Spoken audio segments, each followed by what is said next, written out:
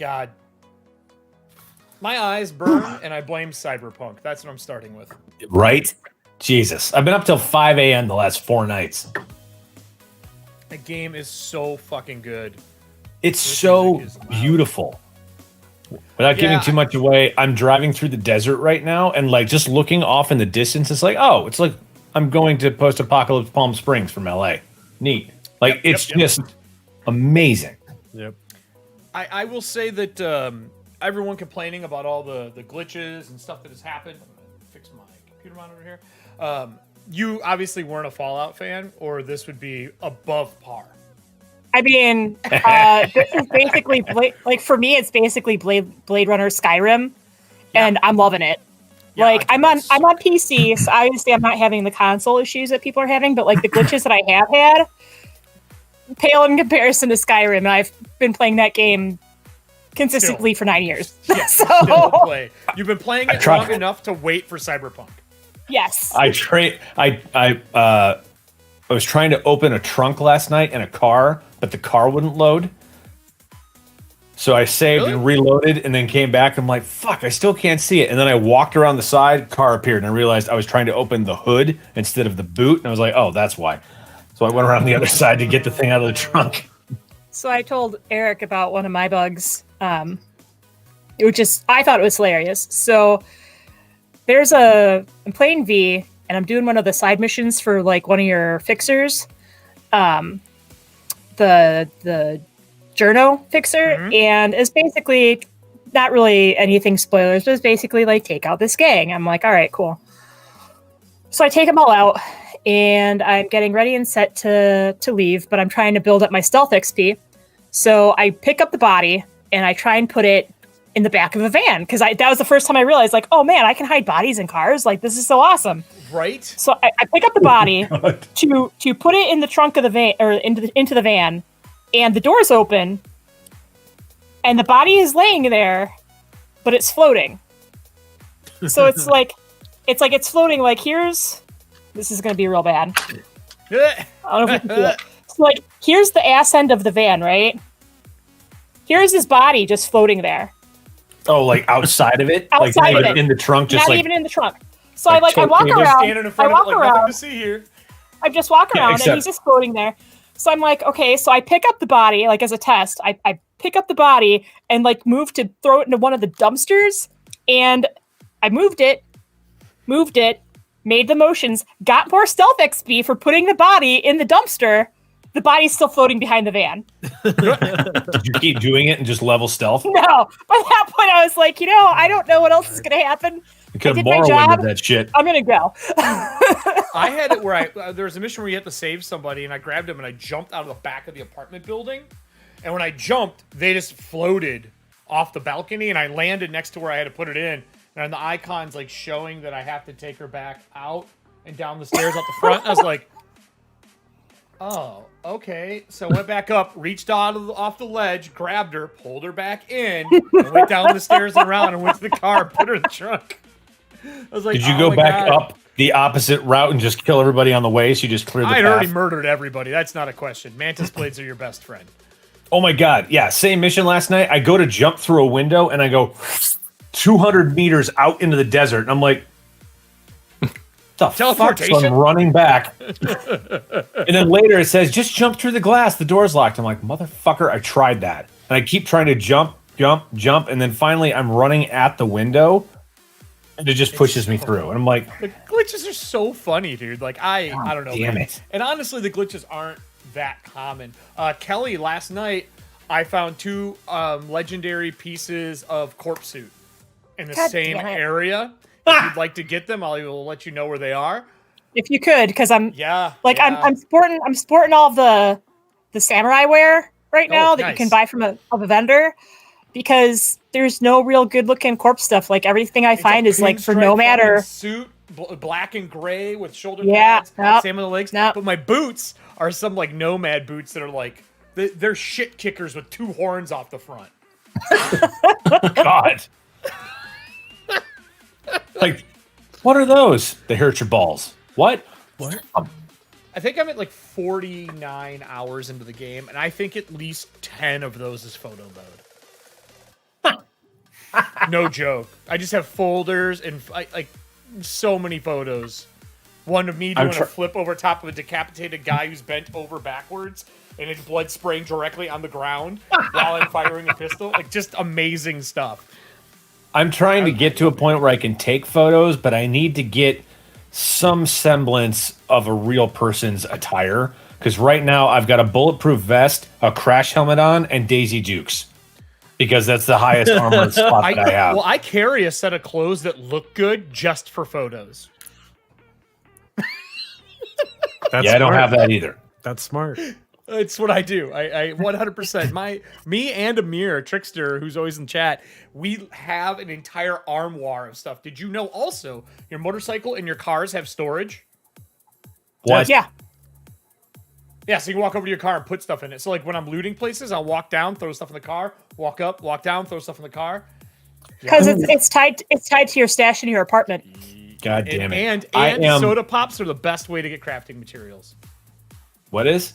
You can break down sodas. Yeah, you can break down sodas. I've been breaking down the medkit, the basic ones, because I've got the stuff to craft the level 2 and level 3. So I've been breaking those down to craft higher level ones because I've got like 140 something of the max stocks just sitting there because I'm not using them. Yeah. I keep forgetting that you can break stuff down because I will loot everything off of every dead body and I'll walk away with like 25 weapons. And I keep forgetting you can loot them. I just sell them for the money. I mean, both are totally valid. Totally valid ways to do it. Much like in World of Warcraft when I used to play, I'm selling all the junk gear, all the whites, and then breaking down the uncommons and rares. Mm-hmm. Yep, 100%. 100%. So, I do know the one thing we can talk about today before we go into Todd's TPK and his other game.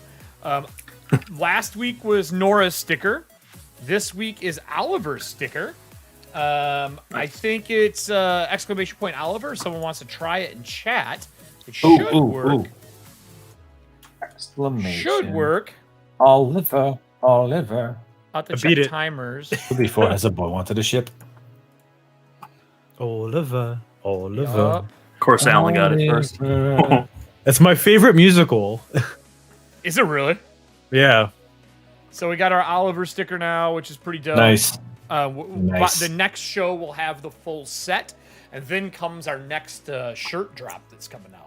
That's what I was gonna do.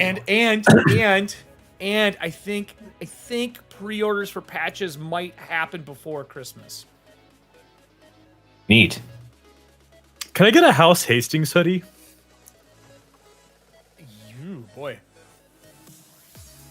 Yes, but I would want to do something special for it. I want the hoodie to have the piece that comes across and down with the buttons on it with the Hastings symbol. Hell yeah. Yeah. I could probably make that happen. I know a guy. I know some of you shit.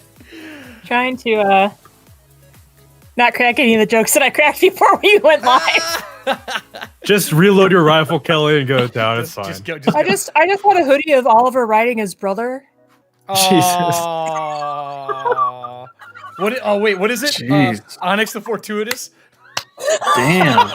Start an OnlyFans. Holy shit. Oliver fans? It is OF.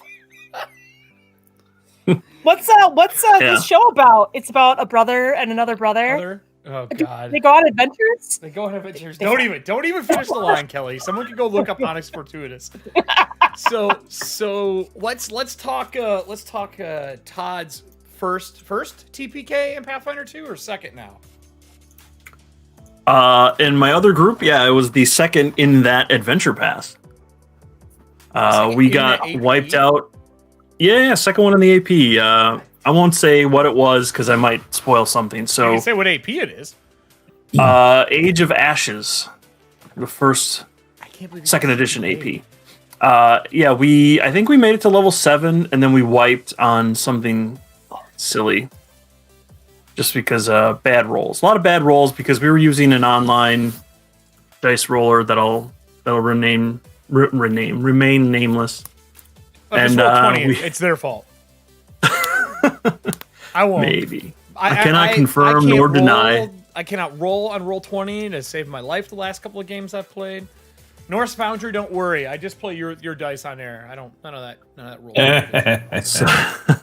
So we wiped at level 7, and we came back all new characters that were still tied to the adventure from the place where you start.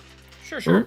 We did all right. We had a reason to bring people in, so it was no big deal. And then we all made it to level 11, and we were killed by, and a little bit of a spoiler, a lich of all things. Wait, what level? Level 11. Oh, yeah, that's lich material. Level 11. I was thinking it was sooner than that. That's pretty good lich material. I mean, in this game, I'd throw a lich against you at like 6, but that's just me.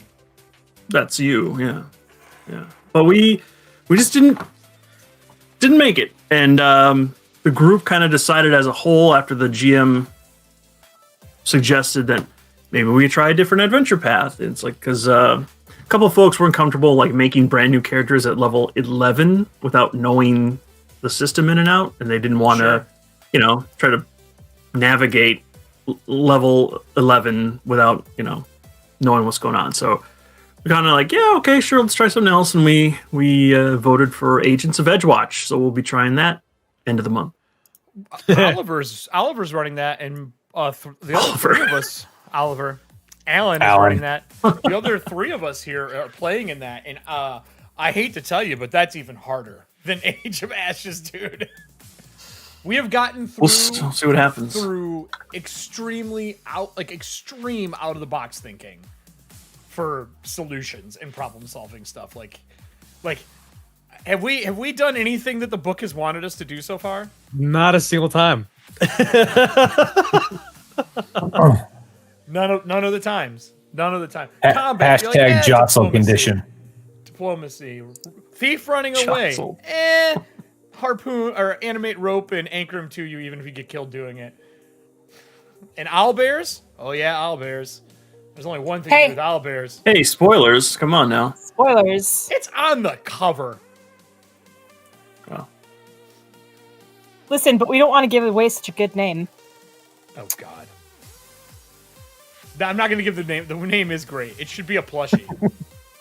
Oh my God. I think it might be the name of the plushie from Gamehole Con when they did the owlbear plushie. I think that is the name.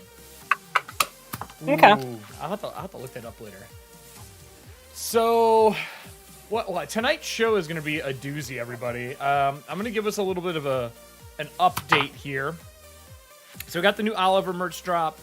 We have Nora and Everston both out. All those stickers are still up and running. They're just going to be part of the package for a while here. What else? 15% off using Norse. They also, I think it is still going. Do they still have the loot thing going right now where you pick a random number? I just did a second one. Oh, for Norse? I don't remember. I think it's still going, but I also think it is it's a limited supply. It is. So grab the link out of our Discord. And if you're not in our Discord and you're watching, Discord link's down below. But in announcements, I put the Discord link there, I believe. Grab it and check it really quick, see if there's anything available. I know Sabrina and a couple other people have already ordered pieces from that, which is awesome. What else is new? I forgot about that swimming in beer gif you posted to announcements before. Yeah.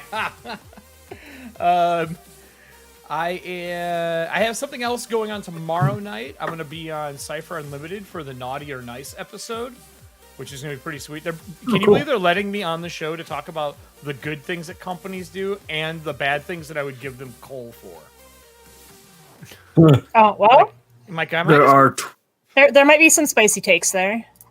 Play Krampus. There's 12 boxes left at Norse for the sale. Drop a link in the chat if you haven't yet.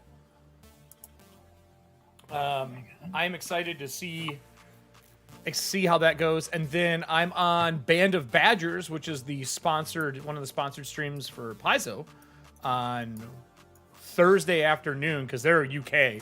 So I think we're on at like 3. Me and Drew from Norse Foundry are on together. I got a big announcement tomorrow night, and then we'll announce it again probably on that show. I'm not going to announce it today though. I promised I wouldn't do it today. You're going to be proselytizing the word of the true faith to all these podcasts? That is 100% going to be happening.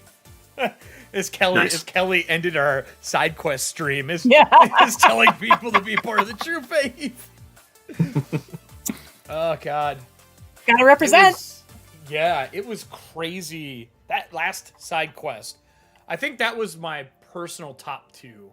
Was that one, because playing NPCs was so different from what we normally do, and playing one of my favorite things in this set piece, which is an Inquisitor and its retinue.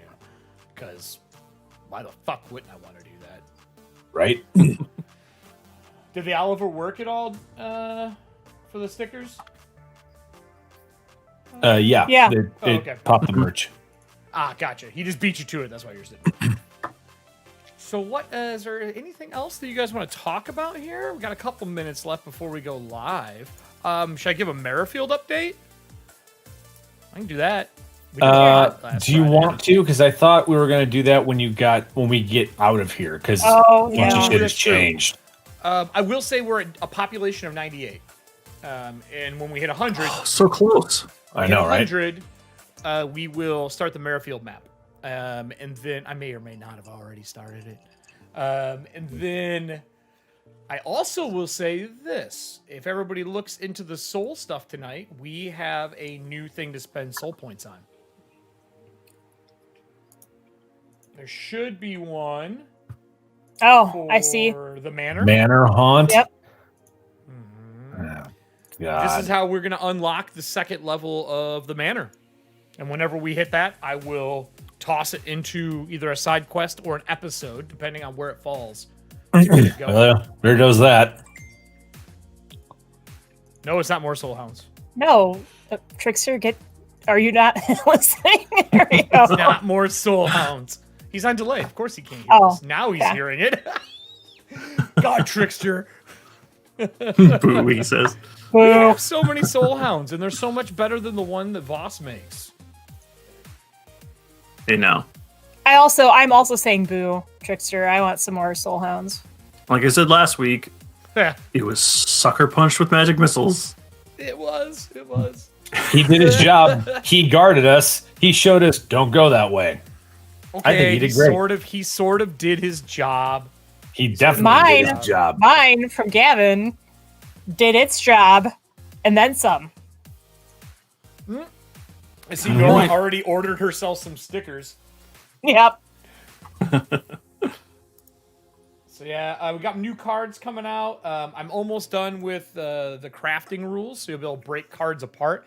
People were really worried about hero point totals, saying, "Oh yeah, I can't play all my hero point cards." So we turned them on a 1-minute timer last Friday to give more hero points. But honestly, after tonight, those are already diminished down again because Nora's going to use 3. I'm assuming everyone's going to use 3, right? Probably. Yeah. Right, Yes. so that puts Nora at 4 and Oliver at 4. That puts Everston at 11 because apparently he just stockpiles his fucking points. And then, I just made a mess. I took 1 out to get myself to 3 now. I keep forgetting I have him. And then Voss is at 9. I'm at 9? Yeah. Holy shit. Yeah. All right. So at halftime, you'll be able to pull some more out. And then if we're in the middle of the moment and people are out, you can always play cards during them. But they are back on the hour cooldown during the live show because only one should be able to be played an hour for a person. Or per player. Everston, I will say Ever-Readies. You're at 6 small, 7 medium, 3 large, 8 uniques. So we'll be able to pull some of those. Anytime you want to grab a random item to throw, Todd, and someone doesn't play a card on sight unseen, you can spend some of those. I think we're gonna get you a bag of holding or something, man. You're gonna need it. Yeah, it's a lot of stuff. I can carry a lot, but I'd like to have a magical bag of trash for throwing things. It's not trash. Tony had the chest on his back, the armoire. He did. Yeah. His old Thomas. Something like that. Did you know that a Thomas were originally a word that we used in Nodaria? Is that right? Was that for prosthetics? No, it wasn't. It was for No? one of the planes of existence that we used. It's what the machines out of there were called. Oh. The only plane hopping I remember is when my character took all the power away from the D&D gods and gave them to the ones that were made up specifically for the setting. Yep.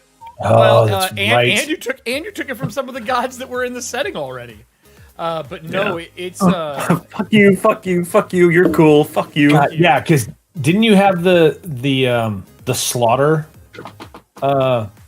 Portfolio slaughter. portfolio? Yeah, I remember hearing about that. And Alan, I don't know if you have your G Hub up, but you're pretty blown out. You look white as a Alan? now you're not. Oh, see, now you're not. He had It's when he you had a web switch- page. I was looking at Web Norse pages. Foundry's dice page, Oh, which is just white. which is just white. Yeah. Yep. All right. Well. Yeah, when it was first announced, I we went to go. that site to check, and only one was gone. It was number 88. I'm like, how come they didn't choose number 69? And I refreshed, and number 69 was gone.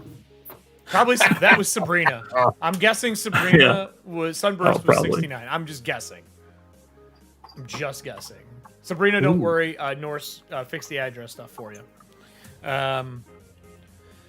I think that's it for me. I don't have anything else tonight. This is going to be a show. We're starting this off with a fucking bang. Going right into some combat. Going right into bog mummy fighting. Oh my. I can't wait. Out of the hope that Solidarity will save us, I'm changing my light to green. Oh yeah. Yes. Yeah. Okay. You can pray with your green lights. I'm just gonna keep mine because I'm lazy. I'm not gonna do that. I'm gonna go purple. I like the purple for the background with this blue. I think it'll work. All right, everybody. I'm gonna start us up with our intro, our music, and we will dive back in and start right where we left off. I will give a little recap from last episode because I think last episode had more happen in that 3.5 hour show than we've had in any other episode.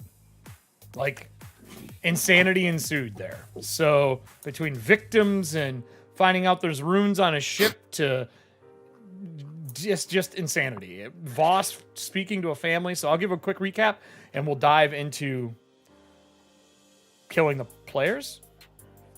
I already have a backup character in mind now. I mean, I'm so do kind I. of But okay with killing off the player characters, but the players, I draw the line. All right. I mean, I have a backup character for that too. wait, what? What? I'll just Oh god. Put us into the intro. Putting us in the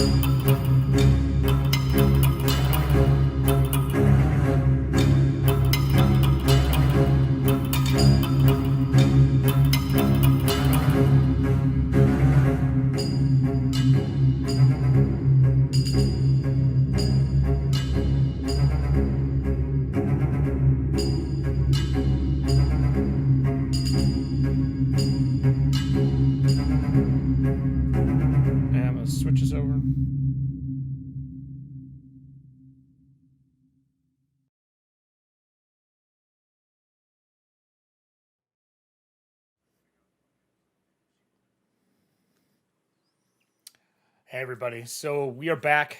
This is going to be a crazy episode. I want to state that we left our party in a pretty precarious situation. But before we do that, I'm going to do a quick recap. A lot happened last episode. Let's do this quickly. Let's get us some music to do this too. I think that is suiting. We'll do this elven music from Norse Foundry. All right. So we had a lot happened in episode 7. Oliver not only talked the Rathmores out of taking the Whisper, he struck a deal with them to build armor onto the ship in return for studying the wizard's mad writings left inside the hull. On top of that, one of the Atomists may or may not have stolen some important objects out of the ship and not gave it to the Rathmores, but gave it to the party.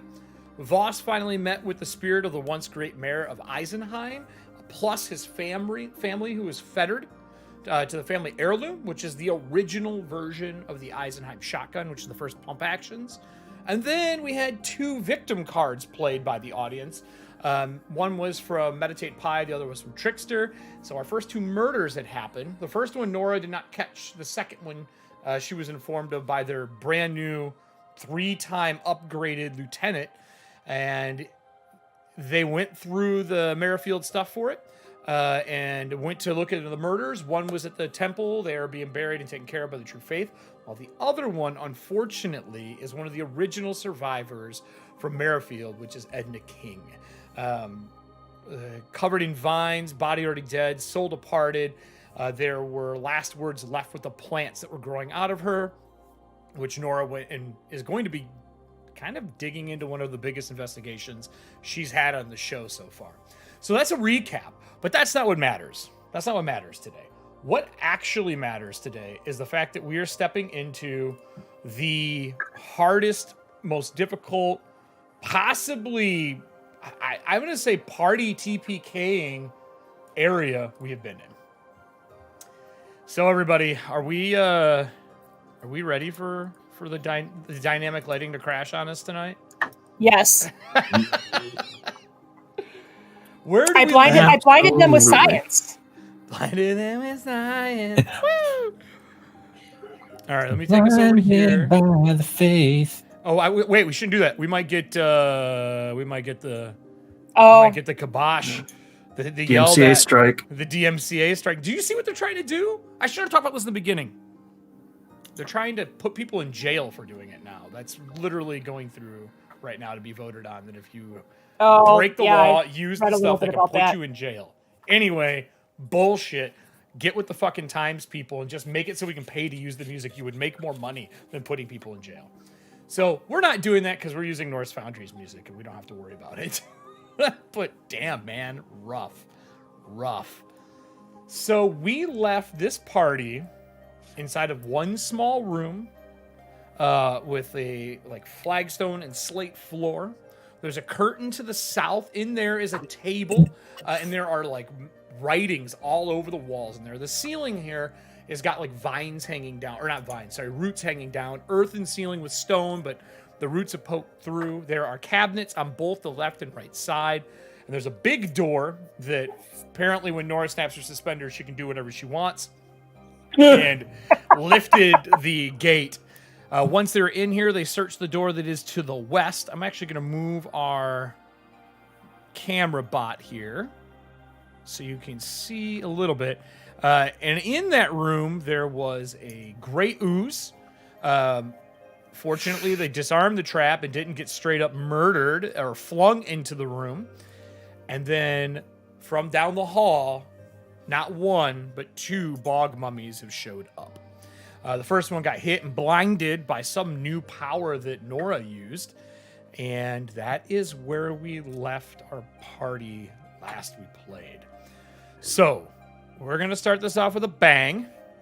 I'm going to clear off this person and make sure we have all of our people in here for initiative orders.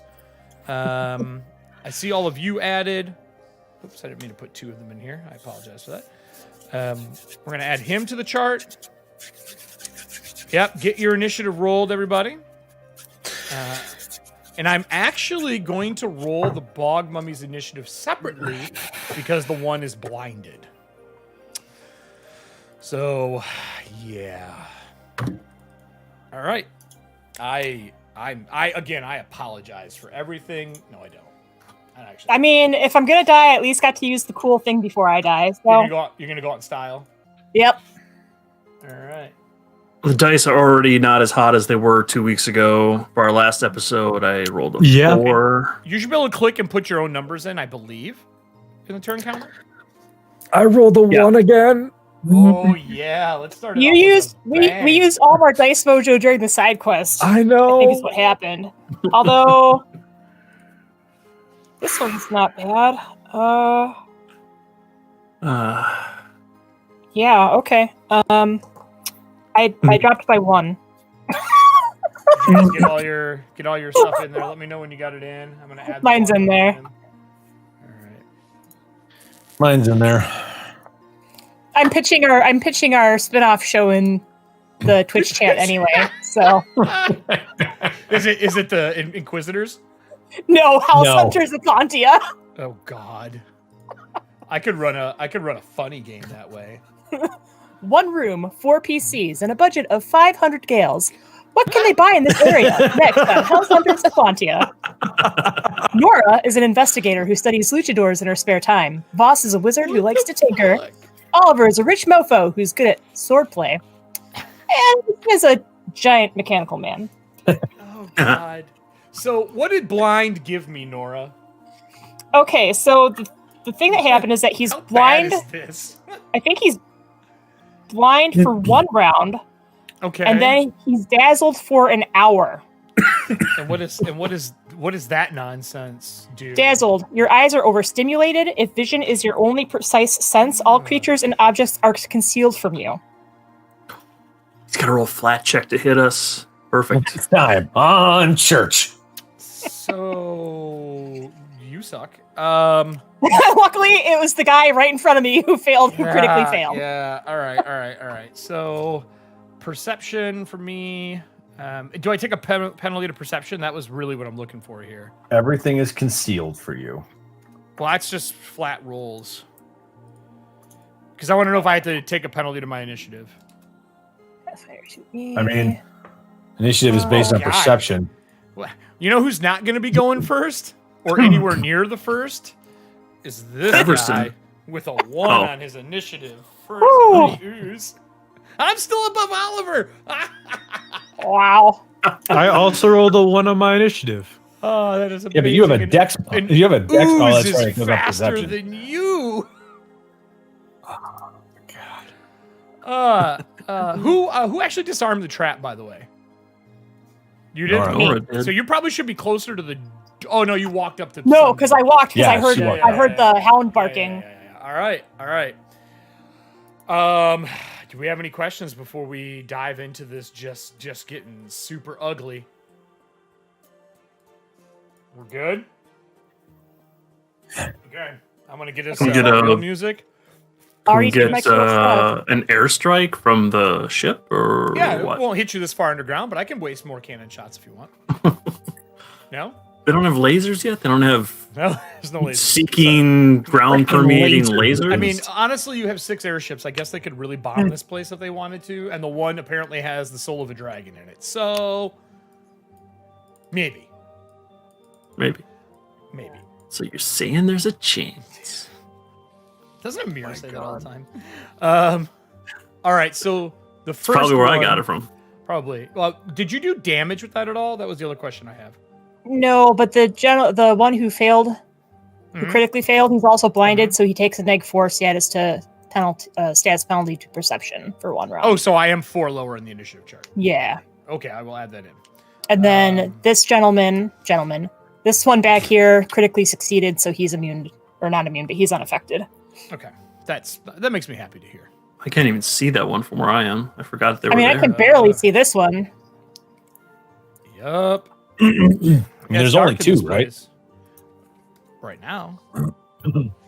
Great. You guys all have your 3 hero points. The one that's in front of you, I will add the -4, putting him at a 22, and I will reorder because that will actually put Nora before me. Nora, you blast the one, and you feel like warmth from where the burst comes from. Something that it feels like what pre-sundering felt like basking in sunlight. That is what it felt like, and that is not something that is normally felt anymore. It holds its hands up to its eyes, and its arms are like long and looped. He's got large claws, and you can see like as he's heaving for like oxygen, even though there shouldn't be any reason this thing has to breathe. Right. What would you like to do?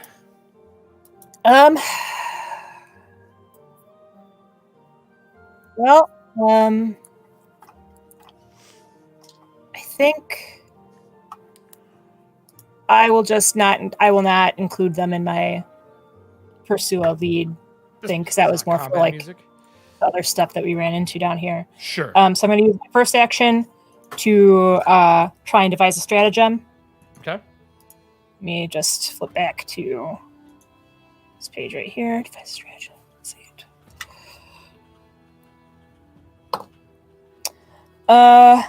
Okay, so that's a total of a 27. Does a 27 hit? It does hit him. Okay. So then these are... So what happens is that, she kind of revealed the thing. Mm-hmm. The flash came out, and then she like dropped into a fighting stance right away, and so I'm gonna throw some punches at him. Okay. And this is with my fists, which now have the +1 fancy gloves of fanciness. Not cyberpunk gloves that don't match. Not cyberpunk real gloves, fancy gloves. Real fancy gloves, everybody.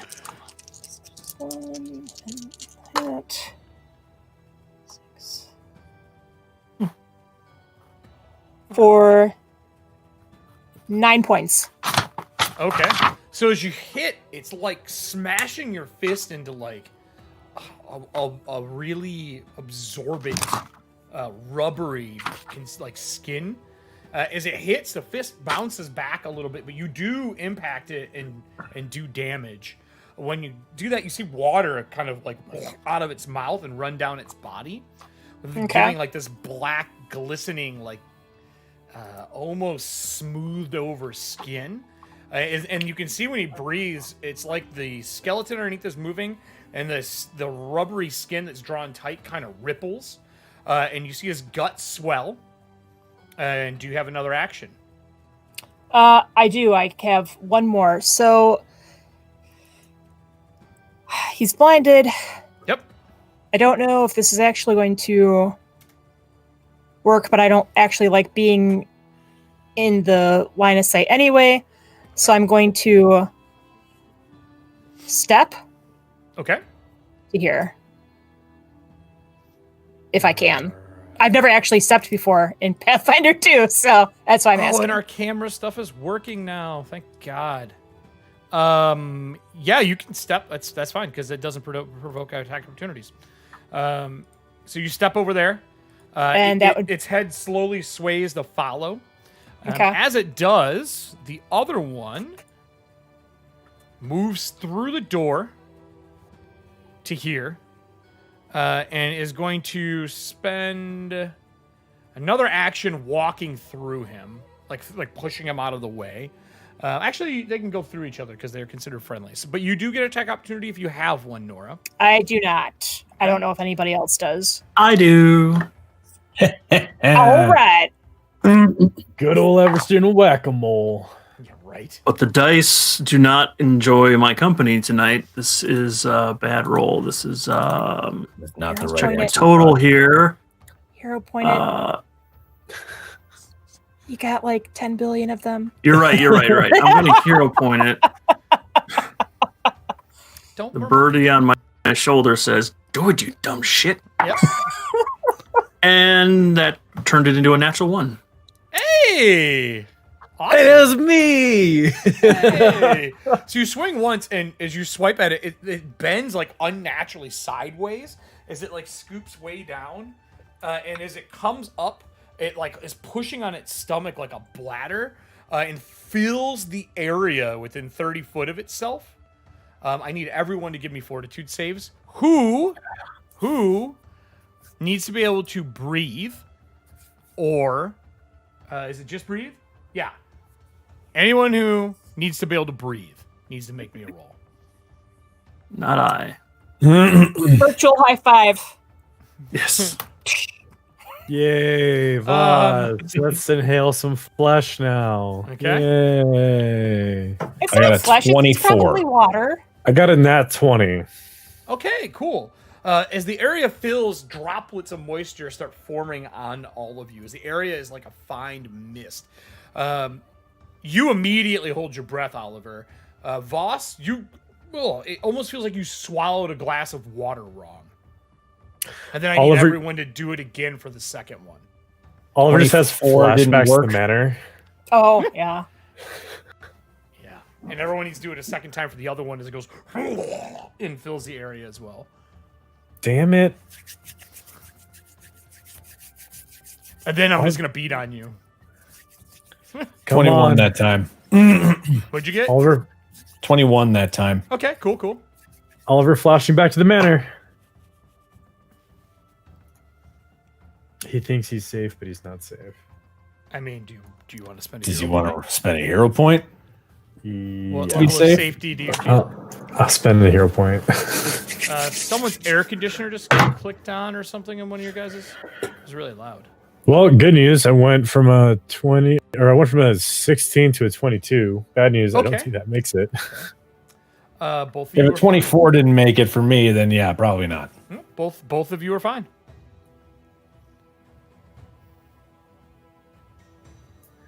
Yeah, I don't Why believe you. I don't- yeah, none of us believe you. Both, I mean, you feel that same thing, gasping, like water in your mouth as you like spit this like nasty, peaty, almost like scotch mixed with like dirty mud water, like that. Oh, some peaty Malort. nastiness.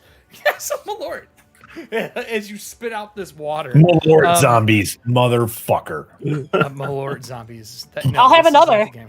I mean, I'm not fazed by that shit. So that happens. He used an action to come in. Just so you know, that aura that filled the room did not cost me an action. And I continue my move forward with that same stride, giving me 2 actions left. So the first one, I'm going to punch at you. Don't breathe. You swung at me and missed. I'm going to take my first hit at Everston. My first hit at Everston is a... Because I'm pretty sure that's going to be way over the amount, but I want to make sure. Does a 29 hit you? That hits, but it's just shy of being a critical hit. Okay. So it's just a normal hit. The second attack as he swipes and hits you as his arm reaches out and bounces off of your face. It stretches and hits Voss on the other side. With my -5, that is a 24. Yeah. Yes. Is it a You crit? fucking wizard. No. Yeah, okay. Hey, just making sure. Everston, you take 12 points. Voss, Voss, you take 16 points. Awesome. I would need fortitude saves, unless you are immune to disease, curses, necromancy. No, none of us are negative- champions. Okay. All right. I need fortitude saves then. Minus 16 is 18. Do I have to roll for a disease? If I am an This autonomist? one technically can affect you. Yes. Okay. It's my bonus. Ugh. Okay. That's a little better. 21. Okay. What'd you give us? This is the fortitude you said? Yep. All right. I'm using a hero point. I see people are going to be needing to use spending hero points on you guys today. Fuck you. 13. All right. He makes impact, and your lungs like partially collapse, and you Great. feel them start to fill with a liquid, and then it subsides, and you breathe normally. Then that was my 2 attacks to him. The one who is blind, I have to roll, what is it? 1 to 10? Flat DC 5. DC 5, so I'll do it for both attacks. First one can possibly hit, second one can possibly hit, third one can possibly hit. As he turns, makes his first strike at you, do I have penalties to hit as well? Well, you're blinded right now still, so yes. So what's my penalty? Wait, actually, hold on. You can't detect anything using vision. You automatically critically fail perception checks that require you to be able to see. Yep. All terrain is difficult for you. Yep. You are immune to visual effects. I guess when you're blinded, you don't take penalties for attacking. It's just that 1 to 5 chance I can't hit you. Yeah, I guess. Huh. Are they concealed or hidden? Concealed, I think. I've got the blinded right here. I'll put it in the roll 20. I already put it in the roll 20. I mean, you can't see all Let's normal switch over terrain to is that battle cam, difficult. and we'll take a look. Can't detect anything using vision, period. You automatically critically fail perception checks that require you to be able to see. And if vision's your only precise sense, you take a -4 stats penalty to perception checks. Concealed, not hidden, Todd. Okay. I mean, he can't detect anything using vision. Right. Yeah. That is correct. All right. Well, I tried.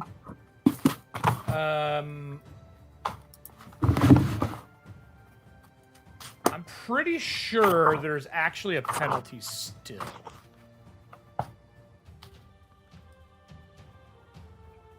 I guess I'm considered hidden from it, I guess, for this round. That makes a big difference. If a creature that uses vision as its primary sense is blinded, all other creatures are at least hidden from it. There we go. All right. So There you go, hidden. All right.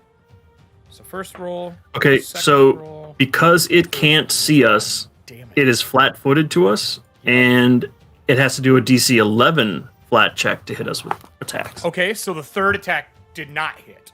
Okay. So first one is bad, but the second one's going to be worse.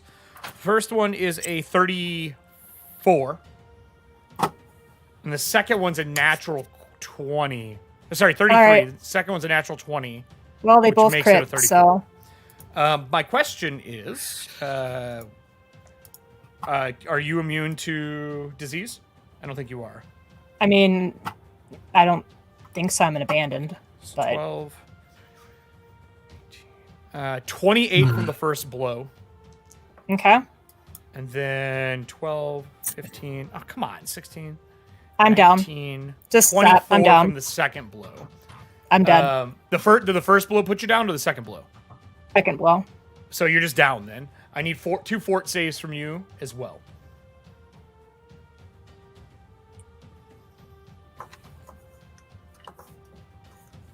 So I'm just gonna hang out with the oozes. I'm not going to bother. 14. 14 on the first one, natural 20 on the second one. Okay. So you feel as you go down that same kind of feel of like liquid filling, and then it subsides.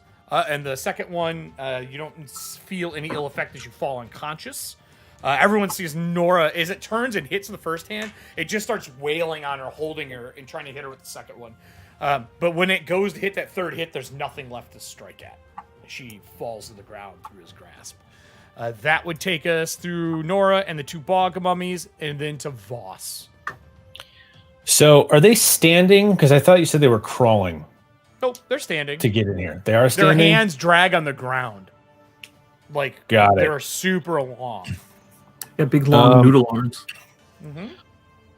I'm going to do the same thing I did when the crew member was about to be have the silver poured on him. I'm going to dip down a little bit and aim my staff at an angle so I don't hit Aura or Nora, and I'm going to cast... She's laying down, just aim up. She's Yeah, that's prone, what I'm she doing. went down. Yeah. So Okay. we're gonna do flaming hands.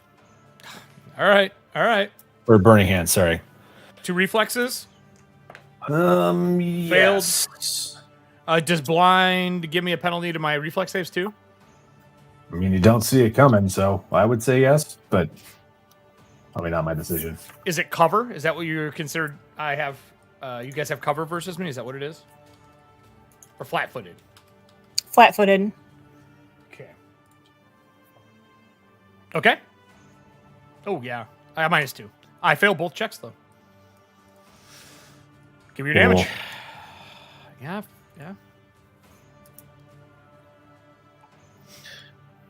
I'm gonna start firing up some cyberpunk while you guys Don't for me. fire up cyberpunk. They're gonna heal you. I'm the healer of the group, so I don't see that happening. Voss can heal. No, he doesn't have battle medicine.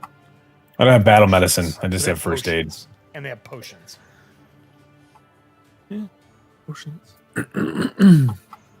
That I may or may not have purchased using the group funds without asking. So what's the first. damage, Drew? It is okay. Sorry. So heightened +1 means if I'm casting it, it goes up with my level, and it's not just heightened to like a 3rd level spell slot. You're goes talking up like a with- cantrip? No, Is it's this a 1st cantrip you're level talking spell. All right. So you would have to memorize it at a higher level to be heightened. Correct. We've heard So this every time. how does it? Well, no. I'm curious because like I put in because remember it's the staff. Does it have a Nexus second that we level both spell do? slot in it? I put a second. That's what I used to charge it. I used a 2nd level spell slot to charge it. So does that make it a 2nd level spell, or does it just give me 2 spell slots? I don't know, man. I'm not looking at the Nexus Yeah. stuff. That's on you, bro. That's just gonna be 2d6. So 3. So 6 points. Pretty of sure fire it's 2 damage for both charges. of them. Otherwise, you would use it and it would just be gone. I'm pretty sure it's 2 first level spells is what it says you have in it, right? Right. And you use a 2nd level to do it. So no, it's not a heightened spell.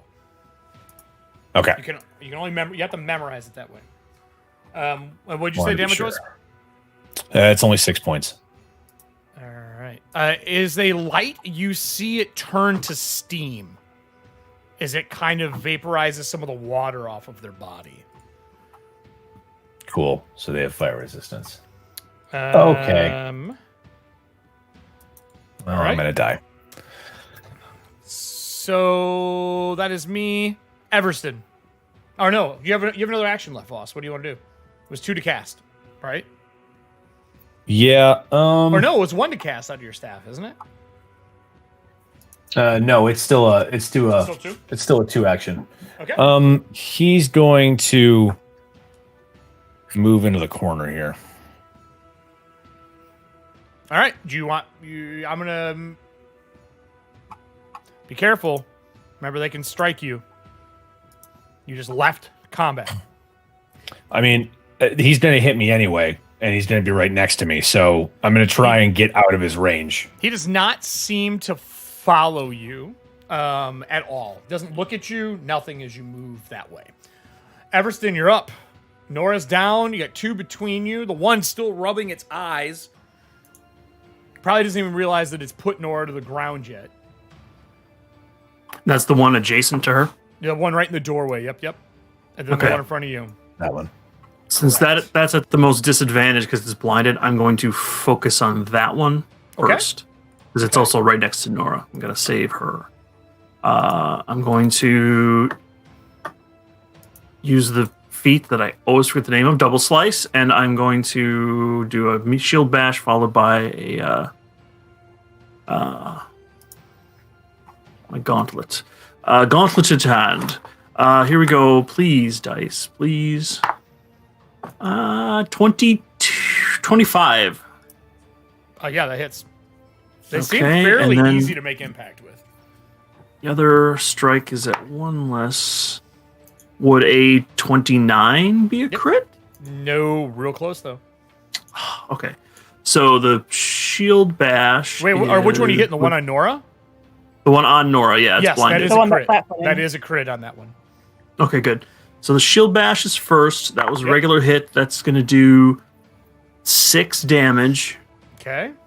And then the gauntleted hit is minimum 5 damage, but they combine together for bypassing damage reduction. Well, did you do the crit damage? Oh, no, sorry. So 6, 7, 15. Sorry. So 15. the second one's for 15? Yes. I forgot it was a crit. You punch through, chopping a huge gouge in its back. And when it splits, it looks like you're cutting like a watermelon as it just kind of peels back and water starts to pour out of the wound. And like the tension of the skin seems to be splitting it even more. This blackened, tar-like skin. Then I'm going to raise my shield. Okay. Yeah, raise my shield, and then I'm done. Okay. Then it goes to the ooze. The ooze starts to feel around in the doorway, sniffing for, obviously, some form of food. As it moves forward, super fucking slowly. I can't use that because you know he's there. I know you're there because I have motion sense. I'm going to do a pseudopod attack. Fuck me. 18 hit you, Oliver? No. And even less on the second one. So it swings like reaching in the doorway, feeling around the frame like it's never been out of this room, trying to make contact. Oliver, you see Nora down.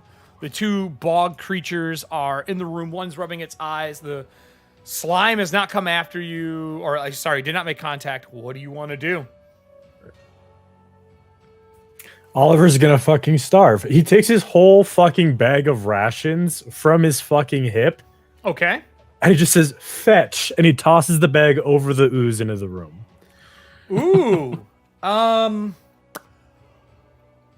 Boy. Okay. All right. I would say a bluff would probably be. You're basically feinting this guy, trying to get him to go grab your food. And it's versus his DC, which is real fucking crappy because the only thing he wants to do is eat stuff. Feeding monsters never goes well.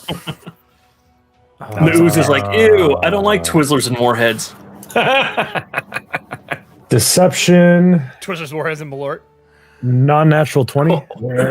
He goes back in the room, and as soon as he moves back, you see the panel move and go like this, and the door slams shut.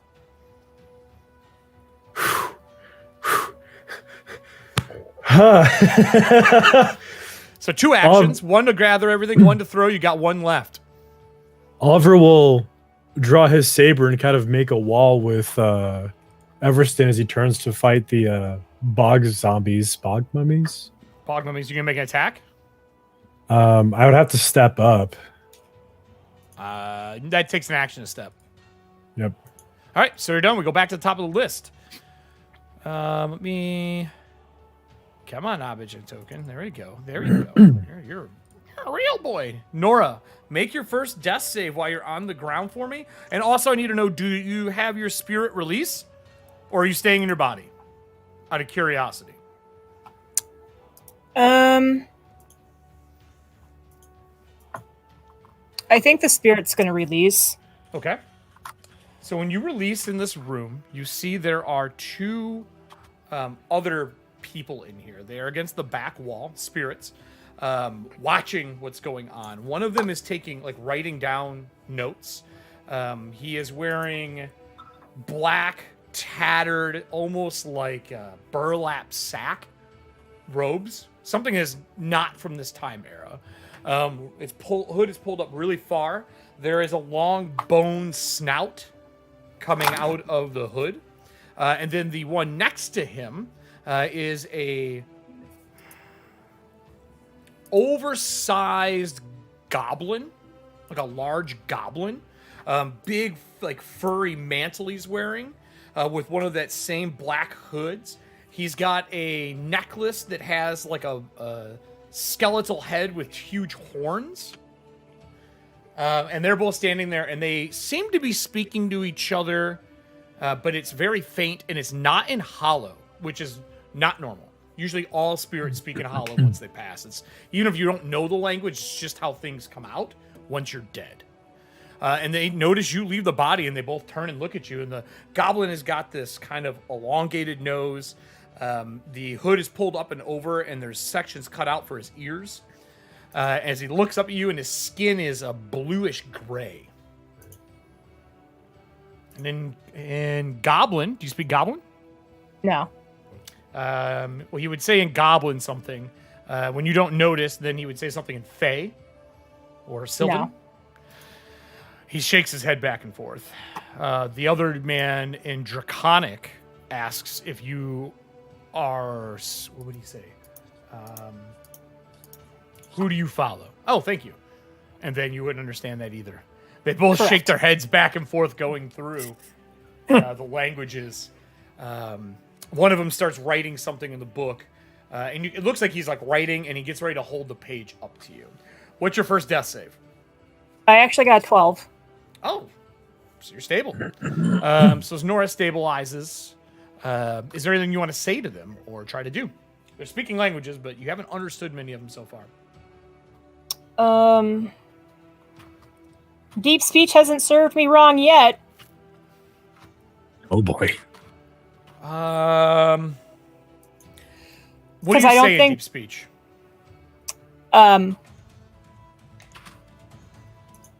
Who are you? The one looks up.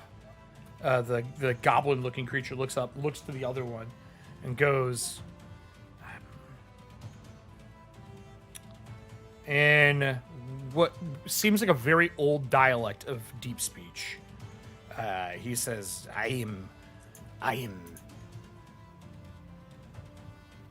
the chosen of the towers. And who are you?" I'm Investigator Tenwick, and I think you've been here for a very long time. We just arrived. You seem to be dying. Well, that's nothing new. I already did it 60 years ago. Oh. And they look up at like the combat, and you can see the fight that's going on, and the air has got that weird mist in it, filling the room that you can see actually in the afterlife. I will cut from there, and we will go to the next on the list, which is the bog mummy, who is blind, now dazzled. He will step forward. He is going to make his first attack. Nope. And nope. God damn it. Come on, roll over 11. All three of his attacks as he's feeling on the wall, trying to make his way to, and then he bumps into Everston, like face first. All right, but the other one, on the other hand, does not miss. It's not a crit, but it is a hit. Ooh, the second one might miss you. 18? No, it's a miss. You said the first one is a hit? Yeah, 28. Yeah, definitely hit. But But I'm going to shield block that one. Okay, so you block the first one as the arm wraps over as he tries, like, hits it with his forearm and tries to get you with his last hit. Does a minus 10, 28 hit you? Yes. Okay. Minimum damage of 7. 28. I am done. That takes us to Voss. Well, hold on. The first one, I did a shield block. How much damage was it? Oh, you need the damage to the shield? Sure, because it might, some of it might get through to me. 18. Oh yeah, a lot got through. So As he dents the shield with his forearm as it wraps around and swats your porcelain face. shield sucks up 8 of it, but 10 gets through. Not looking so hot. When you're close to them, you can see they're all cut up and leaking water. There's like claw marks on them. There's like a dagger stuck in the one who's fighting you right now. So then another attack landed. Did you say the third one? It was max to your shield and then minimum to the second attack, so 7 points. 7 points. So I'd still take the 7 because I can't shield block again. Correct. Oh, I'm not doing well at all. All right, I'm gonna move this out of the way here just because I can't see everybody. And then that would take us to Voss. What do you want to do? Everston's kind of getting pummeled. I'm gonna pull one of my lesser repair oils out and pour it on him. So, and it's in a bandolier, so that's a two actions or one? Action pull. Yeah, 2 actions. Unlike Two potions, actions. you can actually dump repair oils on an Thomas. Repair potions, repair oils work that way. Potions you have to drink. You can't do that. Yeah, potions you have to drink. Yep. So you're good. How much is the healing for? So It's gonna be. It's a lesser. Mhm. We said they work the same way as the healing potions, right? correct. Okay, so it's a lesser, so it's ooh, +5 are the lesser, so that's 20 points. Oh wow, that's pretty good. Thank you. That is great.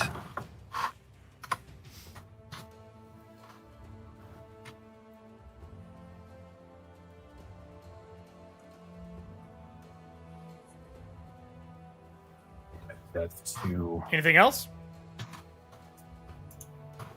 How many actions was that for you?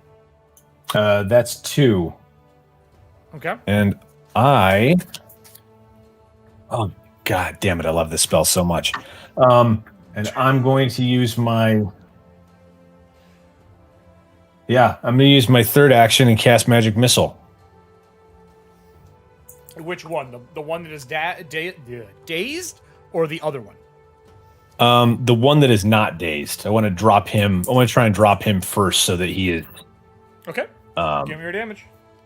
Because Just so you know, the dazed one is taking a good amount of damage. The other one has not. Oh, really? Yes. Okay, then I'll aim at the dazed one then. Okay. It takes 8 points. Okay. Is it 2 missile? Or no, 1 missile, right? Because No, have it's the one 3. action. Don't you have to focus with 3 actions to do 3 missiles? No.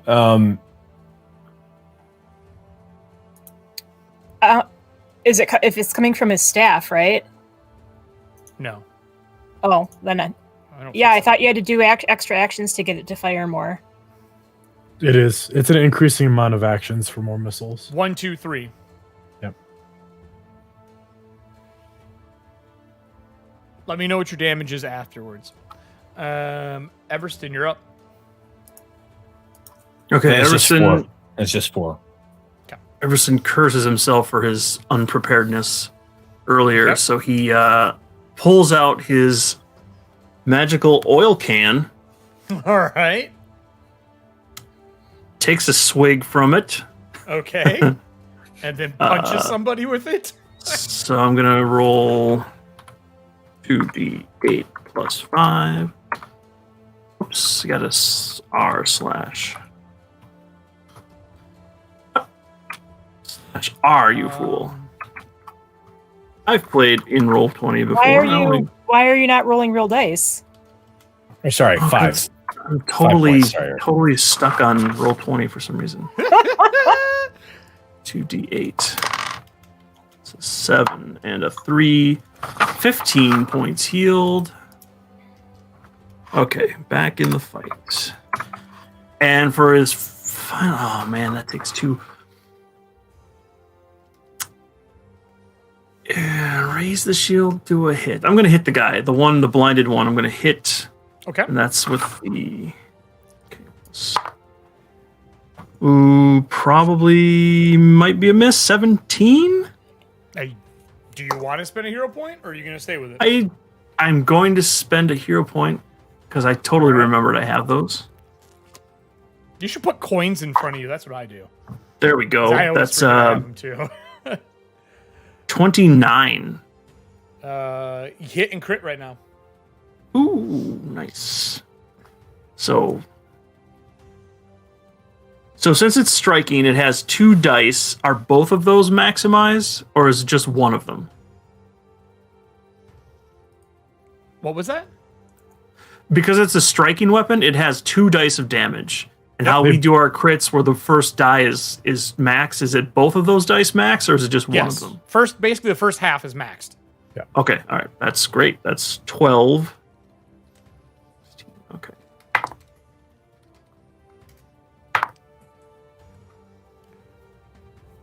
27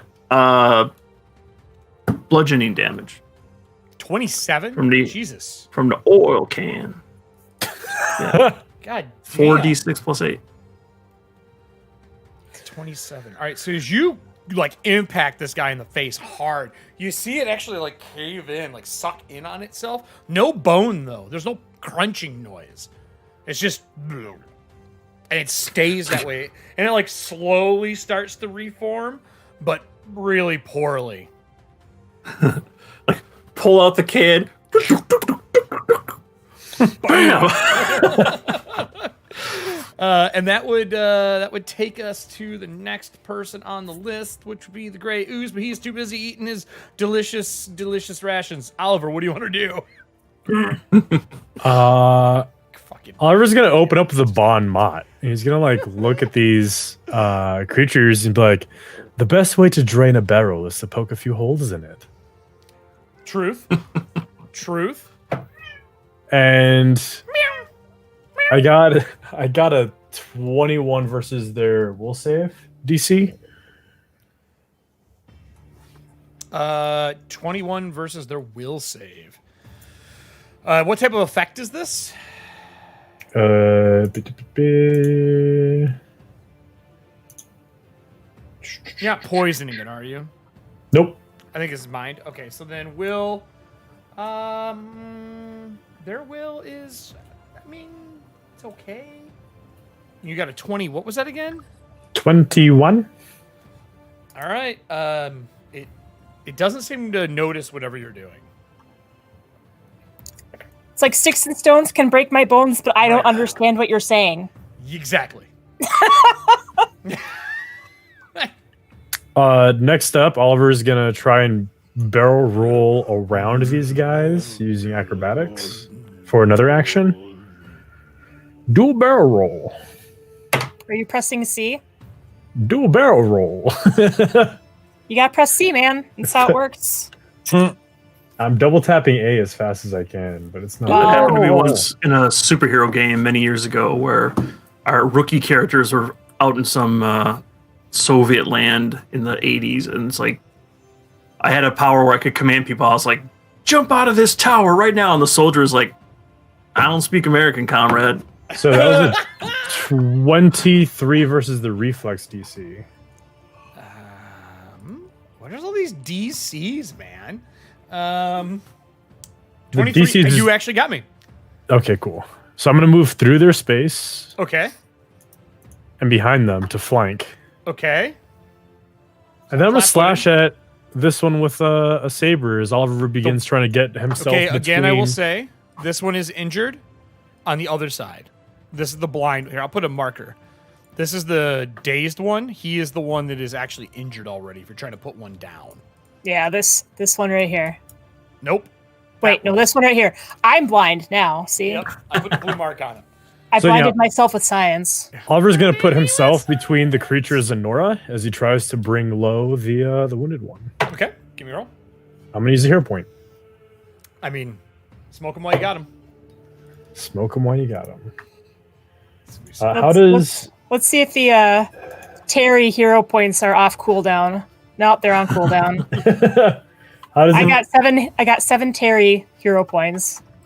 how does a 24 sound for hitting this thing? It's flanked. Is that a +1? No, it's I got considered. a -2 to my AC. Yeah. I already got it added in. Okay. I was. I already got 20. it. 24? Yep. 24? Hit me. Yeah. Sweet. Yep. And nothing special either. I'm not. This is the wrong music. For a whopping Retro 9 vibes. points of damage. 20. How many points? 9. Just 9. 9 points. Okay. Yeah. All right. Pierces through and like springs a leak like a pool would, and water starts spraying on you. Nasty, smelly. Like you ever broke the surface of a swamp that no one's been in for a long time? Yeah. That's the smell. Nice. Any other actions? Nope. Oliver just goes, fucking brilliant. And then we go to Nora. Nora, I answered the stuff that you sent me up until.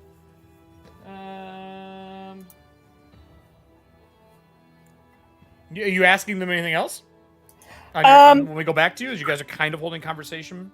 So I think what happened, because I didn't describe it last time, just because I didn't know that I could actually. Mm-hmm. It didn't occur to me to ask to see if I could actually interact with people since I went down. Versus the other times where I've done it, it's been like I willingly left my body. Yep. I thought I wasn't sure if it'd be different this time because I unwillingly left it. So I think what happens is that Nora's body looks dead, but not decomposing, to kind of show that she's stabilized. Okay. So the porcelain's there, but the cracks are forming? Yeah, the cracks are forming. I think they form, but then they kind of stop a little bit. Sure. And then I think what if anyone were to take a look, like they'd see like the orb and like part of her face, and just a little bit of that martial outfit, like kind of turn, pad kind of thing. Yeah, turn and talk to somebody, and then they see her like look at these creatures, and then from the stuff that we talked about when everybody else is rolling, in Hollow, she talks to Everston and Voss and says, "I think they're weak to cold. I think it might freeze the water in their corpses." And then she turns back to, and she's like, "I can't help until," and then I point to my body on the ground. Right.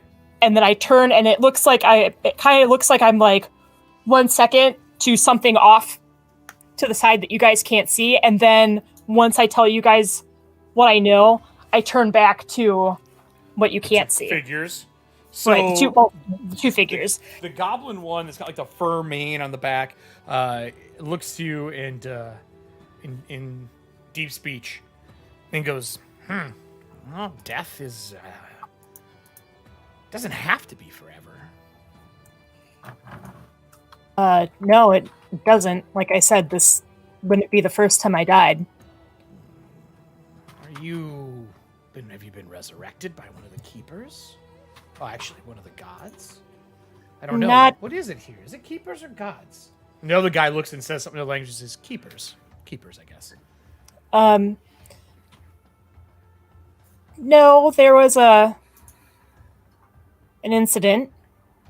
I don't remember much of it. And I woke up like this. Then I kind of like gesture to myself and then to my body on the ground. And he like walks over and leans down. Who's got a passive perception on the team of a 20 or higher? Anybody? Nope. Okay, just Nora? All right.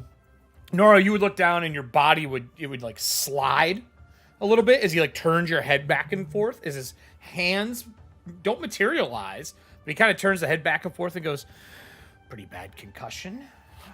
You don't look like you're a living person to begin with. I am very good with undead. I am not. He is. He could just raise you. I don't know about the soul part of you, but he can raise the body." I know my corpse well enough to know that I'll be able to rebind to it in a few moments. Well then, I think we're going to move on. And they turn and they walk past you and they walk through the doorway and out into the big hallway. The one that walks by you that's got the big hood, you haven't really seen the face, just the skull mask. He turns and, I shouldn't say he, it turns and looks at you and nods once, says something in another language you don't know. If you want to give me a intelligence check, or do you have anything for like memory, like memorizing something? I've got like, if it's like a different type of language, I've got society. Otherwise, I could just do like a recall knowledge. I mean, there's really. Do you have read lips? No, that wouldn't matter. Yeah, I do have. Well, I have. Yeah, I have read lips. I can't really understand what he's saying, but I mean, I would say probably perception. I think that would probably make the most sense for this. To remember something, it's perceiving it.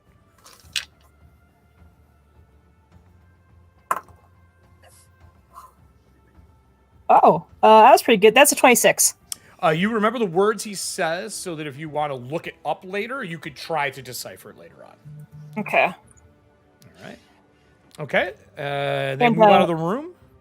Yeah, just like as they leave, like I kind of bid them a good trip. They don't say anything. They just walk out in the hall, and they're talking to each other in whatever that weird language is, but they continue walking. And their spirits kind of vanish away. And that would take us to Boggs. What's that? I just figure it's better to not get on their bad side and be rude. So that's why I was like, all right, well. Why they're here does not make a lot of sense. Right. Bog mummies. The one that's blind or dazzled.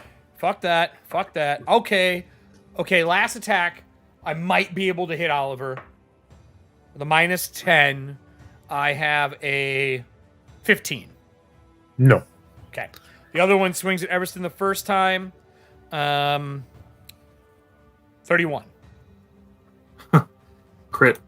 Are you going to parry it or shield block it? I didn't raise my shield. Okay. I chose to hit instead. 22. Does that hit? Damage? No, to hit for the second attack. 22 is a hit too, yeah. Missed the last one. Crit starts off with a base of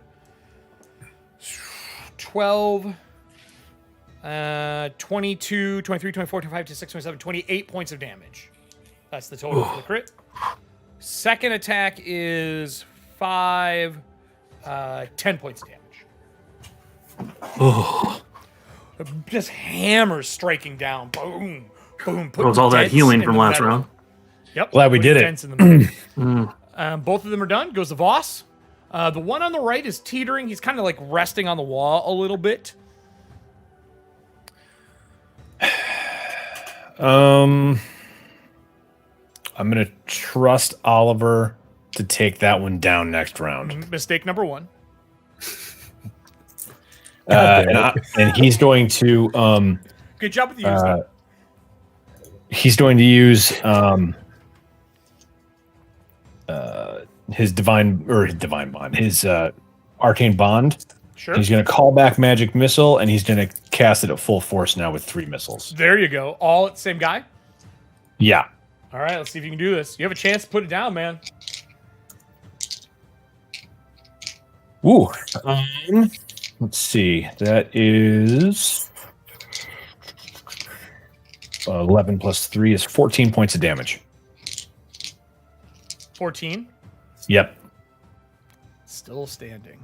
God damn it. Boom, boom, boom, boom. And water just... and it, like, lurches forward with its, like, dying hit point. Everston? Hi, I know. Mom's not home yet and you want food, but I'm on the internet right now. Your cat's like... Sorry. This is like staring at me like, where's my food? And I'm like...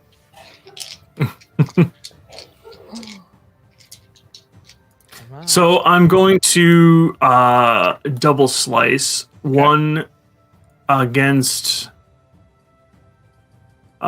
this other one first, because this blinded one looks pretty ragged. Of course, so do I.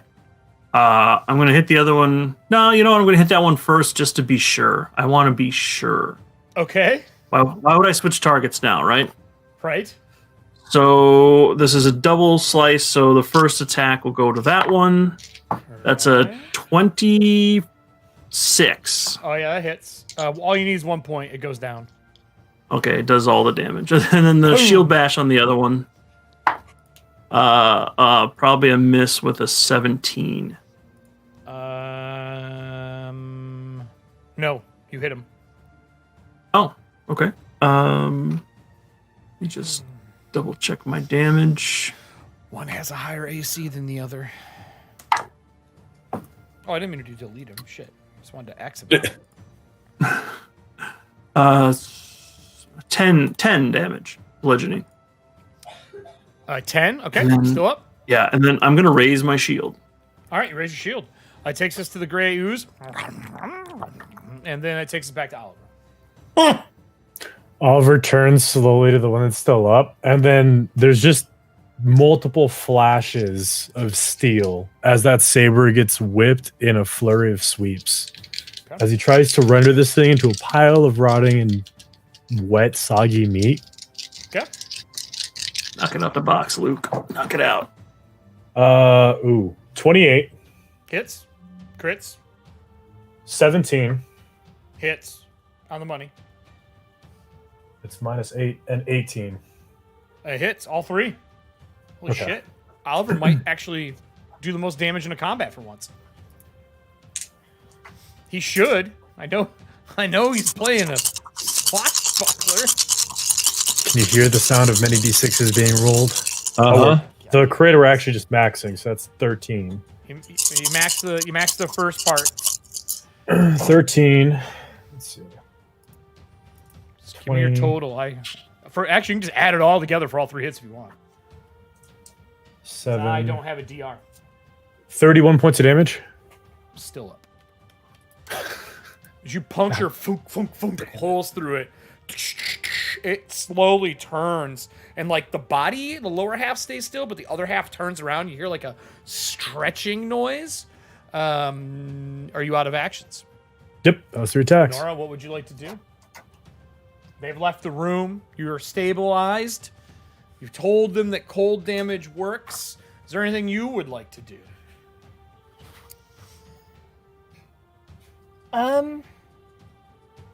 You can stay within that 5-foot area around your body, right? Because you don't have the feet to go further. Right, because I don't think it's been written yet. Or if it is, I haven't seen it yet. I think it's in the next update, 1.2. Okay. So then they're not doing anything with cold. So I'm going to see. These are like shelves right here, right? They are bookcases, or not bookcases, sorry. They're cabinets without doors on them. Okay. So basically, like, the doors have rotted off, but there's, like, vines that are draped over them. There's potions in them. There's jars in them. There's books in them. I'll move my whopping 5 foot to be a little bit closer to these. Sure. And I'll just spend my action perceiving, seeing if there's anything I could recognize that like could be used. Since this is an older place, there might be some magical. Give me a perception check. That makes the most sense for this.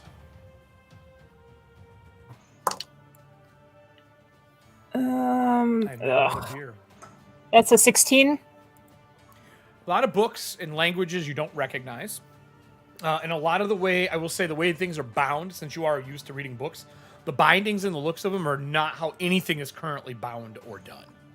They're very old, whoever's bound these. Or maybe they're even hand-stitched and bound, because they don't look like they're done by a press or done in a shop. These look like they're sewn together underground, like where you are.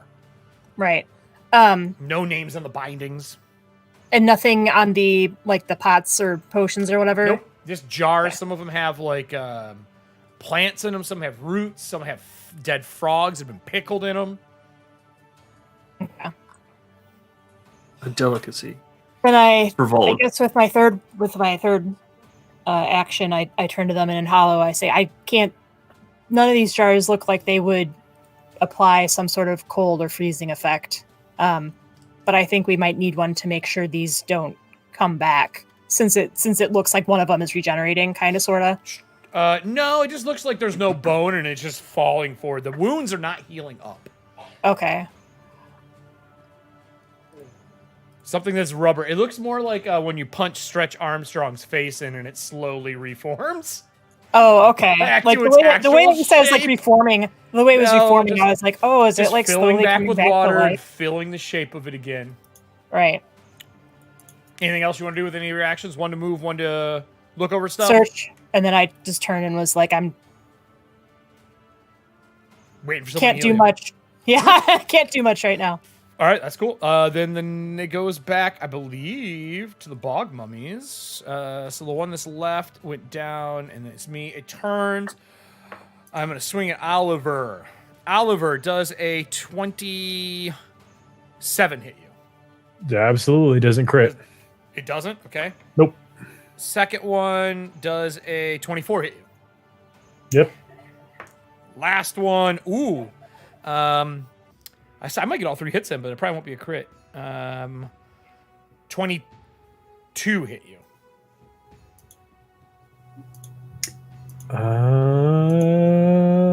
Can I parry it? I don't know. Can you? Ooh, yeah, that's gonna hit me. Okay. So 9 from the first one. 9 from the second one. Here we go. And 16 from the third. I need... And Jesus Christ. the third one puts me down. So, boom. First one, fortitude save. 18. Second one, fortitude save.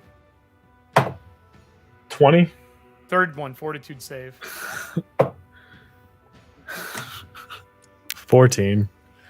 Hits you once, hits you twice. Your lungs start to fill with water. And that last one is lights out as he, like, cracks your orbital socket and, like, breaks your jaw. Like, puts you to the ground. And it slowly stretches and starts to turn back around at the party. Voss, 2 of your party members are down. Yeah, and Ray of Frost is not one I've memorized because, undead, cold normally don't go together. Right? So I know, it's super satisfying. For one of us. to see that the undead are built differently than always being weak to the same thing every time. What do you want to do? My version, when I designed these, they had resistance to bludgeoning attacks, and they don't have that in this version. I'm going to pour another repair oil over Everston. Okay, smart. So that's draw and use and an action left. Yep, so... Are you fucking me?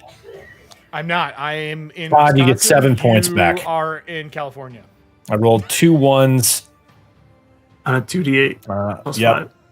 I am sorry. It's all right. It's better than what I had. I know what I would have asked with my last one as I Go was ahead. talking. I'm reading it. You can just type it if you want. Oh. Or you can, Well, I would- wait. I don't care. I would have asked Everston. Oh, what do you... Go ahead. I would like before Oliver goes down, I would just be like, don't you have any ice cubes or something in your ever-ready arsenal? What is that? Oh, what's that noise? What is Yeah, going it's not on me. right now? Did a truck just go by somewhere? That was the loudest truck of all time. No. Is there another person heard a in this person's call we don't voice. know about? Fucking Santa, Weird. what is going on? Oh, hey, Weird. what's going on? Goodbye. All right. Um, Do you have an ice cube in that bag of holding? That's true. Do you open up? Do you have a small ice cube from one of your ever-ready pieces? I didn't You even tell me. think I about got a magic torch. I got an acid that. shovel. Okay. You do have the unique ones left. I will say it's an ice box. You pull a full Earth, ice box wind, out of your fire. bag. No, it's not that. Earth, wind. Roll me a d6, Todd, for... Let's see here. How many are left? You might actually have one. This is why I'm doing this. Roll me a d6 2. 2 times. How many times? Twice. I That was just a played 2. another ever-ready unique. 2 and a 1. I rolled the bullet die and it landed Yes, you have bullet one, way you have up. one that so does I cold damage. had to re-roll. I have 1? What? One that does cold damage. All I hear is mouse clicks. Yeah, I don't know who's... I think your RTX crashed or something, Drew. All I hear is mouse clicks from somebody right now. I'm not doing anything. Those mouse clicks are super loud. I don't know what is going on. I don't hear any mouse clicks. I heard some mouse clicks, and now I don't. I've stopped. I don't know. That was super weird. Anyway, But you have one that does cold damage. 1. Okay, well then, on my turn, that's what I'll do. It is a medium weapon. Good. So it goes 1 die type higher. All right. All right. So I think that'd be D8s, right? D4, D6, D8. Mhm. Okay. All right. And it's your turn. And is it one-handed, two-handed? It's a one-handed. Perfect. I will... This can is precious. I'm going to stow the can, pull the ice thingy, and then do one hit with it. So 1, 2, and a hit. All right. Yeah. For my third I rolled a action, D8 to hit. for my third action, I'm gonna cast sorry. shield on myself. Call. Good. What'd you get, Todd? Can you, or did you burn that up in the last fight? Oh, from last week. Fuck. No, I Yeah. can't. Good call, Todd. Thank you. Sorry, I'm continuity cop today. Sorry. Well, wait, no, because we were in here for more than 10 minutes before we No, got. you were not. We weren't. I thought we were like looking over the room for a couple minutes. Maybe like 2 to 5. No, Okay, because then, yeah, I don't do we're trying to find the thing that makes these. Yep. It was very quick. So I rolled poorly, so I'm going to spend my very last hero point of this first if half. anyone has hero points before we go into the half, you can spend them, and that will refresh a hero point for them. Otherwise, they can draw more when we get to halftime. Not great, but better. That's a 22 to hit. I don't know who's... All I can hear is clicking. I think it's on Oliver's side, because his mic is jumping all over the place right now. He's got a real name.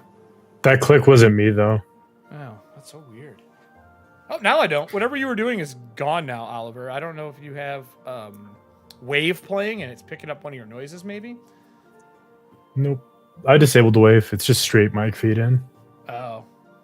So... I've been one of those things where it's like, it's quiet for a second, so it's got to like search out for noise, and then everything's real loud when you talk. Yeah, it's really weird. Anyway, I rolled 11 damage.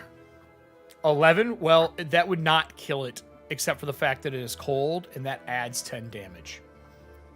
Oh, it's super weak to cold.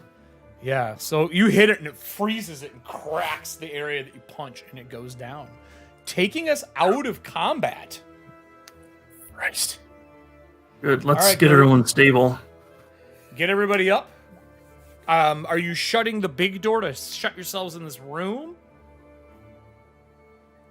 I think that's probably a smart idea for right now. Yeah. I think before that, like I would have called the hound over in Hollow. It won't hear you that far. Okay. Then I would be like, Somebody would have to go get it. Can someone call the hound before you decide to close the door? As I'm just sitting there, like, issuing commands over my unconscious corpse. Is someone yelling for the hound then? Come here. Okay. It comes running back and runs into the room, and then you can hear footsteps running behind it. Leave your friend. Shut the door. Yeah. All right, so I will close off the door since you were smart enough to do that, and that will take us into you guys being able to rest for a moment and get Nora up. What are we doing here? We're out of the combat time frame. What do we Oliver's wanna taking do? a nap. Because he's still unconscious as well. I'm gonna do a medicine check on Oliver. Okay, yeah, you have time. So with the doors shut, you guys can basically take time till something forces it open or opens a door on you. So that's a 25. So I do administer first aid. Okay.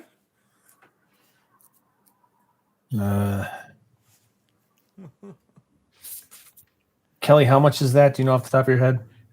The regular. If you're just stabilizing, because I think you have to stabilize before you can treat wounds, can't you? Don't you? Yeah, that would have been to stabilize him, which means he's not rolling not to see if dying. he's dying. So then you would have to roll again to actually treat his wounds. Gotcha. And then you're talking to us, so I know your body's stable, correct? Well, yeah. She's a You medical just look professional. at it. Maybe we should get her up first. My corpse You're not is wrong. fine. So stabilize Oliver first if he can't stabilize on his own. Well, I mean, I think I did it. I'm not entirely sure. He's not bleeding anymore. It's not oozing blood anymore. He's not bleeding anymore, but he looks doesn't look well. Bruises Someone- are starting to form around his face and around his eyelid. Nora, I'm going to get you up so you can handle this because you are much more adept at it than me. All right. You gonna take the time to do it with a medicine check, or are you gonna use a potion? How are you gonna go about this? Actually, First yeah, time we've I had have a party couple members down of like this. I have a couple of minor healing potions. They're Sure. only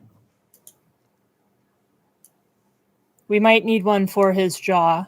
As I kind of like gesture to the fact that it's fractured. His face All right, ain't so pretty no more. I rolled another 1 on the D8, so Nora, you get 2 points back.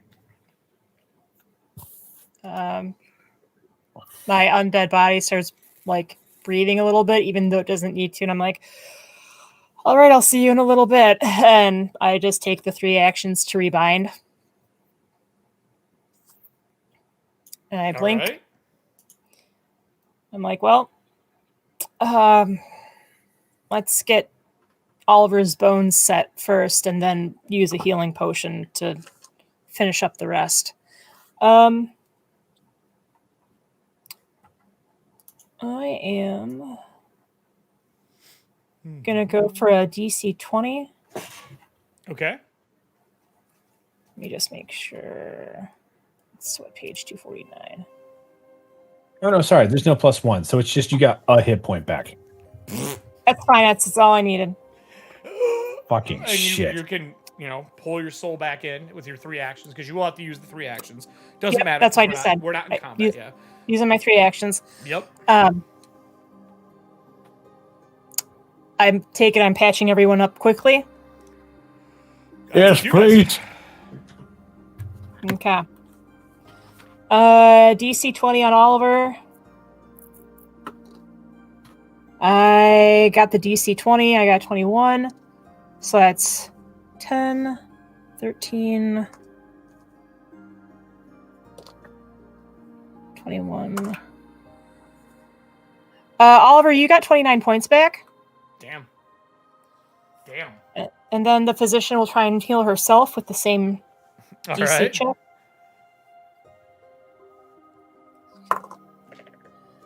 I failed, so I'm going to actually spend a hero point. All right. You truly don't need a healer anymore in this game. Like, Well, I mean, to be Yeah. fair, I built her to be like this too, though. no, I'm just saying battle medicine, and you're good in this game. Okay, that one I just got on the skin of my teeth. That's going to be 10, 13, 15, 15. And I got 22 for myself. I maxed out my die rolls for Oliver. All right, who else? Yes, please. Get to the robot if you want to live. I can't do anything for Everston, unfortunately. I have no training in crafting. It's all right. 20.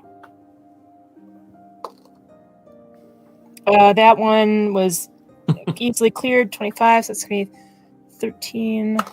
Okay. So while you're rolling all these healings up and dishing them out to people, is anyone else doing anything? I'm going to be doing a crafting check on basically administering first aid on Everston? Everston. Okay. Voss, you got 20 back? 20 hit points? Yeah. Oliver's gonna drink one of his lesser potions of healing. Okay. That's what they're there for. I think after that I would have helped Oliver get it past his, because I think I set his jaw and now we're using the magic to actually fix it. Get rid of the bruising and making him look beautiful like he once was. One Just a step closer to looking. Little yellow right here. One so step the closer to body's- looking like my brother. The bodies on the ground deflate and water kind of fills and kind of goes out into the cracks on the ground. The rest of the room is like I've described before.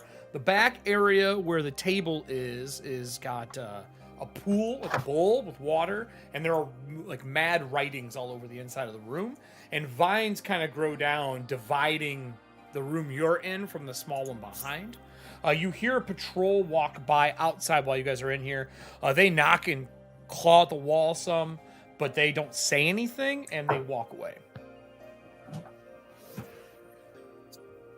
Everybody gets healed up. So here's the question.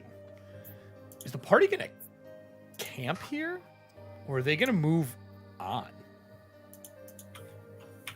I am completely useless right now, aside from this. And then he goes over and he attempts to do a medicine check, aka a crafting check on the big guy. Okay. That is the real question, Trickster. Is the party gonna die? That's the real question. They did that pretty well. They fought him pretty well. I was surprised. I was expecting to put 3 people down with that fight. I wasn't expecting to put Nora down in 1 barrage, though. That was well, that's why I asked about the being like, hey, Yep. since I'm out of my body, can I still do stuff? Mm-hmm. I literally have in the front of this book that says, never tell Nora that she can talk to people while she's dead. Well, So I don't accidentally give it away. So good on you. well, that's why I asked. Anybody else? Any more healing? So Voss, you're saying, yo, we should rest for the night then? Is that what you're Yeah. saying? All right. So Jin, who is with you, Jin says, if you wish, I could materialize and watch you while you sleep for the evening. Damn it. I'm using a hero point. Okay. For what? Repairing him? Yeah, because I went for a DC 20 and I rolled a fucking 8. Yeah, that's what happened when I tried to heal myself. All right. Oh wait, actually I couldn't do that anyway because I'm not an expert. So No, you can just do the other one. So I can just do the other one. So I'm not spending a hero point. Okay. And he's getting back. I do not have 23 hero points. Thank you. No, you don't even have that in the pool.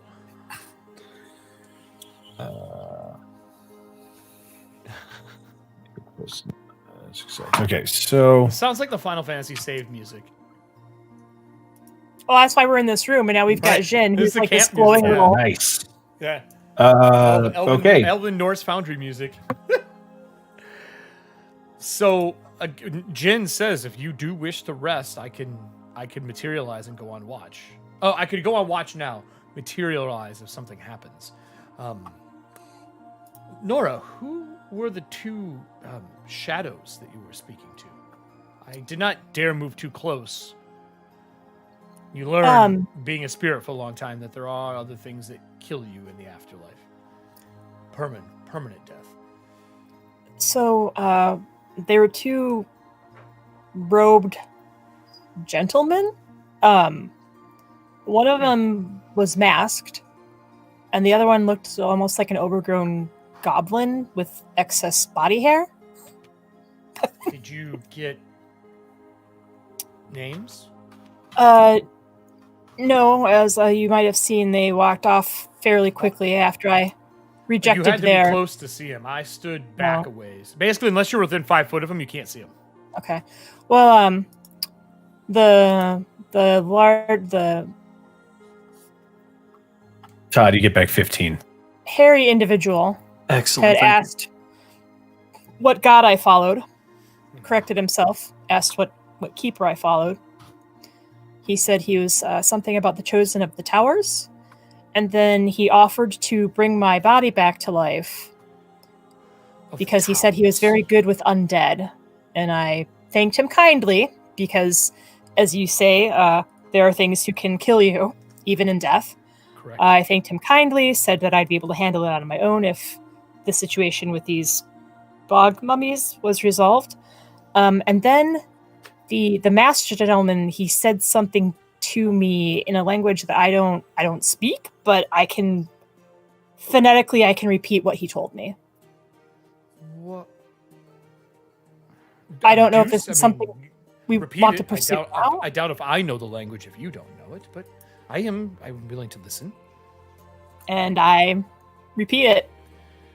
He tells you that it is a version of Draconic. He understands bits and pieces, but he doesn't understand the context of what he is saying. We would have to study, but with time I could help figure this out. I do understand some Draconic. It is a very old and forgotten language. Even wizards do not use it as much as they once did. As I said, they were It's true. they were asking me what god I followed, and then they had to correct themselves and go, they call them keepers now, and then asked what keeper I followed. They've always been called keepers. I don't know how. I asked them how long they'd been here for. I said that it looks like they'd been here for a very long time, and they said they had just arrived and were passing through. So I didn't want to question them. I didn't want to draw too much attention to us and our situation. So I let them on their way, but I tried to remember what I could of the conversation.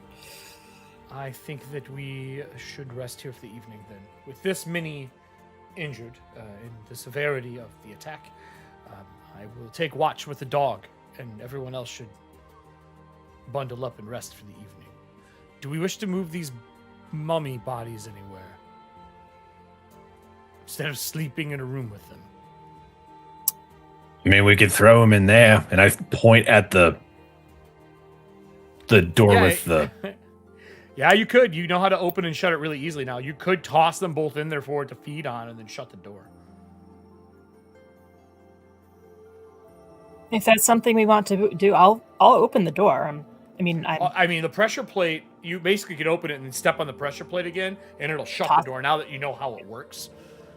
Yeah, no rolls required if you want to do that. Totally fine. It's a smart way to get rid of 2 mummy bodies. Yeah, let's do that. Okay. Grab them, toss them in. And it looks, as soon as the first one lands, it slides over to it, engulfs it, and just starts eating away the rubbery flesh on it. You're welcome for the hydration. Click. Doesn't talk. So you guys are going to rest for the evening. You're going to do It's like 8 hours? Pedialyte. Right? 8 hours of sleep? Is that a Yeah. game plan? All right. 8 hours of rest. So, what I want to do is I want to get us to at least the next part of this, and then we'll call break. My question to the group is, are you going to move? Are you going to go back out of the place, or are you going to continue going through the cave? Like, are you leaving or continuing after your night of rest? I feel that by leaving, we don't know if time passes differently in here like it does in the like it did in the manor. And yeah, it doesn't feel the same, but you're right, you don't know. Well, there's no windows for me to look out, right? Correct. So I don't want to risk us leaving to come back and either find that time has passed significantly and we're kind of stuck from that standpoint, nor do I want to leave, find out that time maybe hasn't passed too badly out there just to find out that it's passed strangely when we come back in here. Okay. So I'm voting to stay in. Captain Hastings, if you're concerned about food, because I saw you throw your rations into that room, I don't need to eat anymore, apparently, and I just give him my rations. I mean, it's pretty smart that you did that, because I think if that thing was in the room as well, I might have wiped the party. Oh, absolutely. Because Nora. after that happened, they would have ate. Now, here's the bad part. When you guys set up to rest for the evening, everyone who was hit by the bog mummy, I believe, failed to save, besides Nora. After a minute goes by, as you're healing everyone up, doing what it is you do, everyone starts to vomit and gets clumsy and like stumbling around. And it makes it hard to patch people up. Now, here's the bad news. I need to know the order people were healed in, and if any of the healing happened in under a minute. It would have been Nora, which is not affected. Right. It would have been Oliver and then Voss, and because we used battle medicine, it was literally half a minute, if that, because it's one action with battle medicine. Right, and then the stuff that Voss did, how long did that take? A stabilization check is 2 actions. Okay. So, stabilization. I When you mean, I stabilize meant healing afterwards. I didn't know how long it takes Voss to heal you. Is it an hour or 10 minutes? No, 10 it's minutes. 10 minutes. Okay, so that healing that happened would not have happened yet. So I'm going to do damage around the table from the second stage of the problem. Am I taking that too? Everybody will. Everybody Oliver, is. everybody but Nora. Oliver, you take 18 points of negative energy damage and you become clumsy for 1 day, so it'll be gone by the time you wake up. Voss, you take 17 points. And Everston, you take 13 points of negative energy. As the second stage kicks in, and you have, I mean, you can sleep, but you're super clumsy. Your joints don't move the way you want. Your flesh has become a little stretchy. And you're saying that happens before he did Before the we 10-minute got healed. repair on me? Yes. Then that would have put me at 0. So he would have went prone, and you would have been, that roll would have been to stabilize him instead. Oh, I'm glad I'm a forensic investigator trained in battle medicine and expert. Yep. No kidding. Not that it does much for Everston, unfortunately. Sorry. No, but That's I could have right. put the whole party down if you wouldn't have done that. Yeah. So you do that. That- When can you So- do another repair check on him? How long do you have to wait? An hour. Okay, so an hour later, then you would have just whatever you rolled, just roll to see if it functions, and then the healing you did last time, Todd, just take that. I mostly just wanted to see how many people would go down at once because it affects some stuff. But it looks like only Everston would have went down from that. And then you have to figure out healing yourselves up the next day. All right, so Jesus. minus 17. Well, while they're doing that, I guess during the 8 hours of sleeping, I would, since I'm detached from my body anyway to rest, I would just help Jin keep watch. Sure, yeah, Like, you I and can't the, move you anywhere. and the dog. But I can at least keep my peepers open. Yep. And I guess Technically, he can flip them because he can touch material objects. Yeah, so I would, I guess I would, flip the page, Jin. yeah, I would keep an eye on my 2 patients, see if they get worse throughout the night, while looking through the books and keeping an eye out for any other creatures that might be trying to sneak through. No, they do wake up the next day not feeling the best. Everybody would, when you wake up the next day, Voss, did you make your second check to actually do your heal on him? Yes. Okay, so he would have healed that.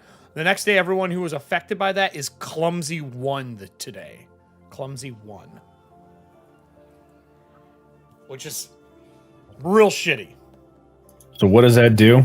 Clumsy. Take a status penalty equal to your clumsy value on dexterity-based checks and DCs, including your AC, your reflex save, your range attacks, skills using acrobatics, stealth, and thievery.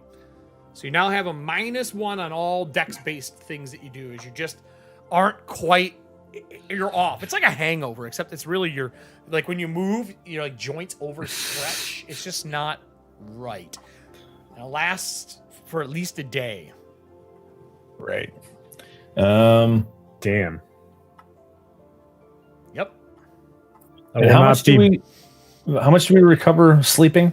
Now here's the worst part. There's Todd. more. Yes, Todd. Yeah. I need you to make your death save before he tries to stabilize you.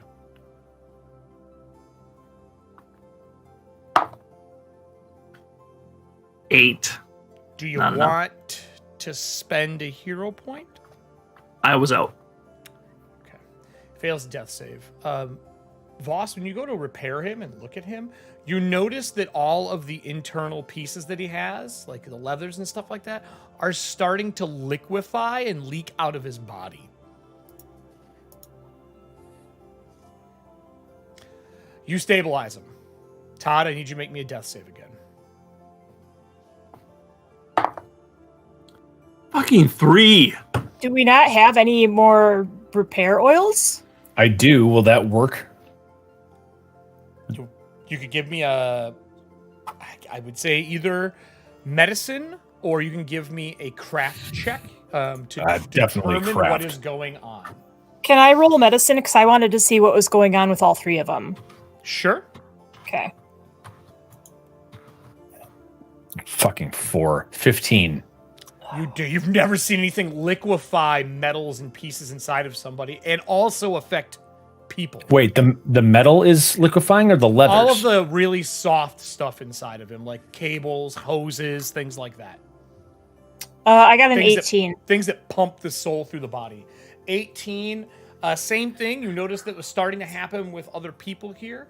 You believe they have some form of rot. Mummies are known to have curses. So then I mentioned How that, to like, treat it? Who knows? I knew Like you this- weren't done with these things. this looks like some sort of rot. Mummies normally can inflict this sort of thing. I'm not sure if it's biological in nature, if it's some sort of curse. Voss, would you maybe know from your studies as a wizard? An Arcana check. And the thing that I want everyone to know, and this is the most important, everyone who has been affected, even though you've healed yourself, the damage done that last round that I just gave you, you cannot heal until you get rid of this. Wait, the last round. So the 16 damage, the 13 damage, the stuff that you just took We cannot can't be heal. healed until you But I remove know this. with that, with my That's check, what like the I 18 can't, was for. Correct. Jesus fucking Christ. I can't heal you. I can't treat you. I'm not. 19 Arcana. There's nothing to do with Arcana. This is Uh, religion or I will craft? What? do religion. I'll do So I religion. said religion. No, I don't. Sorry, I have medicine. I'm or not craft, trained in sorry. religion. Medicine or I'm craft? trained. I'm sorry, medicine or what? Craft. You already made your medicine check. You made that 18 to know what it was. I already told you the information you got off of it. He failed his Right. craft. You guys don't know how to get rid of it. Okay. I hate to say this, but we might have to get out of here and go to the Church of Flame. God damn it. It's not a Church of Flame. It's just a regular temple. Because Because you would be really upset if it was a Church of Flame. All right. Fuck. I, Yeah. Because you guys We- wake we- up the next day and it's just not going away. I guess. That's the Yeah, best way to we explain fucking we have to leave. We can't stay in here. I pat the construct, it. Okay. the soul hound Yep. next to me, and I'm like, well, do you want me and the hound to go scouting before we leave this room, or do you want to just try and make it as a group? You all you're seem to not be far acting from the rather, stairs out of here. rather clumsy. 5, 10, 15, 20, 25. You're 30 foot to the nearest stairs and then 90 foot out. It's a good question. What would the group like to do as a whole?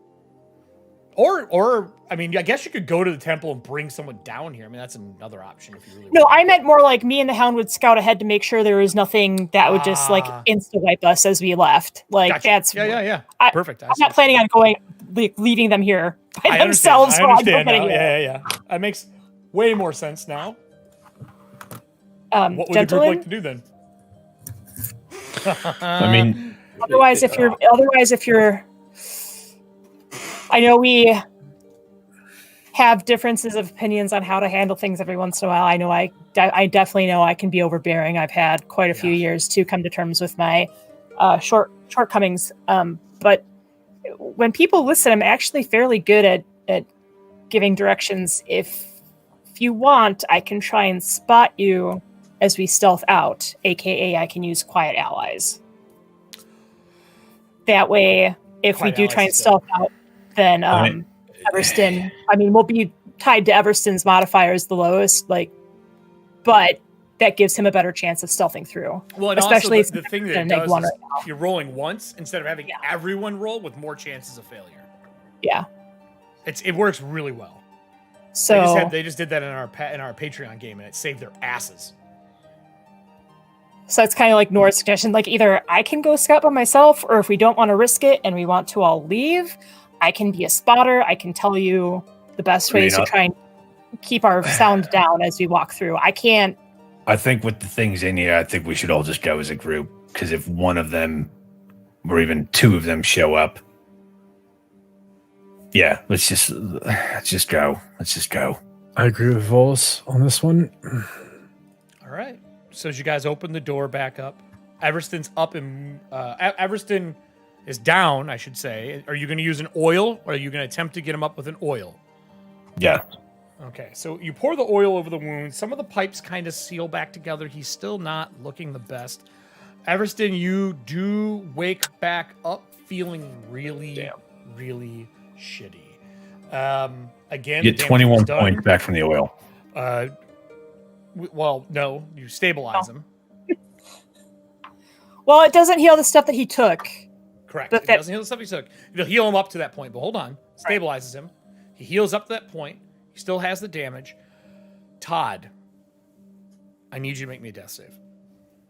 Another one? Yep, with all the penalties you would have accrued for every time you've come back up. That's considered wounded every time, remember? So I'm wounded 3? Wounded 2. Or 2. Dying 2? 2. Okay, so I need 12. a 12 or higher. Yup. No problem. 11. Does anyone have a Everston hero 11 card? No, I don't have any fucking cards. I've got a million of them stored up, but I can only carry 3 at a Hold time. on, and I'm out. hold on. Let me. No, they can so play I the have, cards live right now. That's what I'm saying. no, I have them. Yeah, I just don't don't know have if any. anyone's played any. You can try. Everston, I just played one. There you go. Thank you. Then just spend it. And spend it immediately. Spend it immediately. You want to spend all your hero points to stabilize?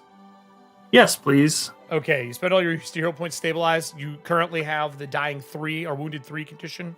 Dying 3? Dying 3. He wakes back up, looks horrible. You are stable now. You don't have to make any more dying rolls. But you do have the curse just like the other two in the room. And the group, I'm assuming, is going to crack open that door to head out. Jin looks at you and goes, Everston, I've never seen you this damaged. I need a vacation. You have a beautiful mansion upstairs. Part of it, at least. Jin's like, would you like me to scout? I mean, if you don't mind, you can do that. I'm just if there's of course I would risk it for everybody here. And he walks up to the door, phases through. He's gone for a few moments as you're kind of gathering everything up. Is there anything you want to do in the room while Jin scouts and comes back? I'm gonna flip through. So what would I roll? I'd roll perception for the books during the night. Okay, so let me do that real quick. That would actually be a part of my. You'd have to grab them. Basically, the spines are just like rope bindings. You'd have to take them out and individually look at the covers. Right. That's what I'm trying to tell you. You can't tell what they are. Yeah. Look for spell books, I guess. I got a 20. Can you put your languages up, both of you, please? Again for me, I'll just do so them again, yeah. I can double check them back to back. I got a 24 for my perception, and then let me get my languages. Okay. Voss, you find 2 books and chites.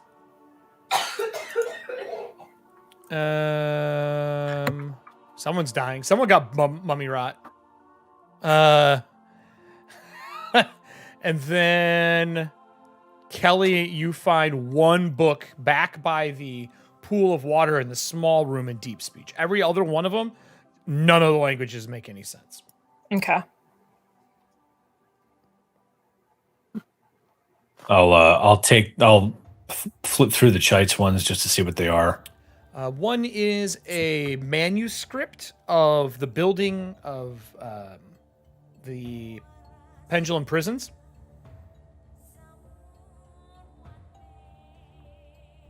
And the second one... Check that one. The second one is a recanting against the wars against the Croak from 30 years ago. I understood that reference. right? I'll take that one as well. Okay. All right. So 30 years ago, Croak. And Building of the Pendulum. All right. Kelly, are you going to look for yours while you're waiting for Jen to come back as well? Yeah. All right. And yours was in... Scroll back up Deep here. Speech. Deep Speech. The one that you have that's in Deep Speech is a book about a ancient lizard, is what they're calling it, that used to survive and feed off the local villages. They said that it would sneak through the swamps and marshes and attack and eat people and put their bodies into the water. They would find people who died months ago within the marsh, and they would float up. When they're oaring, they'd hit a body and it would float up. They named this creature, what is it?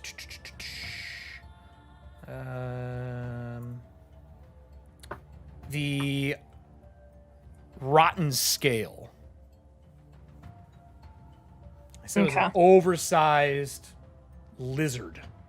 This black thing, and some of the stories say it was 10 foot long. Other stories say it was 40 foot long. Nora, can I get a perception to kind of sense motive and piece this together? Thanks for the follow. 27. 27. You can tell that these are pages and stories written over the span of a few hundred years. Okay. They're like a collection of tales. If you took time to study this, you could probably piece it together and figure out when. But none of the stories are after the Sundering. They're all pre-Sundering. Okay. With that, Jin comes back. He says, the coast is pretty clear. I think we can head up, go hug the left wall, make it up. I did move further into the place and search when I was safe. We have much more to look over. We've maybe touched a third of what's down here. Now, where the magic missiles killed the hound that you had built is emptied. Besides the skeletons chained to these gates, I think they were originally for torture or maybe for prisoners. I'm not positive. If you head north up behind where we had the original confrontation, it goes left. There's a door. I did not open that one. There's a circled area back there with a bunch of paintings that are behind vines. Heading east, you go down a set of stairs and it breaks out into an underground, I can't believe I'm going to say this, but an underground swamp or marsh. There's actually water down here. Let's avoid Here's the that bad part. for now. The bridge that Yes. goes across is intact, but there is a building here, disheveled, broken. Maybe a few pieces have sunk into the water, or maybe it's just time. But the building is barely in repair. There are many holes we could sneak through to get inside. I will say I did see a robed figure make his way in. Tall, broad-shouldered, long fingers, and it kept snarling and had like a weird laugh to it. I didn't dare follow further than that. I made my way back here. Strange question, but did you see any metal glinting off of its fingers? Like dipped, like the creatures we've been running into? Right, I don't think so. It didn't make the same noise as the skeletons do. It snarled almost like a dog. And it went inside the half-destroyed building. And with that, I'm going to take us into break. I'm assuming we're going to go upstairs, out of this this cave to see if we can fix the problem that you all have? Or are you going to press on? That's my big question before we go into our 13-minute break and watch part 8 of Nosferatu. I vote no because we're all at half hit points. Yeah. Okay. All right. Not that we have them to begin with. All right. And those bog mummies knocked me to half with one hit to begin with. So, yeah. Yeah.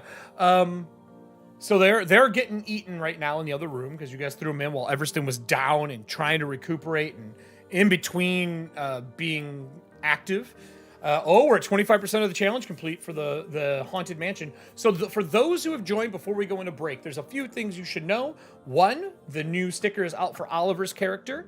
If someone wants to put here, actually, I can just do it. Oliver.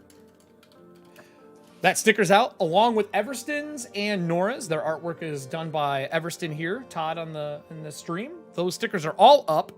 The hoodie is still up, the mouse pad is still up, and the Hastings coffee mug is up. I have one more sticker coming out, and then we go into a new hoodie and possibly something really special, a pre-order, our first pre-order for the swag that I know most of us have been waiting for.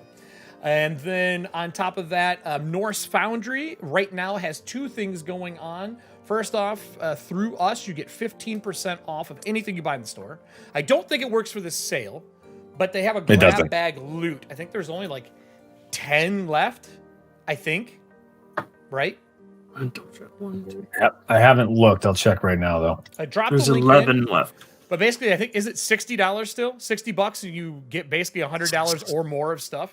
75. 75. Okay. $100 or more. And then I know somebody got Cat's Eye. Somebody else got Tiger's Eye who ordered from it. So you get way more than what you're paying for. It's pretty cool, but it's like a random grab bag. This is the second time they've done it. Sells out every time. And then I think that's it. If you have loot cards and you're new to the stream, there are loot cards that we use, which is what you saw go up on the stream. This is how you interact with our stream. The stream loots will give characters a chance to get hero points. Oh, I think it's no S on that, is it? There we go. You can buy packs there. If you are a subscriber to our Twitch feed, you get a free pack every month. And then on Friday, this one coming up, we'll do the Merrifield Build Hall, which is where we start building up the city. We are at 99 with the new follower who just joined. And at 100, I start drawing the map. We already have a bunch of stats out for it. And at the end of the season, I will put the map out along with the stats for PF2. If we hit 500, I will also do it for D&D 5e, just because I know a lot of people play 5e as well. And you have the city to play for your own. The city has grown exponentially. You join that stream and help build it. But tonight, during intermission, you can play hero cards. If you have victim cards, please play those. Or don't. No, play You them. don't have to. Play them. Or do it. Yeah, no, do it. Do it. So anyway, let me finish. Hero point cards, victim cards. Also, if you have Ever Ready cards, play those because we got something coming up with the Ever Ready Arsenal things. And if they say Merrifield on the bottom, just save those. Those go on the other stream. But that is it. We're going to go to halftime. Be back in 13 minutes. Get your beer, get your popcorn. Enjoy your Nosferatu. I'm going to talk to them and see how they're going to get their curses lifted. If they can. Actually, you will be able to because the people who played Streamloot cards in Merrifield now has an arbiter. Because our town is full of straight up ballers. Yeah, they just send in the A team after A team to get shit done. Neighborhood full of G's. Yeah. So we're going to go into that, Speaking of everybody. G, Enjoy. We'll be back in 13.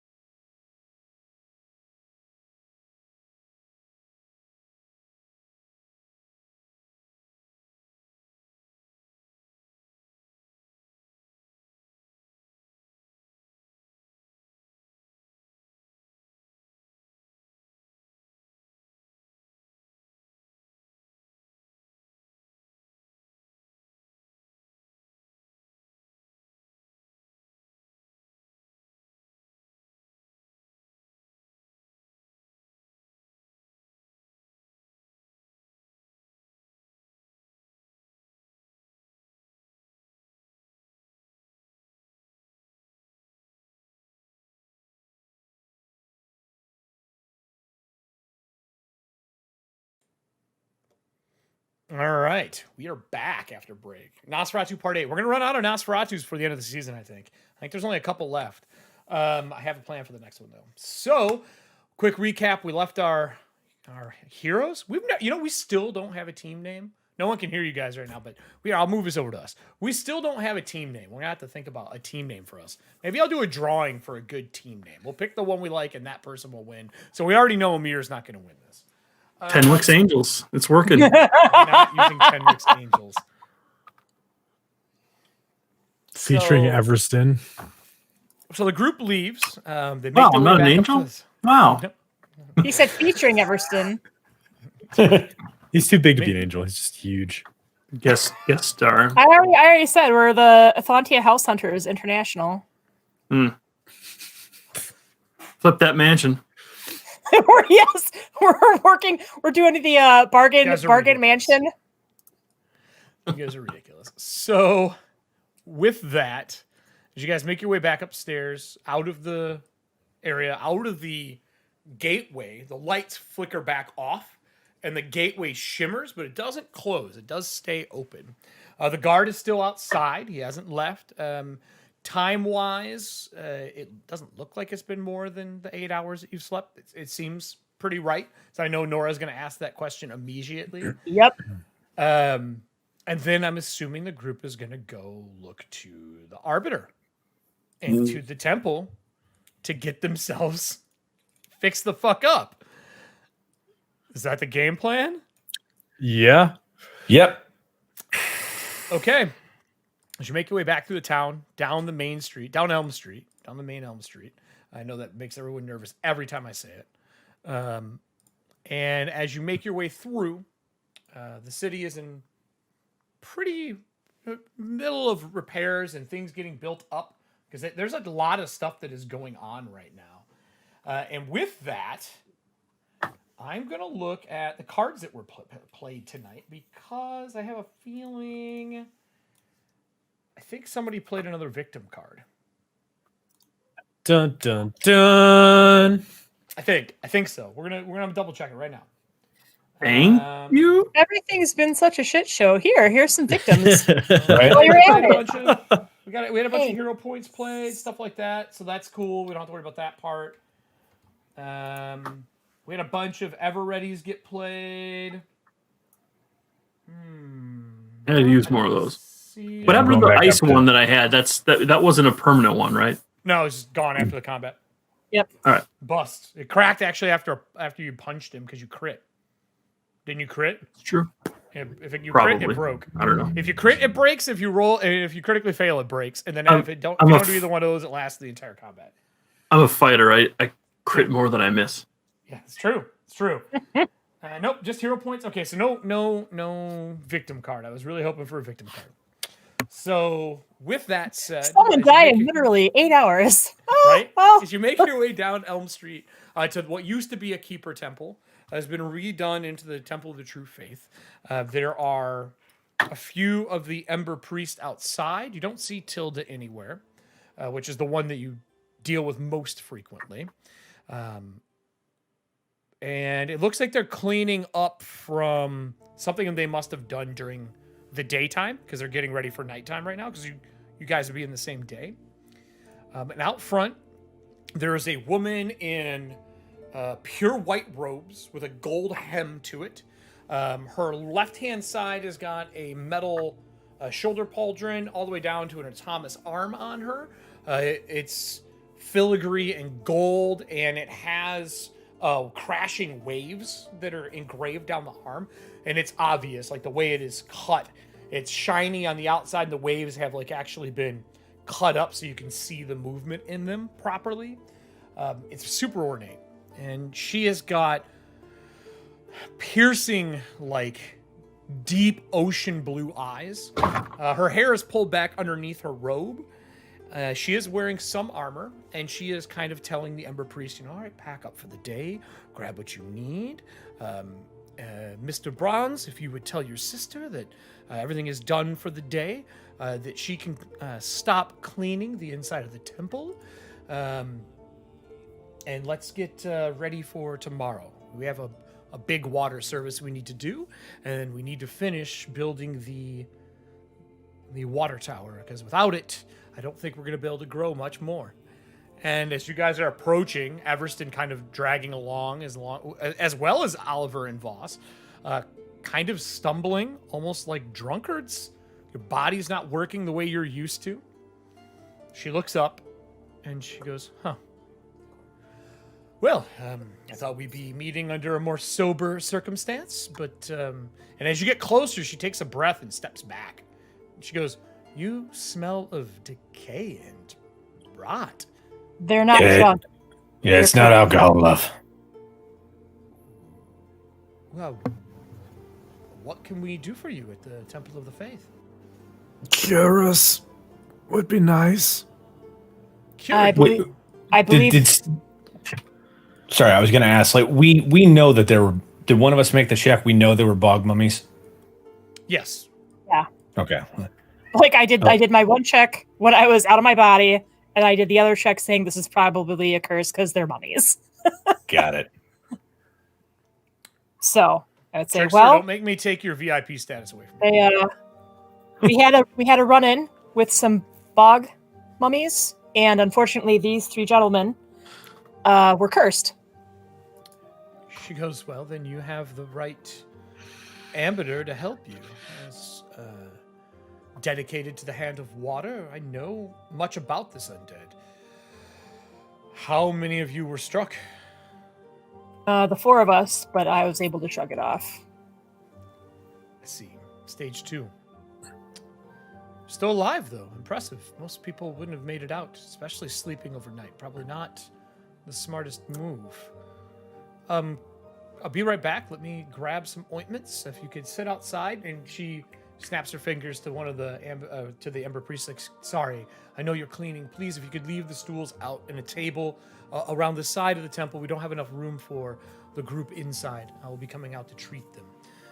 And she walks in, and you hear Tilda's voice on the inside. She's like, I'm done cleaning everything, Ambassador. Is there anything else that I need to do for my chores? Yes, as a matter of fact, you do. Clean it again. And she walks by her.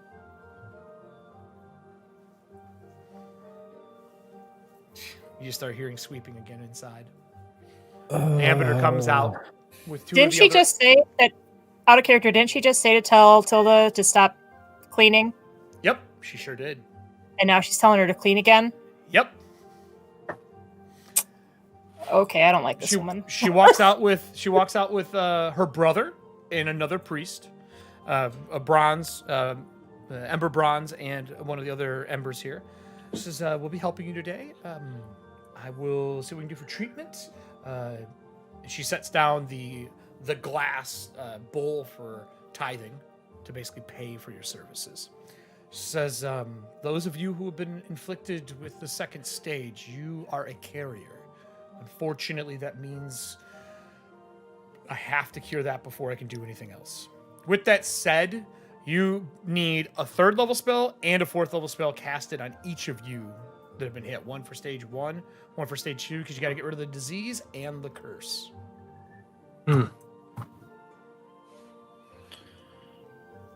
This will take a little bit of time, but not too much. I should be able to treat all of you today.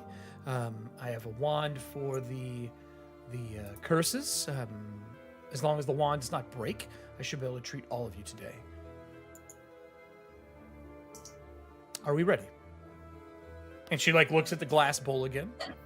She does give you all fresh water as well. The fresh water she says, I would recommend taking a sip, but drinking the rest after I'm done. It should rejuvenate the wounds that are not healing properly. Basically, afterwards, it'll give you 48 that you can heal yourself with. That is just part of the treatment we do for being part of Merrifield and you letting us build a temple here. No charge on the healing, obviously. Are you all in? Okay, so we are looking at a 3rd level and a 4th level? Yeah, it's person? So 58 gold gales. per person. Yep. So it's going to break down to about 174 gales total. So 1,000 something squalls. Just make a note, and I'll do that at the end of the show. We'll take care of the docking it off the Merrifield, or someone can go in the Merrifield dock and take it off the first number if you want. That's fine as well. Which you would not be able to afford if people didn't play all the fucking squalls from last game. So who is she starting with? Viewers are literally keeping us alive. Correct. Today, the viewers are literally keeping you alive. Who is she healing first? Who is she treating first? I point at Everston. All right. She walks up and she says, an autonomous usually is only affected by the curse and not the disease, unless it affects the soul. And I think in this situation, it may have done so. I will treat the curse first and then see if the disease is left over. So she does remove curse on you, breaks the curse with a wand. And then like nuts and bolts and gears fall out. Like it's like soul essence that would, because it's affecting your soul. it's and just then dripping out. Inside your head, you hear the other voice say, I don't feel well, Everston. I feel quite sick.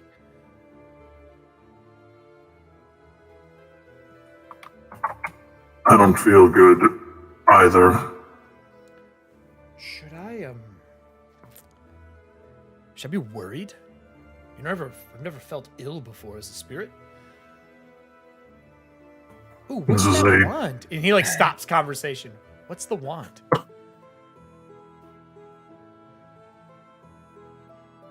I don't know what do I know what the wand is? It's She's for the using healing.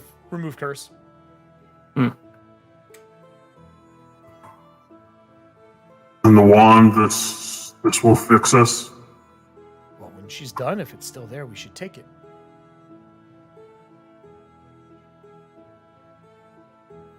We'll need it. Perhaps. If we're going to fight or deal with these things more, we should take it. Requisition it. Or just steal it. I recommend the second one. It's way less conversation. Yes, after she's done. I'm just saying that out loud, I guess. Okay, yeah, or internal. It's After up to she's you. It could be internal or After external. she's done. Oh, okay. I didn't know that. I thought I she- had to talk out loud too. Nope. She goes, I mean, you can say it out loud. I don't know how much Everston cares if people hears what he's saying. So I always assume he assumes all He's always people been who are odd. not a Thomas as people who don't matter in a conversation. I wouldn't say don't matter. I would just say like these poor meatbags. Yeah. I think maybe he HK. starts talking out loud, and then Nora just kind of looks at him again, like that knowing look, and then he's Yeah. like, "I should shut up." And the Yeah. voice would be like, "You're speaking out loud again." Nora's noticing. Yeah. Everston talking to yourself. The rot, the black mucus. What? She would remove curse on you as well. What is the roll Just- for the wand to break? Thinking out loud. What's the roll for the wand to break after you do a second roll with it? Ooh, yes. Great question. I removed yours Wah, curse as well. wah. Oliver. I just got to see if this roll is going to beat. It's a DC 10 flat check. Flat That's so checks. good. How many times can you do it? Just until it breaks? No, when you succeed, the wand is broken. When you fail, the wand is destroyed. Oh, okay. So she did it once, did it twice, and it breaks. So she'll cast remove curse the next time. She casts it on Voss. She puts a glove on, runs it over his fur feathers, and you can see her like pull this like nasty water off of your feathers, like clinging to you. She's like, "Okay, now for the second round." I know that Voss and Oliver, the two of you, will probably have. That is your names, correct? That's what I was told by the Bronze siblings. That's correct. That's right. All right, choose the wand on both of you, removing disease on both of you. Feel free to drink the water of faith. It should heal you up, at least enough to get you mobile. She looks over you. She goes, "I don't think you're diseased, Everston. I think the curse might have been it. You should be all right. But if you wish to pay, I would be happy to cast that on you as a precaution. And she's kind of looking you over. If you feel it's necessary. It's a precaution. It's up to you. Then do it. All right. So she would cast a spell on you and do remove disease. All the money is in there. The Ember Bronze, the brother, picks up the money and bows for tithing and takes it in. And she stands up and takes off the glove, sets it down. The other priest walks over and puts it in a bowl and ignites it and burns the glove that she made contact with somebody because if it's contagious, and burns it. And she says, "Well, I have a lot to do today, but we should definitely set up maybe a dinner or a lunch and speak. I'm new in town. I would like to get to know the people who have been rebuilding this city. Voss, I was told that you're here on behalf of the Emerald Order and the rest of you helping out. And Nora, I've heard of your escapades as quite the talented investigator. I still can't believe you didn't become an Earthguard, especially as abandoned. It's usually where we see people from Turmoil go, especially if a skill set like yours. And Mr. Hastings, how is your family? Surviving. I saw your mother just before I left Cadra. She speaks well of you. Your father is still under our care. It's not going... it's not gotten worse. It's not gotten better, but he's, as he always has been, stubborn. Yes, the bastard was always very stubborn. And I do, again, apologize for the passing of your brother. I know that was hard on you and the family, and I did not get to see you. And you know she's the head ambassador from the main temple in Cadra in the capital. Not only have they sent an ambassador, they sent their best to Merrifield, which is very out of sorts. To ship someone from the capital city out to Podunk, 99 population, Merrifield. Can Oliver tell if strings were pulled to get her here? How would you want to do that? Society, to see if maybe his family influences have landed her in our hands. That or perception, if you want to get a read on her. I think society makes the most sense for Oliver. Not bad. 22.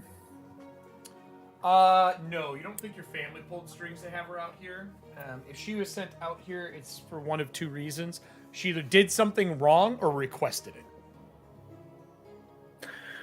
It is quite interesting to see someone of your standing in our humble town of Merrifield.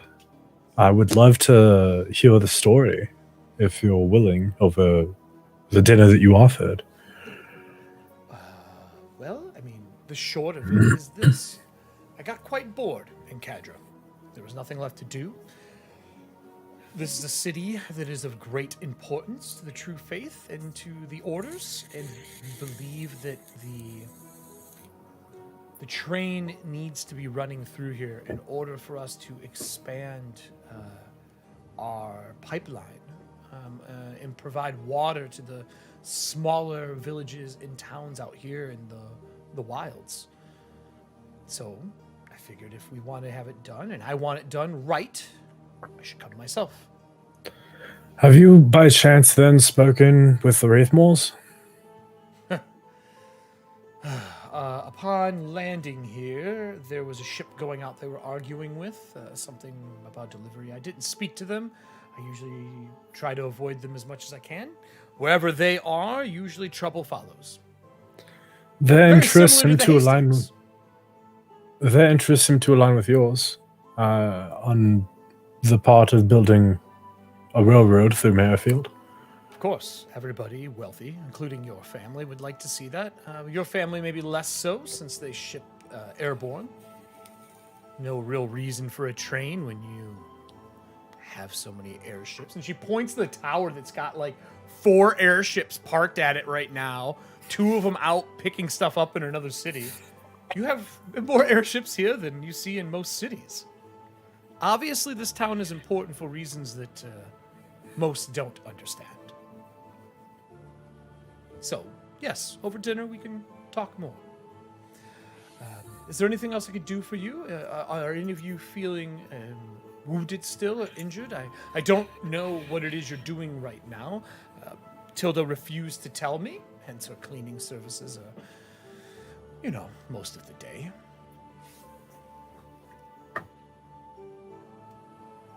I was unaware that our mission was Covert. Yeah. Oh, I didn't know that it was secret. I asked her about where the plant went that I had, and she said that it went missing. And I said that is odd, because no one comes into the temple, especially not into the rooms or hers. And suddenly the plant that I had taken from the faithful to the true faith was gone. She said, I know nothing of it, amateur. And I said, well, that's odd. I was told that you were carrying it around and that the heroes of Merrifield were seen here. And she says, yes, I did speak to them. And I said, did you happen to give them the plant? And she, bold-faced, said no. So she is sweeping the temple for the next 10 hours.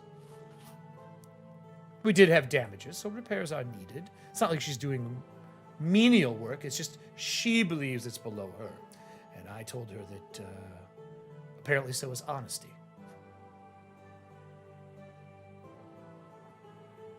So, I don't think you're doing anything covert, but you did come in here wounded and covered in a disease that could spread through town, so you're obviously doing something pretty dangerous. Just so you're not caught unawares then, the city of Merrifield has been plagued by an unusual amount of irritating maladies. There's a rather disconcerting black coffin that rests at the foot of the hill. There is a tree that appears to be wielding magics, not of my kidding, bent and formed some sort of gateway on the hill. And then there's the interesting cases that have been popping up around the city. You might have to deal with 1 or 2 recently departed individuals, though as to how they've departed, that is out of my realm of concern as well. It's more the Earth God than me. Well, I can tell you that the follower of the true faith that has passed on, we have got their spirit. I have went beyond the day of remembrance to speak with them. Nora, if you need more for your investigations, please stop by. I will make the time to share what I know with you. Yes, of course. As soon as we try and resolve the situation with the tree and the coffin, you have been informed. You have been informed about the issue with the cult of Asarak, correct? Of course, I was definitely given information about what has been going on in this growing town. I just reach out and just pull her like a copy of like case files. She's like, "Don't worry, I have extras. Here you go." At this point, it's just like, this is definitely a professional. I am not someone who hunts keepers. Here you go. She says, I do know about them. I must say, have you seen that there is an Inquisitor that is in Merrifield? I don't think any of you actually have seen the Inquisitor, have you? No. Haven't seen him, no. Haven't seen him. I mean, in my defense, I was trapped in a mansion for 25 days, so... It was after the debacle you went through. He is not in the city right now. I do have to meet with him. And she seems a little, doesn't want to do that. We need to meet with him as he is going to give us a thorough overlook of our temple, as they always do. heresy and all. But what I was going to say is if you need my assistance with what you are about to go do, I would be more than willing to help. Is there anything that I can send you with to provide support as a sign of good faith as being new in town? Do your magics involving the removal of these diseases or curses come in liquid form that we might imbibe them? Potions. Do they come in potions? She's like looking you over like, what are you asking for? He's wondering, love, if you make alcohol that cures things. That's. I don't mean. And Voss kind of rolls his eyes. I'm kidding, of course. No, potions is what we're talking about. Okay. Yes, we do provide those. Are any of you capable of using a wand of healing? I do have a few spare wands. I could send one with you if you would bring it back afterwards.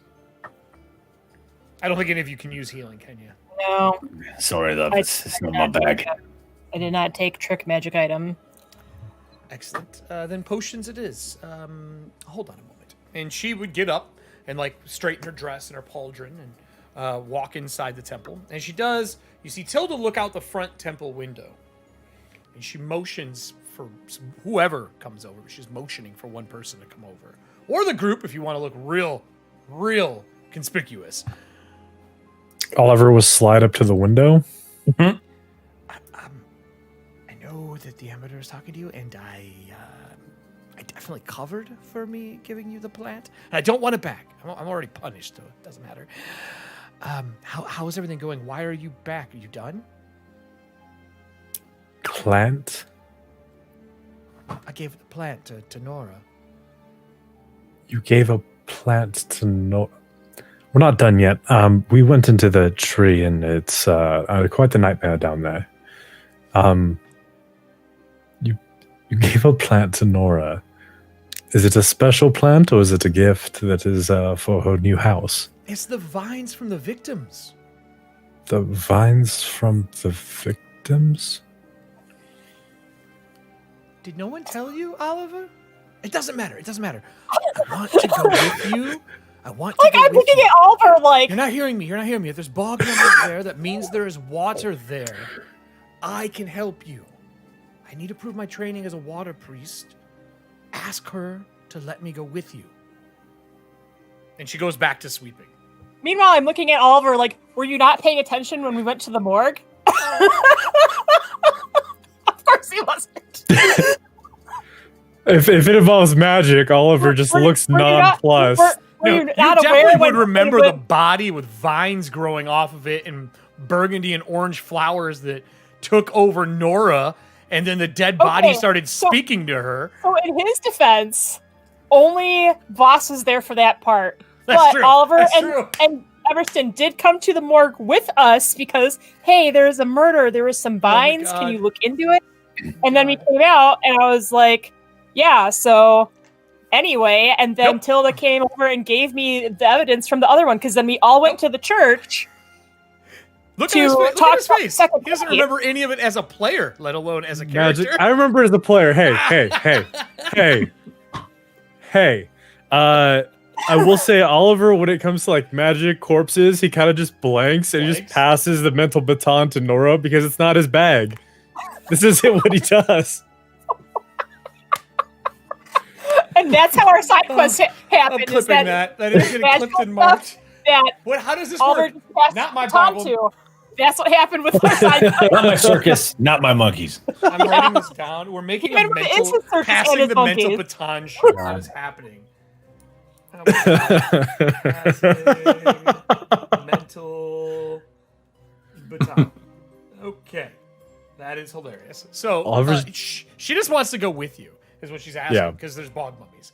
So the ambassador does come back as you are already back and sitting down. She comes out. She has a small, looks like a milk crate, like you would drop off at a door. And the milk crates are wood, and they have a hole in the center for the handle. They're a little high, and there's a hook off of it, like to hang it. So for those who don't know, when the tides roll in the cities, a lot of times they roll really low, like a foot or so, and hit doors. They hang the potions next to the doors so the animals and also the tides can't corrupt water when they drop them off like milk at a front door. So like, here you are, 6 potions.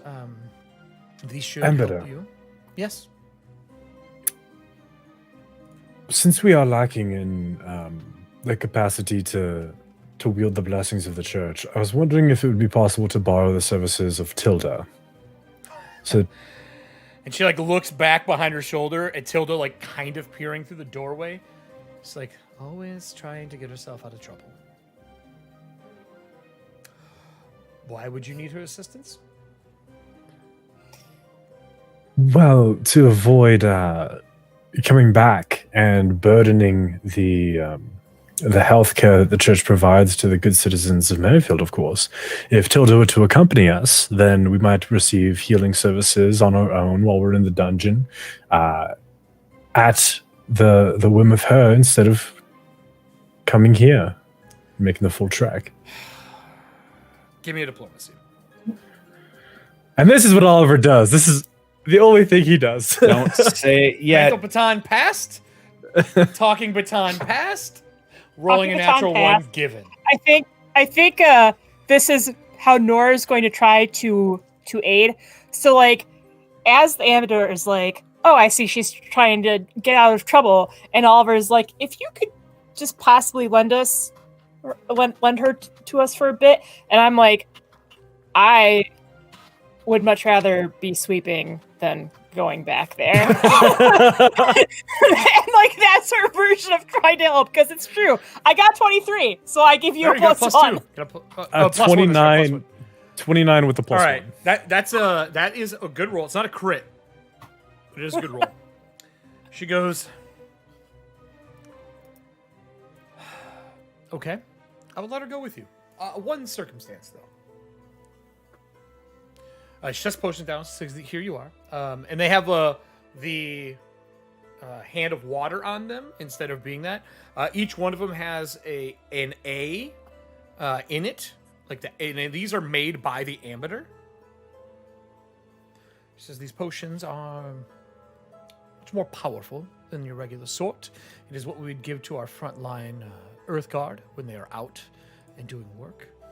They are moderate healing potions, but they are maximized. Ooh. So they do 3d8 plus 10 maxed. So 34. Yep. She says, take these. There's 6 of them in there. That is my entire hit points. She goes, she can go. And the one circumstance is pretty simple. While down there, if there is anything that shows signs of keeper interaction, or if there's anything that I should know about as the amateur, I would like you to report that to me. And also let Tilda report that to me on her own. I'd like to see if she is honest enough to take up the position as a title maiden. And being someone as a title maiden who collects taxes and also provides water to the city, the last thing I need in a small and growing city of this size is a liar. Very well. So, if you could do that, then I would be more than happy to give her to you. Her services will be of great help. There's something, Ben, you mentioned keepers. Before we go, Tilda wouldn't know about this anyway, because I don't think it'll happen again when we're down there. I ran into 2 shadowy gentlemen when I was down there, and they wanted to know what keeper I followed. Do you follow a keeper, Nora? No, but they had mentioned keeper, and then they stopped and they said God, and then they stopped again and said, no, they say keepers now. Some parts of the world say God or deity. Some say keepers. Even pre-sundering worshippers, though, it was keepers, as far as I know. I don't think the term God was used in religion for 1,000 or more years. It was very strange the way they had said something about champion of the tower, and then the masked one said She says, champion of the tower or towers? Towers, I believe. It was a very short conversation because I had just gotten knocked out of my body. Like you do. Like, Nora's very matter of fact about it. Like, Says, I got knocked out of my body. We had this So on conversation. Wednesday, They offered to bring me back, but just my body. I kindly thanked them and said I handled it. It was the chosen of the towers, plural. Sorry. The shadowy features you saw, some planar travelers do not, and this is very rare. Usually it's from the never to here we see them. They will shunt their spirit across the barrier to view and watch or to record things. It's similar to how a wizard would divine things or a mancer would divine things. Planar travel, there's sometimes a remnant of essence of where you come from. So, for example, back when the plane of water was existent, if someone was to planar shift from there, they would carry attributes of the realm they come from. Usually, their spirit or the image of them would have a watery-like feature to them. If you're telling me that they're shadowy, it does not bestow much confidence in something good. Okay, because you had mentioned No, between I the key will- breakfast we already have and then going here, I just wanted to mention that before I forgot. I will put it Especially in if my time notes. passes differently, which it doesn't seem to, but Yeah, if you tell her the time you went in and when you came back, it's time is normal. okay. She says, "I will look into it. I'll look through my books, but I do worry that if there is travelers from the Never or something in between, and they're coming out as these shadowy creatures, we may be dealing with more in this city than one would want to. And it sounds like that's all that has been happening here, between the haunted manor, between being next to the Arcotis crater and tides flowing in and out, and then, honestly, the Inquisitor showing is never a great sign of safety." Oh yeah, no, it's definitely not safe, love. It's town's pretty still fucked. Well, I'm here to make things safe and to help as much as I can. All healing of physical kind, not so much the disease and curse. It takes much more effort. But the waters and the healing ways of the true faith are free to all members of the city for the first year. We're not charging anyone. If you get, chop yourself working on something, attacked by a creature, because they're willing to be here, we will do our best to keep them hale and healthy.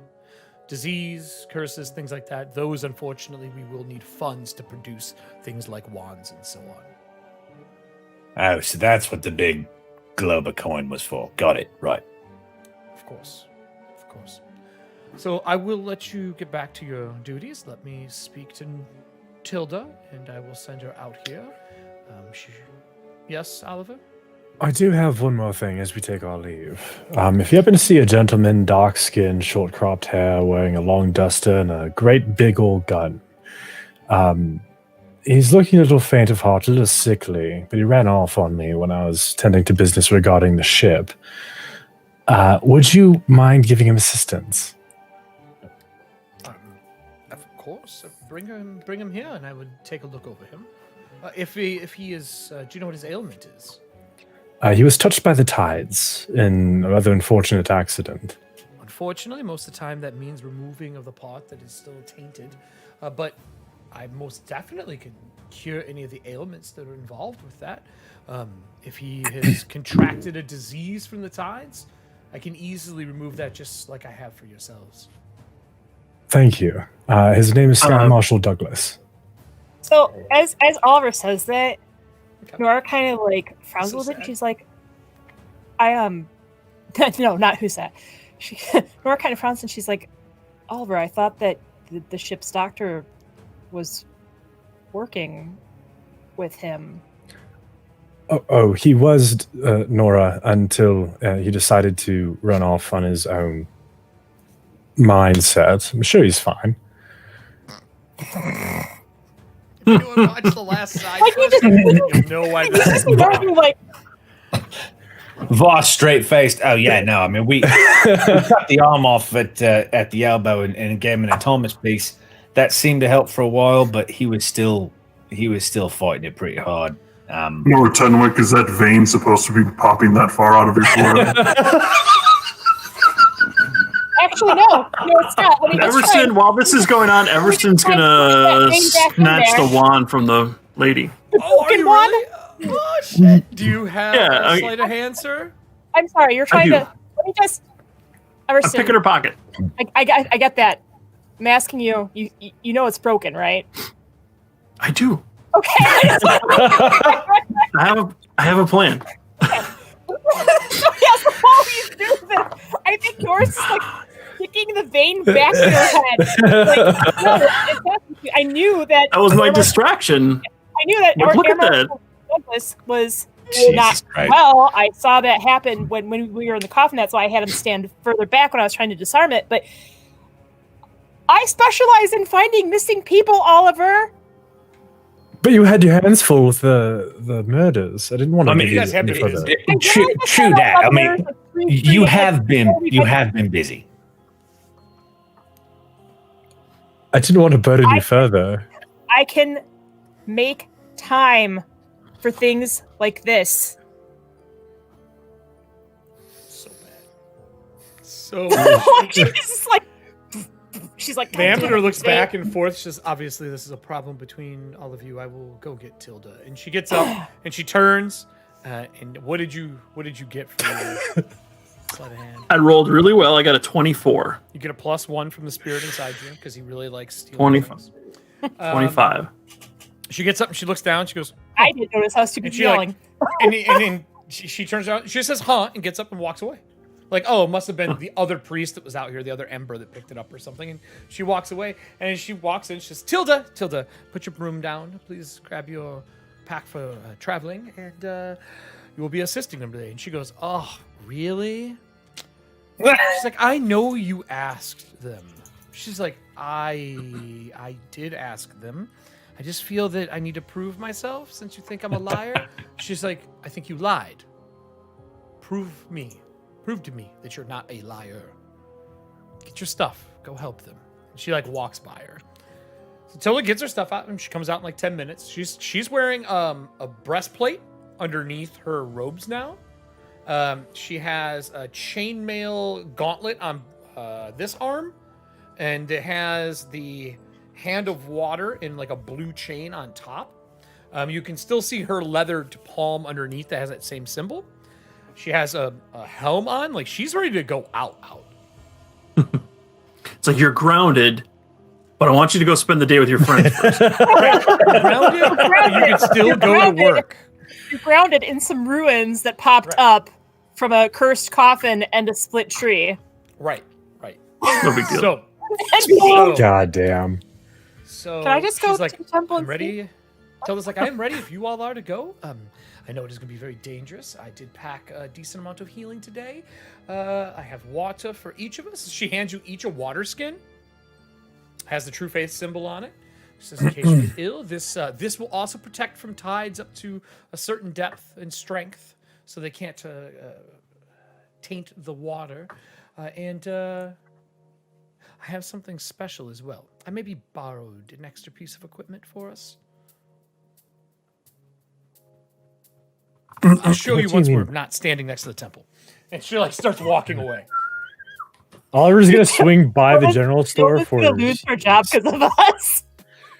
Oliver's gonna swing by a general store for rations again to restock before we head back into the tree. Sure. Yeah, easily. You can stop by. Yeah, because everyone thinks I just don't have an appetite. Yep. So you guys make your way back all the way to where you need to be to get back into the lovely. I'm gonna put us on this music. All the way into the lovely gate to make your way back down. The guard that's outside nods to you and says, "Going back into the depths, huh?" We have to resolve this one way or another. Yeah, we got no choice, mate. We got to get it done. Unfortunately. I'll let them know when he circles back around when Gatings is here. Are you taking the Hound with you again? Yeah. Was the Hound damaged at all? I don't think so. I think the Hound took a hit. I was. My soul hound took like 10 points. Okay. Do you repair that? I can't, so I would have asked No, someone I was to asking help. Voss. I can, I'm sure. Okay. Yeah, you could have repaired it during, just like you would Everston. Okay. Do you want to repair it? That's my follow-up. If he resists, I'd be like, if you repair it, that just gives you a closer look at how this thing was constructed. I know how it was constructed, love. Badly. It's still fucking leaking. Look at it. Oh yeah, there's just green Then energy you flowing can out of it. maybe reverse engineer it and see if you can make it run a little bit more smoothly. That would take While time. they're- You don't have time for that. While they're talking, Oliver All right. like crouches down in front of the dog Okay. and he begins scratching behind its mechanical ear. He's like, "Oh, don't let Voss's bad talk get to you. And you hear the. You're a lovely dog." I'm not saying it's not a lovely dog, mate. I'm saying the guy who made it, He's a lovely dog. he's not a lovely dog either. Yeah, 24. Okay, it's So fine. Get it back up and running full. He's pretty good. He still doesn't really enjoy you repairing him because you haven't treated him the best, but he's not angry at you. He just likes the other two a lot more. I'll give him a little scratch behind the ears, like, good dog. He's not aggressive. And I'm assuming he leads down with Everston as you guys make your way back down through the tight hall that Everston's got to squeeze through on the way down. And then it opens back up, and I will take us back to where we were. Back. Oh, by the way, So far. I can't remember the last time I had a dungeon where people had to leave and come back to it. Like, We're all topped off, right? We're all good. Healed up, all healed up. Yep. including me. Yeah, yes, she would have provided oils for you to have for a Thomas parts. The water was 46 plus what? 46, 48. Or sorry, 48 34 plus 10. points. Okay, yeah, I'm fine then. 3d8 plus 10 is 34 Sorry, hit points 3d8. total. Yeah, 3d8. 3d8 plus 10. And, Oh, I'm still and you fine. have Ray of Frost today, right? Oh yeah. I did that last night. I did that this morning when we woke up, mate. We're good. All right, so we come back down. I'm going to move I some don't things. have light though, so just so everyone's aware. All right, so this door's open. I've got a lantern on the shield. Actually, no, that would have been done. I would have kept light. I would have gotten rid of prestidigitation. I'm going to do that. All right. So as we all pile back in down here, the door is reopened over here across the way. What is that noise? It's the healing waters of the divine. Oh, And Todd pouring himself a Coke. I was And like, that was really Lake weird. Minnetonka. No, it's just water. So over here, this is open again now. As the group makes their way back down the stairs. My question is to the group: move your characters wherever you want to be next to the stairs. I'm gonna move this guy. There's the dead Marrow Master who's still here. Where would the group want to go? What is going on here? I don't know. We'll delete these two since you threw them into the lunchroom. Lunchroom. I got you, Kelly. You went outside the box. Okay. I got the box, Luke. There you go. Can you see her That's now? only for thinking, not moving. No, it's being super weird on my end. I don't know if it's my mouse or what. I'll try something else. Refresh. Refresh? Because it was working fine earlier. But yeah, on the way down, Oliver's gonna be like, "Yeah, I think I'm gonna call this dog Rivet. I think Rivet's a good name for it." Sounds a lot like rivet, mate. Sounds like you're calling it a frog. It's Rivet like a bull. Like a rivet. Now I understand that. I make shit. I get rivet. I'm just saying it sounds like ribbit. Why are you such a sourpuss all the time, Voss? I don't like the guy, okay? So you have The the, dog's door fine. that's this The dog's way. great. You have a door that is this way to the east. You can go north around the back. My question would be, where does the group want to go? Jin would tell you again to the northwest in here. There is a room he did not open. There is a circular room that has a bunch of vines over top of old paintings. Nothing else over there that he could see. A couple of cabinets with just random things in it. And then to the east, where the dog was shot down, the hound, there is another set of stairs and a door. And then that way heads to the water. Where does he go? I'm all for clearing out this level before we go down so nothing comes up behind us. Sounds like a good plan. And we might find some more clues as to where the actual controller of these skeletal creatures are. So head Tactically north. sound. Tactically sound, true. So not heading this way, we're heading north. All right. So I'll move my character. I'm going to move the camera up here so everyone can see all the way up here. And I will move it into this room. Where does the other staircase go? Down into the area. It's like on each side. I mean, again. Oh, these stairs? This one, no, this it one. splits and wraps down. So the stairs come down, hit a landing, and split and come down each side into here. Oh, from the entrance to the top. Gotcha. Yeah. So heading north, up north and west. Is that the game plan? Think so. Look, Okay. So this is where I saw that one skelly, or the carpus. Carpus, yep. Silver carpus. I saw the silver carpus come out here, look at us, say no, and then ran away, and then it came back with friends. So, I don't know if we're gonna find anything over here, but just be on your Jin guard. said there was nothing here, but he did not go through the sealed door just in case. He didn't want to attract anyone. He was just trying to find an exit for you all. Got it. So if you come up this way, everyone should be able to move your tokens. I'm just going to move him with you guys, so move where you would like to be. I'm going to make sure that on the map this looks good. Are we gonna let Everston go first so he can Squeeze through. squeeze through? Just to this cam. Do we want him stuck in the door though, while we're like, in case there is anything on the other side? I feel like that'd be a bad idea. Well, I mean, are we going into this? Everston, I Are we suppose, going but- north here? Is that the plan? Well, yeah, if we're going to clear everything else out before we head east. Everston, are you going to light a torch for your shield? Yes, it has a ever burning. I just raised the 30-30. hooded part. Yeah, 30-30. All right, cool. Or is I it can- 20? No, 20? it's 30. I don't remember. It's 30-30. 25 is normal torches, I think.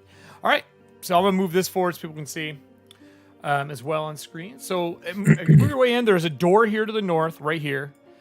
And then it moves into a circular room. You can move up however you want to go. I'm just not going to explain anything until I actually know where you guys are standing.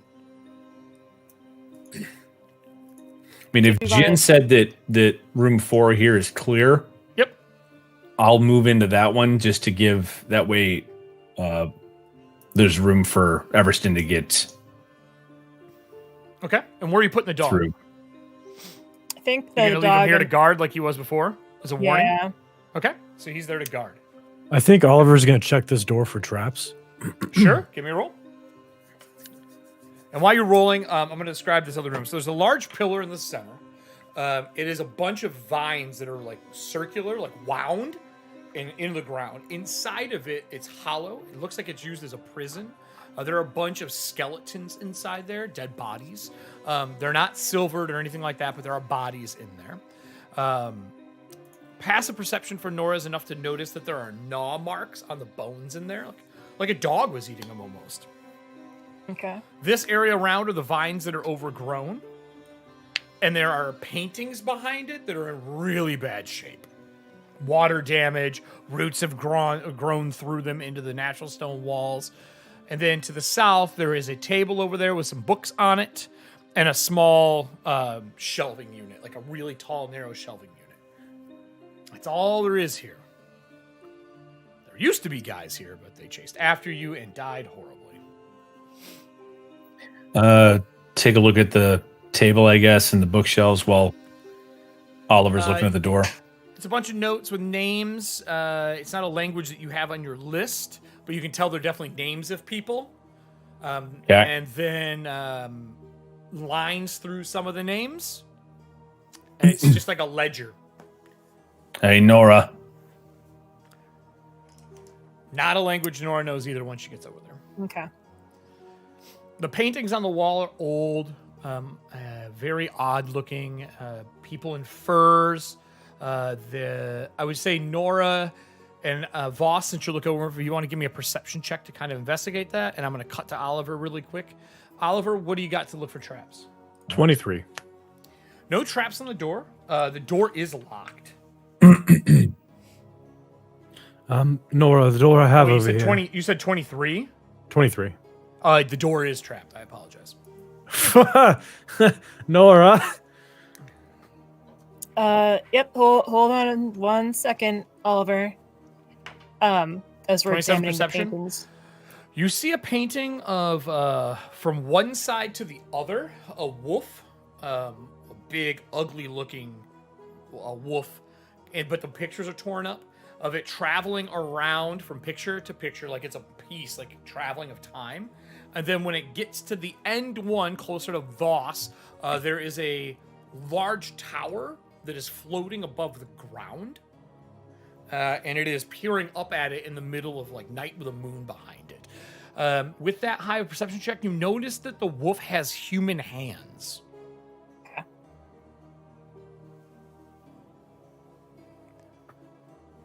That's all that really about the pictures that are worthwhile. Even with the detect magic, Voss, you would see nothing as magical in the rooms. Okay. Well, that's odd. It has human hands.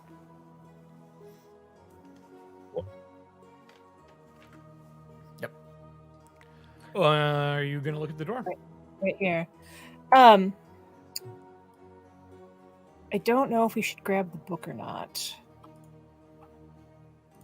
It's got names that are crossed out, or at least text that looks like names that are crossed out. There's descriptions and other wording. You just can't read it. Yeah, I feel that's kind of why I brought your attention to it. I figured it might be something, maybe to shine some light on whatever you're working on, because there's a lot of that. At least give us a little bit more insight into what this place used to be, if we can find someone to translate it. So I would pull out my detective's kit and carefully bag it and tag it. Okay, you're taking the book with you? Okay. Yeah. And then once that's set up, then I will go over to the door. Once we get out of here, I can tell you what that says. I found a thing underneath the thing that's locked, which is the door. There's a contraption of sorts. All right. It is trapped. You don't know what kind it is, but you do see a trigger for it.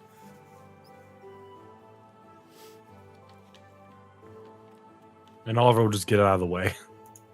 Okay. Okay.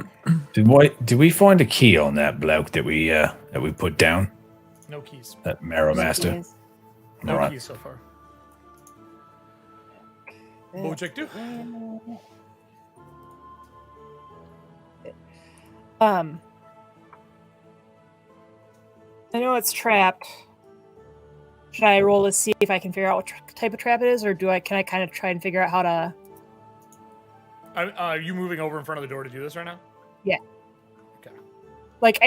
He's like, can you come over here? And we're like, hold on, as we're like very carefully taking this old book and putting it in like a sleeve and whatever to protect it, and then I would go over to the door. Move you over there. Yeah. I'll move this out of the way. All right. No, you can't tell. You're asking what type of trap it is. Again, you can see there's a trigger for it. You would have to disarm it, but you don't really see anything other than that. There are vines that are going over the door, but the vines are actually torn up because somebody exited this room. Okay. So you don't have to break the DC of the vines. If no one would have came out of it, you would have been dealing with that. Right. Okay. Then I will try and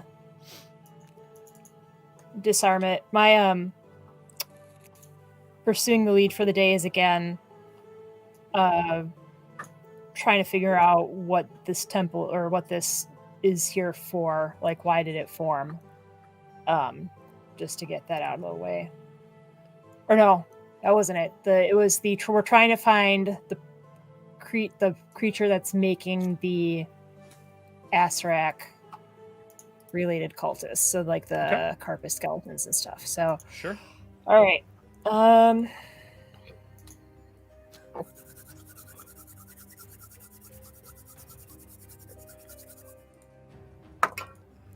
I'm going to spend a hero point because I did not let's like start that. these rolls off right. Not like that at all. Oh, this is gonna be so bad. Try this again. That dice has gone forever. This dice has gone forever. This song is called Dungeon Keeper. I got a 16. 16. It is trapped. As you are working on it, you almost, as you pull a piece, move a piece aside, you almost set the trap off. Okay. As you like stick a pin in and stop it from the pin from snapping to set off the trap. Ugh.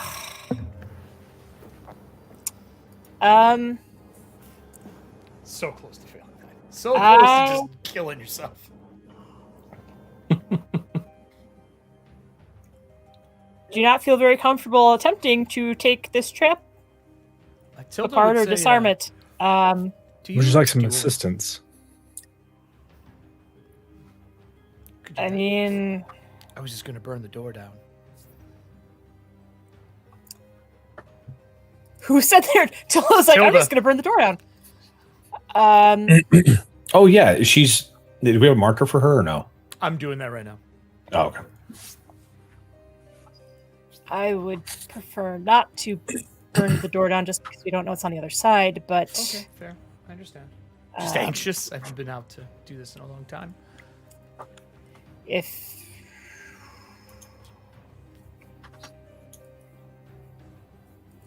What do you want to do? Leave it? I'm gonna step back, like All right. maybe Is it mechanical? I mean No one was high it's- enough to identify the trap, just the switch. Like, you All know I know how is it that- triggers. I was messing with the plate, the mechanism, and I almost set it off.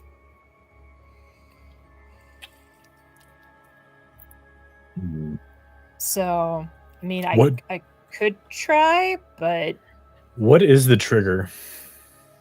There are pressure plates on each side of the door, On each side of the door. like in the frame.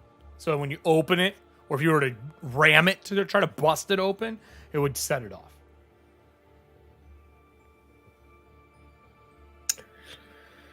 Hey, Everston.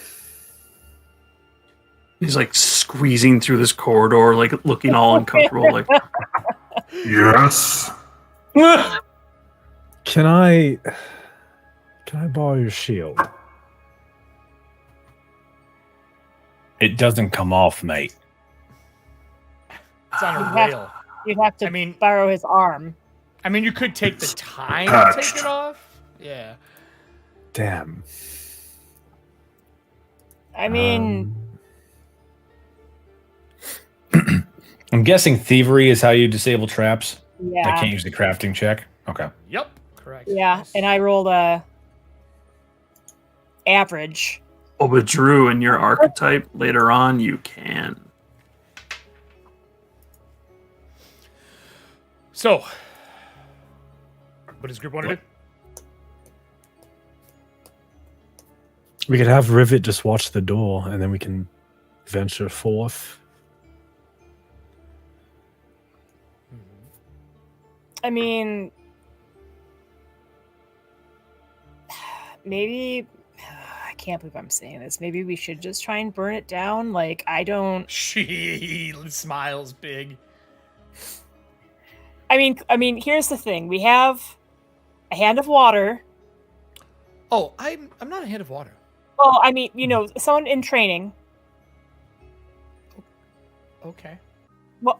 That is, are you? I'm a hand of flame. That's what she says.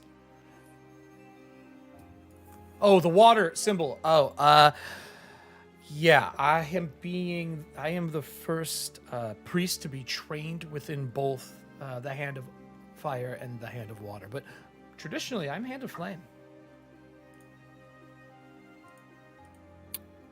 Oh.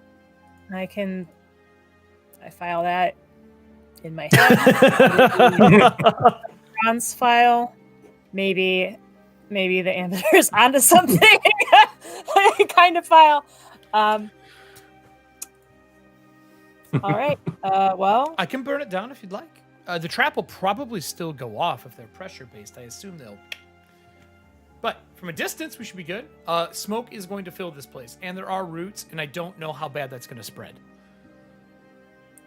well, that's why I was initially saying if you were kind of. Well, I can also put it out afterwards if I stay here. Just the smoke inhalation will be a little rough. If you're Right. concerned Well, about putting it out, I can just stay here to put it out. I just didn't want to be caught in the blast of whatever the trap was. I could assist you with some guidance if that would help with disabling it, if you think you can disable the trap. I don't know if I can. Like, out of character, I rolled a 9, so. Right. Well, then, the door is small. I don't think we could knock and see if anyone answers. It's a good way to get the door open. Could we perhaps use the point of, sorry to keep mentioning Everston's shield, It's on both sides. but if he jabs it, can't it hold the pressure of both plates while we get in through the door? If he uses the point as like a ram to break down the door. He would have to be able to hold both sides at once. Right, that's what he's saying. Like, Hold on, boom, hold and on. put the shield in place of where the door is. No, his shield's not big enough. Okay. But even if it was, you have to apply the right amount of pressure. If you push it too much, you're still gonna have the same problem.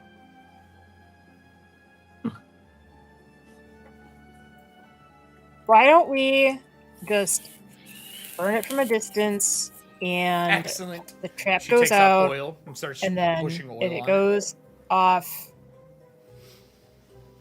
then we can run in with water to Okay. put it out. Let's let it burn, and we'll come back to it. Let's let it burn. She puts a bunch of oil on it, and she wipes the door gently with like a cloth, and she, boom. Well, It let's starts wait burning. until we're not standing next to it before Wait, we it do takes this. time. Let's go. It's not going to blow up. It's not how fire works. It's She not starts that, we're walking concerned away. about the trap exploding. Nothing's going to. Trap's not going to explode.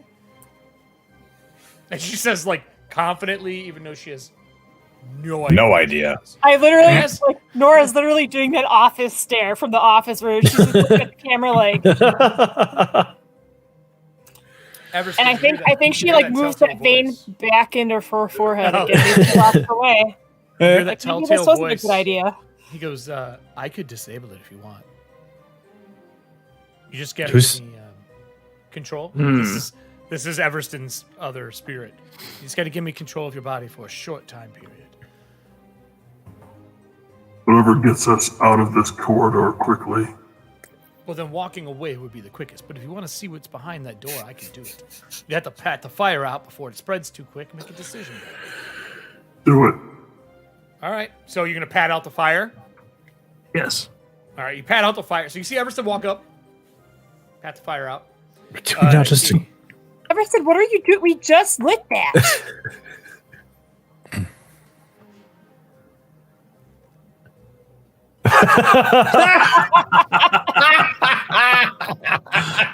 And you see his hands like deftly work and push plates in, and he takes some of the burnt wood and jams it in between and properly wedges each one of them. Does some stuff, and then he unlocks the door. And you hear Mate. you would hear the spirit come back into you and goes, "Ooh, that is way more tiring than I thought it would be." The door's unlocked, Everston, and the trap is good. The trap is gone. Axe blades would have really sucked, and you hear him fall asleep. And she's walking away, totally happy that a door is on fire. It's clear. Let's go. Are we? You had like nimble spider finger. Are we not going to talk about? All right, Teach their own secrets then. And Oliver just follows after Everston. Out of this corridor. I'm going to move the door. There you go. So inside this room, in the center, there is a armor rack with a shield and a sword behind it. A person in what looks like black scale mail. Like a style of armor you do not see in Ethauntia. The blade itself, at the top of it, it's got like a flame burst that goes up it in green. It's like a shiny metallic. The shield itself is pretty good size. And it has a dragon's head on the front of it, embossed. But it's got a really narrow snout, almost like a Nile monitor, not like that traditional big horned style dragon. The eyes are set with emeralds, and the armor itself is black scale, human size. Floating around the bottom, like near the floor, maybe baseboard height, is tides that are just swirling in a constant motion around the statue on the inside.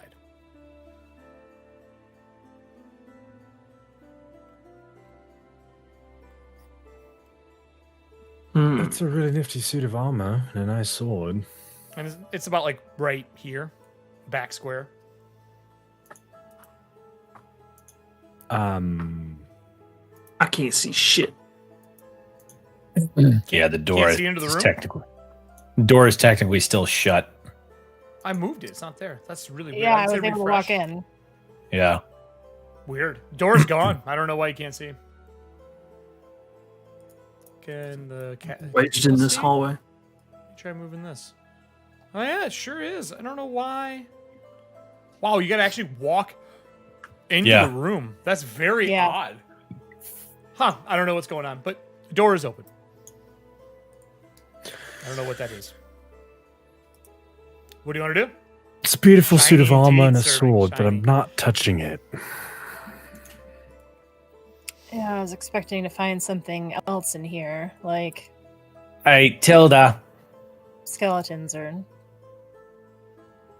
marks of Astrak or something, not a suit with a dragon on it. Tilda, from down the hall, you hear her come walking back. She goes, who put the fire out? Oh, you have the door open. Oh, that worked really quickly. Didn't expect that. And she would make her way into the doorway. Nope. She backs up, seeing the tides on the ground. As you guys walk into the tides, it's like swirling around your feet. You're used to this stuff. She is not. Tides, you are walking in them? I woke up in them 40 years ago? Okay. Like, Is there anything in that room that is of interest? Is there people or problems or however? Yeah, I'll get out of the doorway so you can see, love. I'll get out of the doorway so you can And come I'll in. step to the side so she can see the She looks and Armor? she goes, old armor. Pre-sundering, by the looks of it. I don't really know anything else about it. She waves her hand and puts her hand up. She goes, all of it's magical. No. The armor is not magical. The shield and the sword are magical.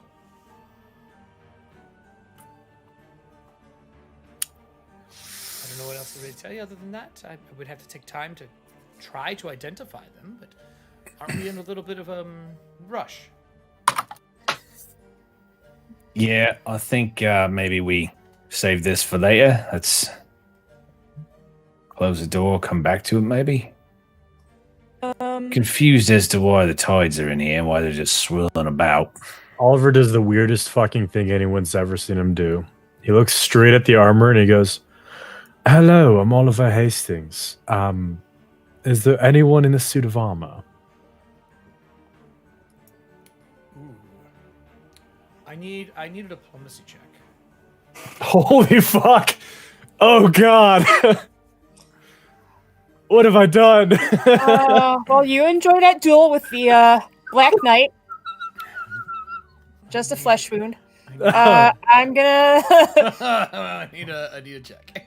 Oh shit! 27. Back from it, you would hear This armor once belonged to the Knight of the Rotten Scale. Who are you? I just said I'm Oliver Hastings. What is the Knight of the Rotten Scale? Do we hear the back and forth or just Oliver's end? Oh yeah, Eric? it echoes in the room. The Rotten Scale, the book, talking about the large lizard creature. The arm drops down with the shield, and the sword arm drops down, and it turns and looks at Oliver. Armor, when you look through the helmet it has, it's hollow. There's nothing in it. Knight of the Rotten Scale, you were saying? Who are you? And it keeps looking out the doorway then at Everston.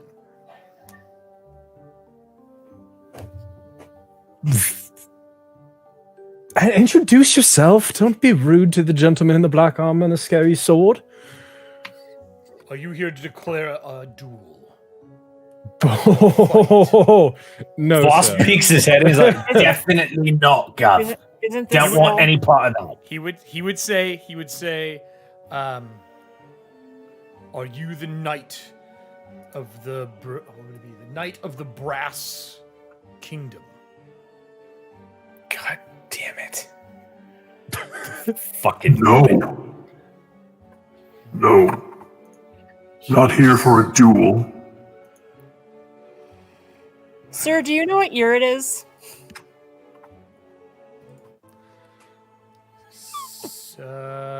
He would say, time is not relevant to a knight. Knight of immortality, you no longer need to know how old they are. If no one is here to duel, then I have nothing to say.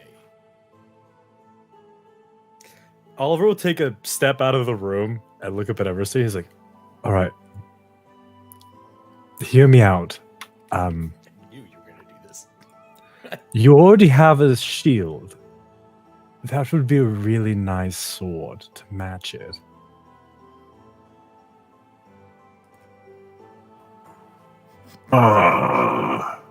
I'm ignoring this bad idea central right over here. And I'm looking for any secret entrances or exits that our Marrow Master or the perception. Carpus skeleton Yep. Give me perception. maker would have been like. They're like, let's challenge it to a duel, and I'm like, let's try and figure out where the original purpose of what we're down here is. For what it might be doing. I got 27. You do not see any doors or exits, but you do see areas where it looks like there are pieces of body, like an arm or a hand that is extended into the dirt. The dirt is pushed in like a quarter of an inch. Like only you would have caught this stuff. Or like when someone put shoulder through first, you're guessing they must have the ability to pass through the walls themselves. Okay.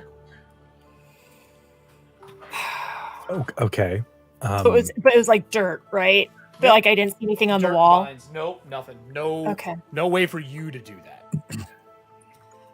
So as I come through, and I'm like, all right, listen up, bad idea station. It's not a terrible idea. The song is called House of Nobles. I mean, if you want to waste your time dueling a knight that seems to... I shouldn't say waste. Dueling is a worthwhile pastime. It has proven itself useful in our endeavors so far. I do not think it would prove useful for this particular endeavor. And it has its arms crossed again, and it's just standing there. Fair point, Nora. Knight of the Rotten Scale, I have a question for you. Also, the Knight of the Rotten... Did I tell you what the Rotten Scale is? Could I maybe tell you what that is before you... Who is your daddy and what does he do? I'm like... Oliver, give me for a second. What's Pull him over by his ear. So, the books that I found while you were resting when we were first down here, the book that I found in Deep Speech, right, talks about the Rotten Scale as a large, ancient lizard creature from at least 100. I don't want to say at least 100 years ago, but the stories that are in this book have been collected over the course of a couple of hundred years. the size of this rotten scale ranges from 10 feet to 40 feet, known for living in bogs and swamps, much as like what we might find to the east down here, and enjoys hunting its prey, killing it, and then hiding it in the swamps so that it can eat them later. And then when it's done, the bodies just float up for people to run into. So if this is a knight of that rotten scale, maybe we should hold off on dueling it. I'm not going to request it for a duel, but I figure if he's amiable and we can talk to him, maybe he has some information about the denizens of this place we might glean some intelligence from. You can definitely try. I just feel with its stance on not wanting to do any, not wanting to bother with anybody unless there's a duel involved. I don't quite know how far you'll get. I mean, but if you feel like you can get somewhere with him, then by all means. I just wanted to let you know what I know about the rotten scale before you proceeded. Fair? Yeah, fair. Thank you, Nora, for giving me an educated decision instead of letting me waltz blind into another situation. Like the matter. Ruining my fun. Sorry. Tiny Everston voice who undid the lock of the door. Don't open up your mouth like that. Oh, he's snapping. That was just straight Everston. So what do you want to do? Oliver's going to talk to the suit of armor. He's like, good night of the rotten scale, sorry. Do you have any, do you know about the place in which you currently reside? He would slowly turn and look to you, and he says, "Are you challenging me?"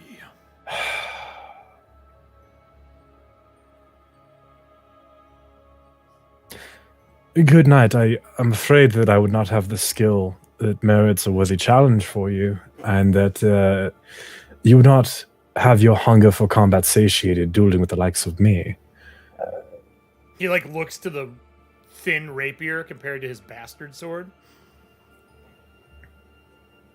That being said, if you could entertain the request, just one simple request, I would happily leave you back to your solitude. What was that? One only request. What is it?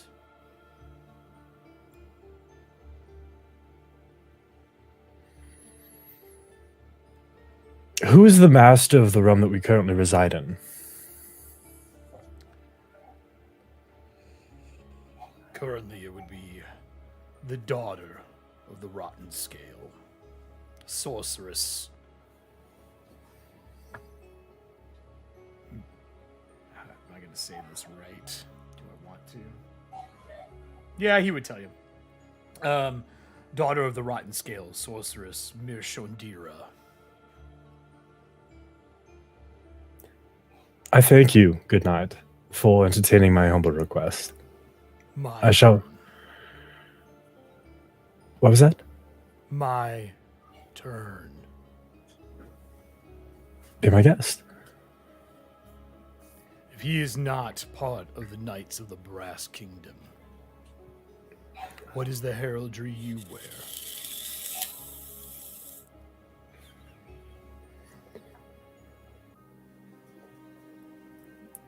In this city of Caldra, I represent my house, House Hastings.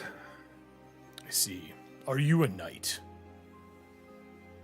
The House of Hastings is not an ordained knighthood of Cadra. Therefore, I do not bear the title of knight. Then leave. Oliver turns and leaves. Okay. Is anybody else doing anything? As we leave, I motion that we might want to close the door again, just in case this knight decides to head out. He never even left the little platform that he was standing on. He just stayed there. Well, you never know. You never know. I- You are we correct. We could keep it open and hope that the creature responsible for these skeletons goes in there and makes a dumb mistake, but I don't think that's going to happen either. So, House, can I get a roll on the armor itself? Like, do I know that this is a reliquary? Obviously, it's holding a spirit, or is it something else? I would need arcane. Arcana? Also, fuck me, I definitely just accidentally remembered the name he gave us as Elvira. It's not Elvira. it's not all that. It's Mirsondria. I spelled it right. Masirda? Okay. It's only a 15. Roll a 6. No idea. Okay. It's old, or someone did a duplicate, like that kind of thing. No one makes armor like that anymore. No one travels in that shit. Only barbarians travel in weird shit like that. Like, is it old, like, pre-sundering old? Like, can I roll society to see if I might have seen something like that in a museum back when I was alive? You're pre-sundering, right? Yeah, because I died in turmoil. I'll give you a society for that. That makes sense because of the fact that you were pre-sundering. Okay. For those who don't know, pre-sundering, when the world was broken, the tides and all the water and everything in the world turned into the dark tides. And when that happened, there was 4 years of darkness, and slowly the world is rebuilding itself. But they have a pretty good tech level. Think like Victorian times Wild West with magic. What'd you get? 26 society. So knights were known for wearing armor similar to this, but being this scaled nature, you are probably looking at what would have been like a precursor to a dragon knight, which is, I don't know, 2,000 years ago, 1,000 years ago. Very old. Very, very, very old. I feel like this is either an introduction to a future antagonist or just a real fun Easter egg. I'm not sure which. Why not both? Word. Oh, why not both? Yeah, there you go. Porque no los dos. So, All right. as Are we leaving and going east?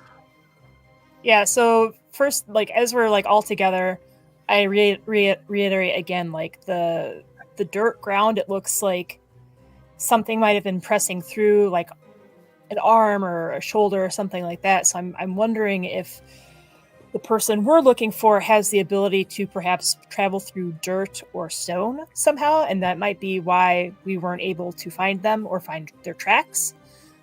So now we have something to look for if we come across any other similar patches of dirt. Second, I vaguely remember there was I used to go to a museum with my son, and he really loved dragon knights, and I remember seeing a suit of armor almost like what that was, and it was like something like 1,000 years ago, I think. You had a son, Right, yeah, that's an amazing tidbit about the armor. Let's put a pin in that. You have a son? I'm sorry, what? Yeah, Nora. you just said you had a son. I mean, I have flashes of my life. I was talking about something I vaguely remembered from a museum before the Sundering. You said, love, this is what you just said. You said that you remember taking your son to the museum and he loved dragon knights, and that's what you think it looked like, the armor that he would always want to see. Like he loved this type of armor. That's kind of what you were saying. That I'm sorry, I don't know. Don't confuse her. We all have fragmented memories from when we were alive hundreds of years ago. I mean, I've only been alive for 20 years, Everston. What? Party does. I mean, that's not important right now. No, of course not. No. Tilda Why would wouldn't say she? this. She would look at the group as you guys are talking back and forth, and she kind of looks at each one of you and go, "You all really don't know each other, do you?"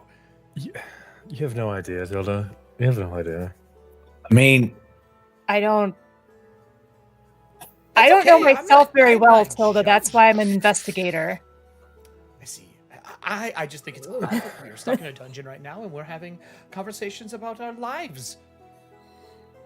That was more to offer some more assistance on that. Should we decide to? I was aiming that more at the 3 men in the group. Oh, Yeah. Okay. right. Look, let's shut the door. We can come back to it if we need to later. Alright. But let's go this way. And he starts walking back down the hall. Okay. Oliver follows Voss. Jesus. Wrong game. So going all the way into the next area, I'm going to move this just so people can see. Is the party going to follow all the way down this hall over here? Is that the game plan? Sure. Because that's I don't care, where it whichever wrapped one you around. want. But this is Yeah. the hallway where the hound died, right? No, that was that was to the south. yeah, This it is- was down here where he got blasted from the. That's Jin right. would okay. tell you that it wraps around. There is a magic missile fusillade waiting for us around the corner, though. I don't He's know like- if that's the case. We might have taken care of that the last time when we destroyed those glass orbs. Yeah, Jin said, I didn't see anything. The only thing I know is to the south, there is a door to the south. Otherwise, the stairs continue down to the bridge next to the swamp. Those skeletons are there still, those Carpus style, but they are tied to the grating. They cannot leave or move. I was tempted to strike them dead, but I thought maybe somebody would hear it. Tilda would walk in with the group. She has a lantern with her. And she says, well, if our goal is to go across the bridge to check this building, should we not just do that? Or do you want to go to the south and check that door? Jin says, I can go phase through that door if you want. I just don't want to risk us getting attacked if I do so. Well, we were of the mindset, love, that we would kind of clear out this whole level before we went lower so that it's not. So we wouldn't get surprised if somebody came up from behind Well, you us. walk down like 5-foot steps, and then there's another set in front of Jin, another like 10-foot down over here. So this more just like stairs down. And it's not really far. You can see out into room from 7 to the okay. next room. She goes, and those, and she points to the Carpus skeletons that are chained to the gate, and there's 3 of them down a line. She goes, do you want those incinerated as well? I mean, I don't Sorry. see any purpose in keeping them around. She creates fire in her hand, and she says, is everybody agreement? I will just light them ablaze and let them cook on their own. Skeletons don't have a voice, and they can't speak. Do what you do best, Tilda. Boom, boom, boom. And she just basically ignites them on fire so they'll burn until they're gone. Nothing special. She's like, they can't leave. And you can't torture undead because they're already dead. So, where do we wish to go? Going across this way to the bridge down the stairs? Or are you going to go Is this south? is this the door here that he was talking about? Where are you clicking at? Door 8. Yep. There's a door there. Yes, correct. That door is cracked. You can actually see into the room. You could almost Yeah. climb through it if you had to. Inside, there's a bunch of chains on the right-hand side of the room. On the left-hand side, there are... what would it be? There are holes in the wall. Like, there's stone on that wall and holes in them. And there are 4, I think. Yeah, 4 holes across and 4 sets of chains on the opposite side. But other than that, there's nothing in that room. I mean, you can go and investigate, but I'm saying looking through, you don't see anything. And otherwise, it goes down into 9, which is the big open area, and then 10 across the bridge to a door that goes to a building. And it looks like the water wraps all the way around the place. Yeah, I guess move into door 9 here. Room 9. You said in door 8, like behind door 8, it looked like there were chains on the wall. Yep, Okay. chains. Who keeps moving Jin? Stop moving him. Yeah, Oh, he's that my was me. camera. I was just having to meet us around the corner. He's my camera. Don't do that. Oh, okay. He's how I'm lighting the room for the people watching the show. So yeah, 8 has chains on the right hand side and holes in the wall on the left. You'd have to actually bust that door down. It's cracked. It's jammed. Everston could easily pull. Actually, Everston or probably Nora could pull it off out of its jammed state to get into the room if you wanted to go in there. But there's nobody in it. Well, that we chains can and see. holes. Like, I want to see if there's any more remnants, like, or any more evidence of someone pushing their way through the ground. Between the both of you, you're strong enough just to rip it off and make your way in. I don't think.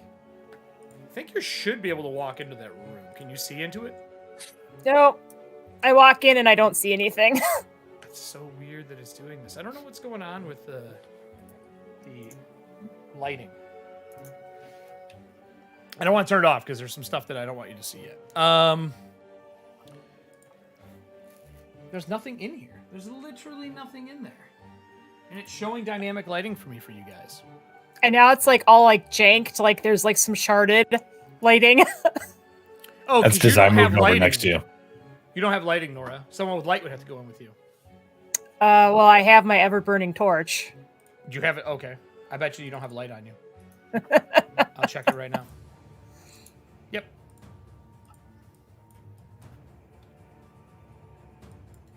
There you go. Okay. All right. Perception check to search it. Yeah, I'm gonna do the perception to look for any hints of this Carpus skeleton creator. Okay. You roll. Going to spend a hero point because I do not like that natural 1. I'm fine with it. Well, that makes one of us. That's a little better. That's a 22. Looking around the room, the holes in the walls go back pretty far, and they look like they drop down after 2 foot into a small chamber. You don't see anything. It looks like it's a round chamber in the back area. And then across the chains, it looks like they would have people chained up in here, and there's probably something at one point in time that used to live inside of that den through the holes. That would be the best way I can explain that, unless you like dig it out and really get into it, but that's all you see. Would you say 23? 22. 22? You would notice there are some faint black scales left behind in the holes that go in. Okay. I will grab one with my detective's kit. Perfect. Just the one, and then I will kind of like before I put it in the evidence bag, I'll come out and I'll be like, well, I don't know how recent this is, but we might want to keep an eye out for this rotten scale creature. Behind you, Tilda's giving last rites as she's putting out the fire on the skeletons. Just in case there was anything. As those all burn up. And what would the group like to do from there? Area 9? All right. I'll move people over there. Danger zone. So, across the way, there is a door.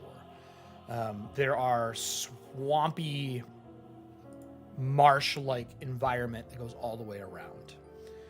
Down the east side, you can see bubbling in the swamp, and it's got like this peat moss that floats on top of it. There's a few holes here and there. In the back, you can see the mold, like the peat and mold, bubble, and it'll like bubble up like a good 3 or 4 foot and sink back down. As you guys get near the edge, you can see the ripples move under the water as something is moving underneath it.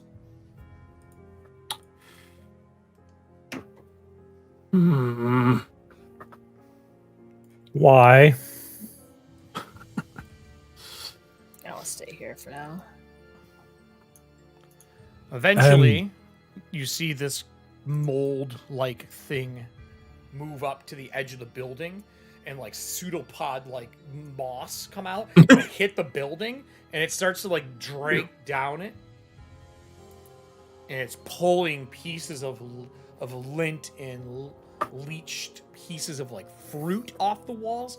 And what you realize is the ceiling has got roots hanging down, and there are these red like apple-ish orbs on thorny vines hanging down. I don't like that. And it like grabs them and pulls them back into the water and starts eating them. So what's moving around? Can you guys not see it? I missed that. Like I saw like a something, but I don't. This thing here, it's like a moss pile. A moss pile's moving around. Okay. See it here, Kelly? Yeah, I see it now. I'm gonna move him out to the middle here. Tilda goes, "We are not swimming in that water, right? We're not gonna get it. We're gonna avoid it." No, that is no, definitely not. I mean, that's the plan, is to not swim there, but hopefully that that bridge will. Okay, I'll move Nora, which you can actually see. That's why. Can I do a perception check for the structural integrity of the bridge? It wouldn't be perception. It would be craft or lore that makes sense. Fuck it. I got a 6. It looks old and moss covered. Maybe the moss and the vines are kind of holding it together. You ever seen block or brick houses where there's just moss on it and you push it and it kind of moves, but the moss and the spongy moss like provides like extra structure. Yeah, it gives like a mesh netting. It's almost like that. I think that's a perfectly safe and structurally sound bridge. We should definitely use that to cross the water instead of swimming. So Oliver's saying this out loud, so Voss is definitely going to take a look at it because he doesn't believe that's possible. That is the worst thing you've heard all fucking day. Yep, looks clear. 15. No, even with a 15, not clear.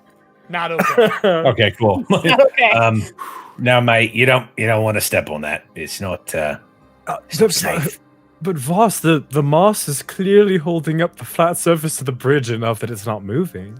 The Right, bridge is moss holding stones. stone, mate. Think about what you're saying, and then don't say it again. Just think about it. Oliver, Submit your next 10 words in writing to me first. Oliver, what's to say that this that the moss holding up that bridge isn't consisting of this moss that's currently moving around and eating What is everything? physics? You are absolutely right, Nora. I'm not going near that bridge. So the bridge is flagstone. Oh, so you listen to her. Flagstone, it's got block. I mean, along the it's edge. actually pretty smart. I listen to it too. It's not really a. The bridge has got flagstone. There's block along the edge, but it's not a rail. It only goes up maybe like a foot and a half, just enough where water would hit. It wouldn't cover the bridge. The water rests right against the bottom of the bridge.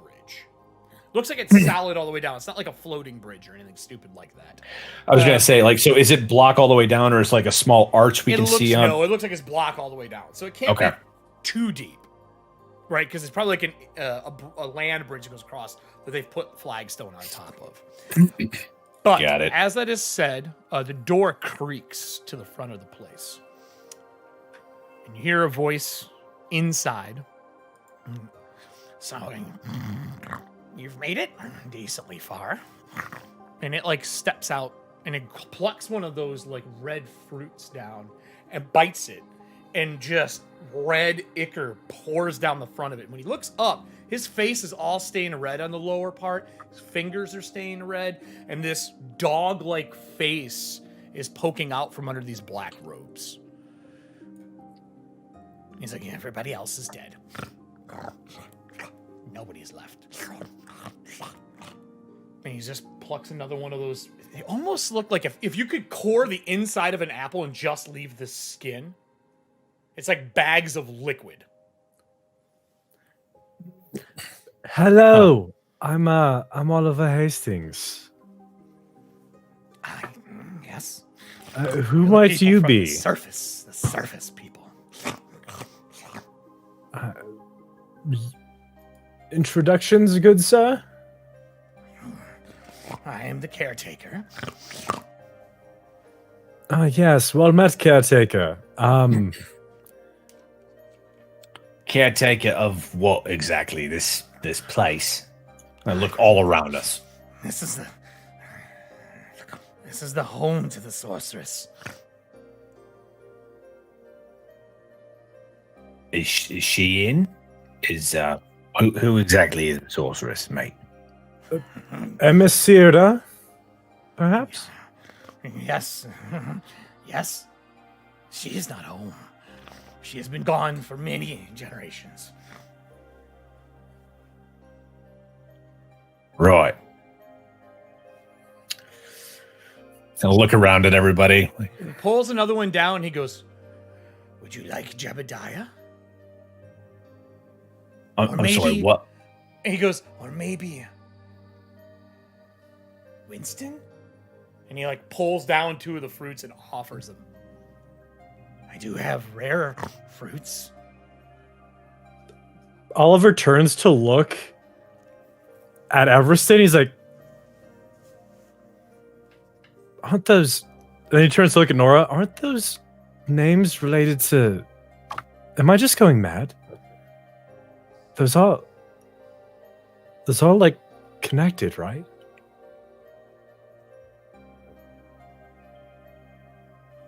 No, I'm just going mad. Okay. Well, Jebediah.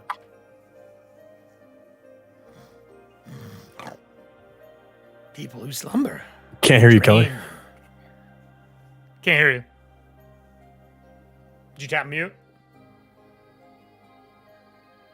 Did I tap mute? I ain't tap mute. You're in chat. Let me check my end of this stuff. And that's how we know it's time to go when Kelly's mic goes to sleep. No, we have to finish this part. I don't. Here, let me go into the OBS Ninja. Dude, immediately my brain was like, "Oh shit, those are Everstons." Oh no. Oh, you're not in the chat anymore. She's frozen. She's rejoining. All right, well, when she rejoins, I will add her. Wraithmore's was Jebediah, and what was the other man's name? Lottie fucking da. No, it wasn't Winston. Jebediah and Gordon. We'll see if we can get Kelly back. He goes, I offer you fruits of the tree. I have some rarer ones of hobgoblin blood in the back.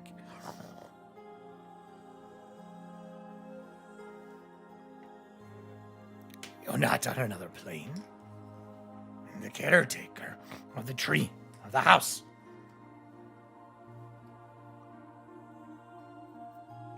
Vigdavar would be happy his daughter took over the house.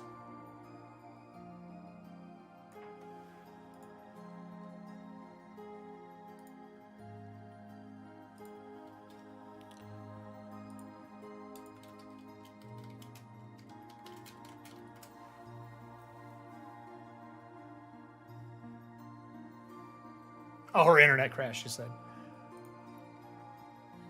I told her to rejoin, I'll add her. Am I at the what of the house, would you say? No danger. You're not in danger. You killed the people who were trying to take this place. I couldn't kill them all. There she is.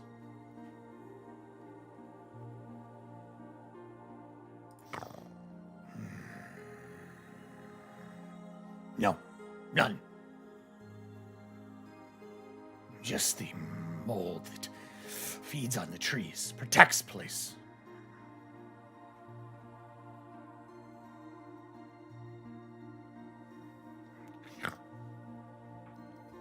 I'm not bad or good. I just take pay. Lovax protects place. Oh, she disappeared again.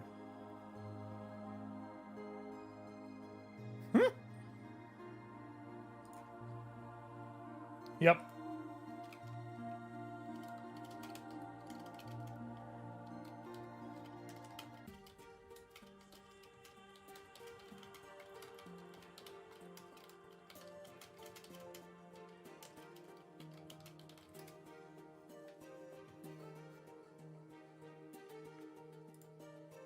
tree is old.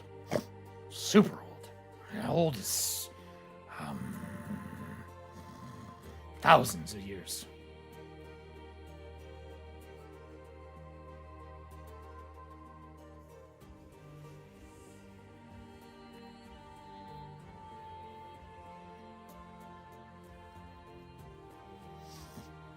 Yes. It's old. Very old. The blood from it is feeding the tree.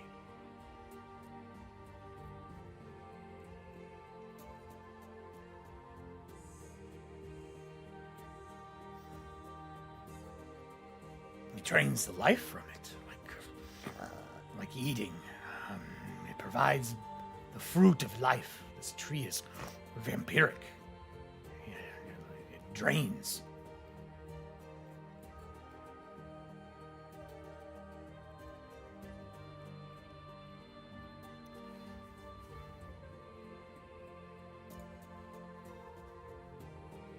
Did everybody free? Hold on a minute. Chat said everybody's free. Alan, can you try talking for me? Okay. I can hear everyone.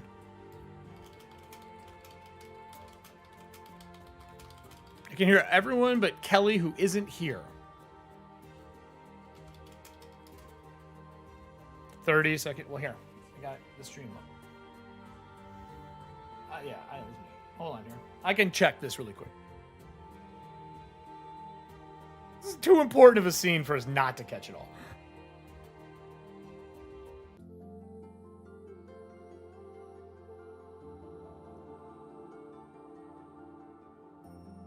Closer to apples.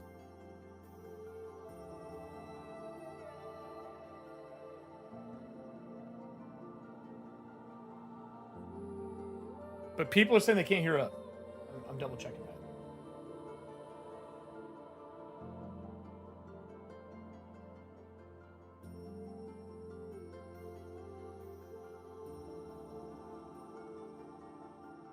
Yeah, I can't either. So it's just me that can be heard. I just double checked it. Let me try switching scenes. Can we get a sound check really quick from everybody? I'll add Nora back in here in a sec. Nora's not in here yet. I gotta add you back in. For some reason, it didn't re-add you.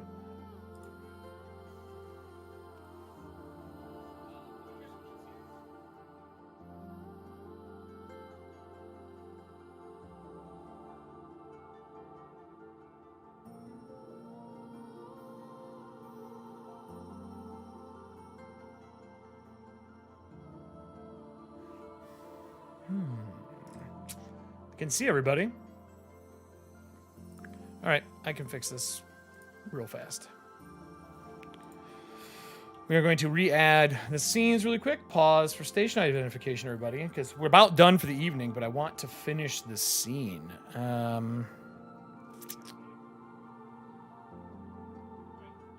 think I'm gonna stop and restart. Really?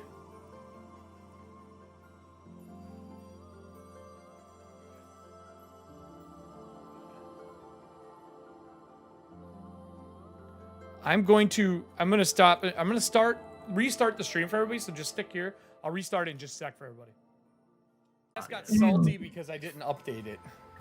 So salty programs. Just Rain and Mortensons. So everybody, I see we have much more people in here. Thanks for the raid. I think it looks like Albatross brought some people over. And a sub got gifted away. Thanks, Kelly. So back to what I was saying. He says you asked about the tree. Right? And he said, he goes, it feeds off of the coffin. People who sleep. It doesn't kill them.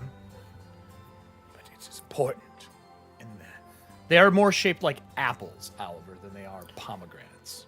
So the coffin is connected to this place of existence. No more. Anyone in the city was connected. That just happened to be better sustenance. Old blood. Like I said, tree is living, like all trees. Vampiric.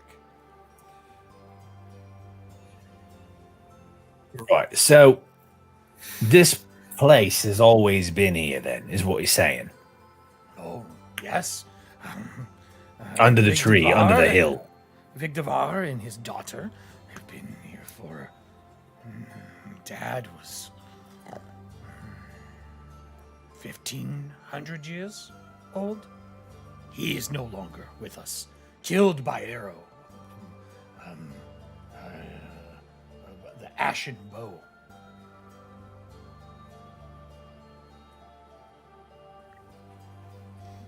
Oh, yeah. I see that smile. Oh, I knew exactly where we were when you had the shield. I was like, "Fuck me." Well, I mean, I don't know what's going on because I never played pre-Ethauntia, Yes. so. Dope. Yeah, I know. It wasn't Ethauntia. This is something else. We're getting to the part that Nora's gonna know. What's going on? I don't know what he's talking about. The lesson is that never do anything with any of your characters because the repercussions will come back and kill future generations. 15 years, everybody. I mean, some of my Actually, this part characters is come and kill other. 18 years old. Anyway, So this place has always been here. yes, And what, tied to the coffin or tied to the tree in the hill? just the tree. Okay. Once great kingdom was in the moorlands. Years ago, many. I am not that old. Just read the text. Just read the text. But the You're apples, talking about the texts up in the library. the ones left behind by the great Donus. Donus. Yes, What's that? scribe for the greatest diviner of all times.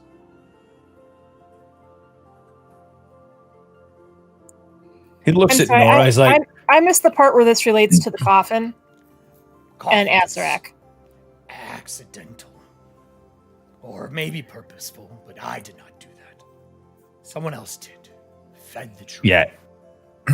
Apparently, yeah. So, Kelly, what you missed was we found out the tree has been feeding off of the coffin and not the other way around. Okay. Yeah, he said it was vampiric. The tree is vampiric. Yeah. In the fact that it sanguinates blood from things, not that it's actually undead. More the action of it. Right. So you're saying the tree has been feeding off the bodies of the Everyone. Anyone. anyone anywhere or anyone that was buried around here?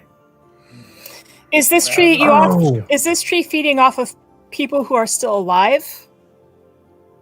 Because when we But it does not kill. I'm so curious. Yes. Is there an Oliver fruit? No. Would you like one? No. No. Is your name Oliver? Yes, I gave introductions. Oliver Hastings. Oh, if you're Mr. Oliver Hastings. No, you're too young. Too weak. Did you say too weak? Yes? Ouch. what is Captain Hastings, that might not be the worst outcome. what is Tilda doing during all of this? Writing notes down. And prepping fire spells. Got it. Well then, since She's listening. the fruits here happen to be of people with more renown or life experience, do you have one for a Air Marshal Douglas? Oliver perks up at this. And he walks over to like one of the walls, like on the deck, and he steps down into the marsh. And it goes up to like chest height. and one of the molds comes around the other side to him, and he like pets it like it's an animal. He goes, "No, Douglas. I have a Darius. I have a Briar, a Moore, but no Douglas." And he kind of makes his way back out of the marsh and back up onto the bridge. What is he? Like, what is he? He hasn't pulled his face back. He hasn't pulled his robe back. He's got a dog snout, though. I was going to say, does he look like the wolf with the human hands that we saw in the picture? No, he does not. Okay. I mean, if you ask him, he would tell you, but no one's asked that. Good It's hard to sir. tell. He's really shadowed. Like it comes down to like here. His eyes got like a little bit of a green lower half, like light catches them just right. Good sir. When discussing amongst pleasant company, it's tradition to speak face to face with them. Oh, I've been hiding from the men of Asarak. He pulls his hood back, and he's black with white and red spots, like he's dyed his fur. He's a gnoll. He says, "My name is Lovax, touched one of the rotten scale, keeper of the tree." I'm starting to see a theme with this place. This rotten So- scale must be a really nice fellow. He is I don't know how to use the word nice. no but more. His daughter is, like I said, alive in somewhere, but not here. The only thing left here is myself and the Night of the Tides. She is here. Oh, in that cursed armor. Yeah, the night of the tides, we ran into him, had a small conversation. To her. Knights of the What? Tides you have not met. You have not walked through the waters, I would have known. Well, we met someone in cursed armor. He was a knight of the scales. He's a rotten scale knight. A Yes. father's person. He is not allowed to leave room unless challenged. I locked him there. Untrustworthy. Why did you lock the kind knight of the scales in the room? He is not kind.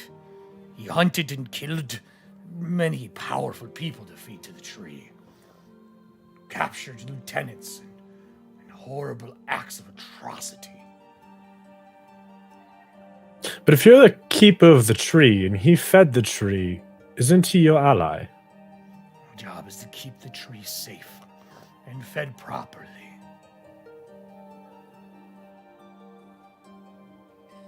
So What does the thing that is piquing my interest, I'm whispering to the rest of the group, is that he's been hiding from the men of Asarak. Maybe he knows where they've gone. Perhaps we should ask him about that instead of going down a tangent about a man in a suit of armor that I don't really care about right now.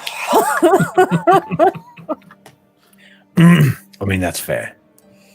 We can do research later, but I feel like right now our... Sir Caretaker, I believe you and Caretaker our group Lovax. have a common foe right now. We are looking for these men of Asarak so that we might stop them. Do you know where they are hiding in your realm? I do not leave the home of the daughter of the black scale, of the rotten scale. I do not leave here. The tree is my duty. I stay here and in the waters. But the knight might know she travels all of the tides. So the knight of the scale, the one that you talked about originally, the one who lives in the tides, she might know? No, two separate knights. Two separate knights. I'm sorry, I have a lot of things on my mind at the moment. Yeah, imagine that. And he would pull down a fruit and he would offer one to you. And he would say, Edna?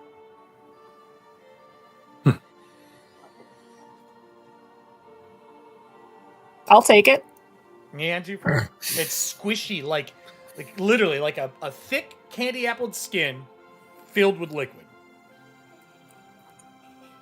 When I look at it, do I feel Life anything? essence. No. It's warm. It's very warm to the touch, like body temperature. Do I feel anything from the? No, not currently. Not It's currently? faded right now. Okay. Nora, you're not going to actually eat that, are you? You should. It gives you insight, power to those who have been fed off of.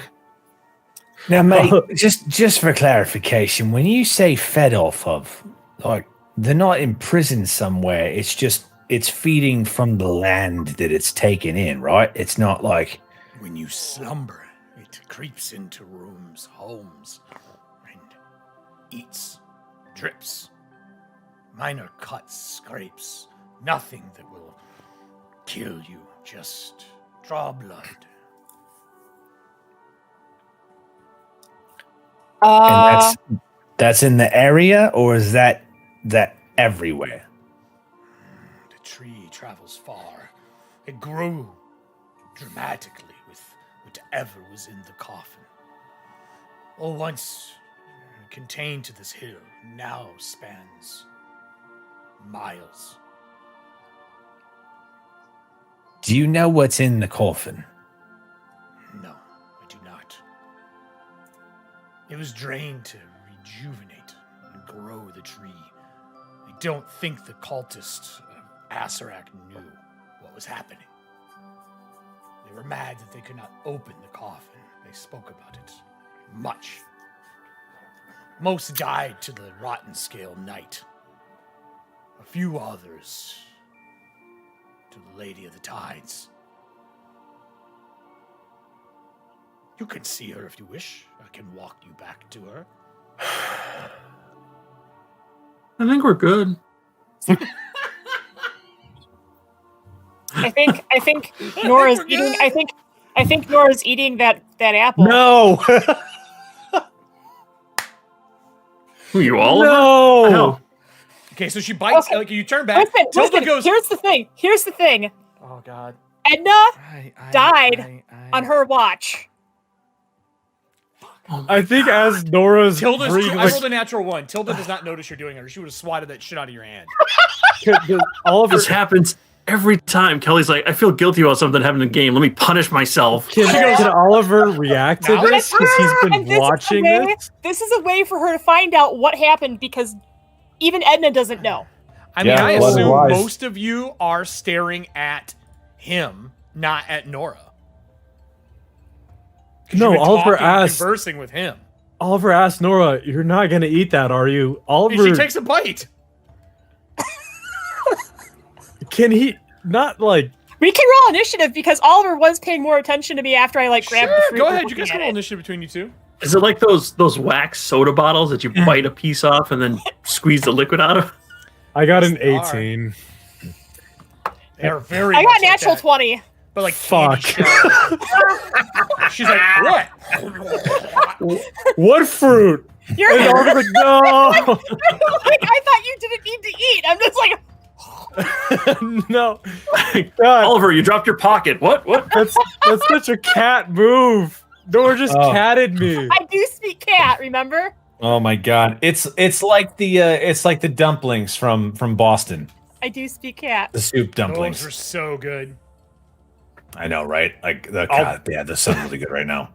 Where did the Um, fruit go? I'm gonna type a few things to you off camera. We're probably gonna have to discuss some stuff. Okay. But I'll give you a What few did you things. do? Okay. I made our show more Oh. interesting after I disconnected. Spit it out. You spit What it out did you right do, now. Ray? Sunburst. A weird Bite the immortal apple. dog man offers you a blood apple. You say no. I'm dead. I'm dead. I think I am. I think Nora's dead. Yeah. Oh, fuck. All right, there you go. That's what I'll say for now. Okay. Also, Second smartest person in the party. Everyone. God, Technically, yes, I've only got an inch to 16. See. Technically. Okay. And there's that. Okay. All right. And he goes, see? Knowledge. Learn from it. It does not harm you. It is addictive, though. As he, like, eats another one. Oliver has this, like, horrified look at his face, and his eyes do a quick flicker from Nora to Tilda back to Nora. As there's just, like, blood, and then I think Nora just, like, absentmindedly grabs a handkerchief and, like, smears it off her face. And it's like, I'm still not hungry. And then just puts the handkerchief back in the pocket. I'm going to do that. He says, if you want, I can take you back. If you wish to speak to the Knight of the Tides, the Lady of the Tides. I know she has mentioned the 5 of you. Tilda goes, I'm sorry, what? Not you. You stay here. The 5 of us. Who the fuck is the 5th? I don't know. Actually, yes, I would like to meet the State of the Tides. I think. Oh, god damn it. Did she talk to us? Yeah, right before we entered the gate. She might have. I don't know. Were you touched Then I by would the like- tides at all? Ever? I would like to meet this in your woman. life? I would as well, yes. Then I will take you back. He turns, grabs like 2, 3, 4 more apples and like puts them in his pockets. And he offers one more out just in the air. And he would say, let me see here. I'm going to go with Tristan. Was he a Sky Marshal? No. I guess it's a good thing he wasn't because he ate it. 1,200 years old. Outstanding. Part of the Zealots Order. Sorcerer of the 7th rank.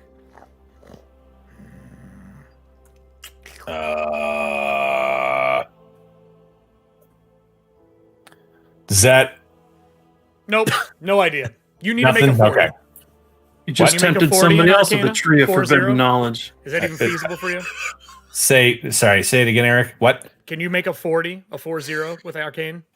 No. Don't even try. Nope. Or actually, I should say this in the right way. Are you a master? No. Okay.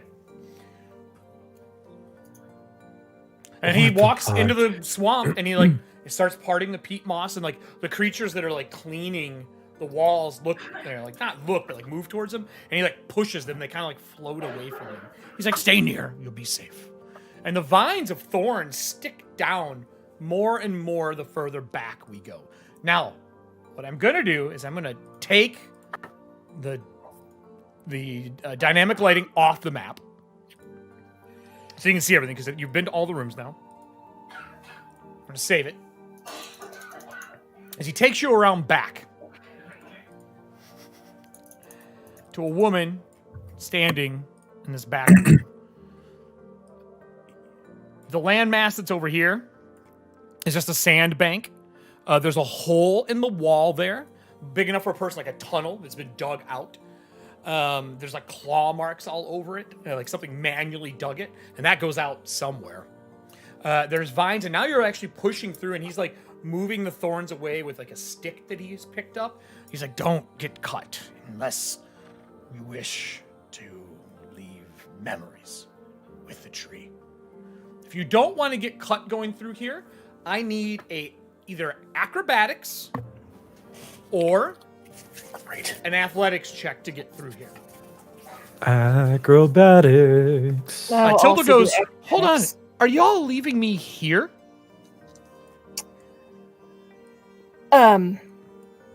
He goes, you're safe. Everything is dead. Right.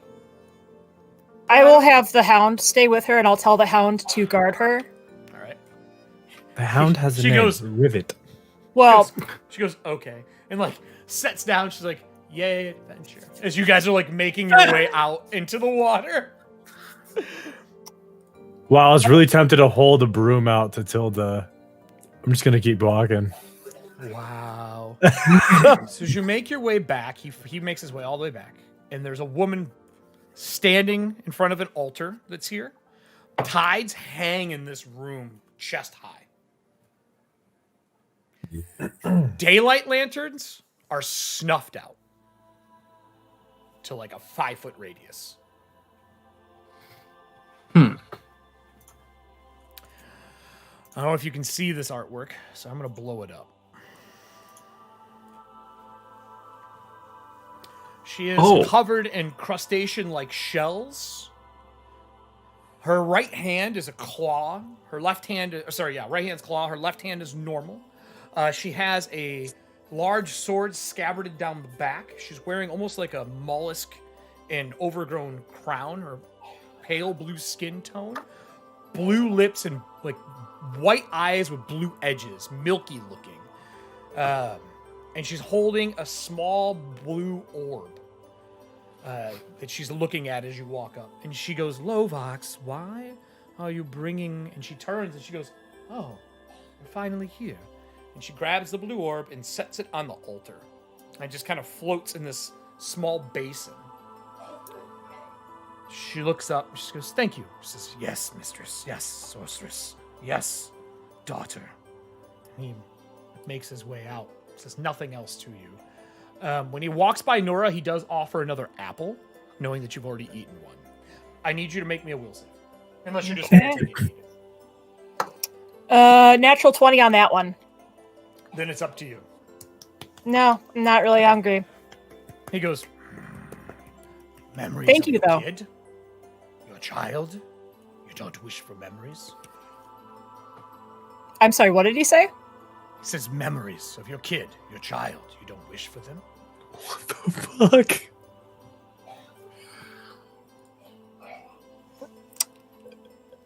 That natural 20.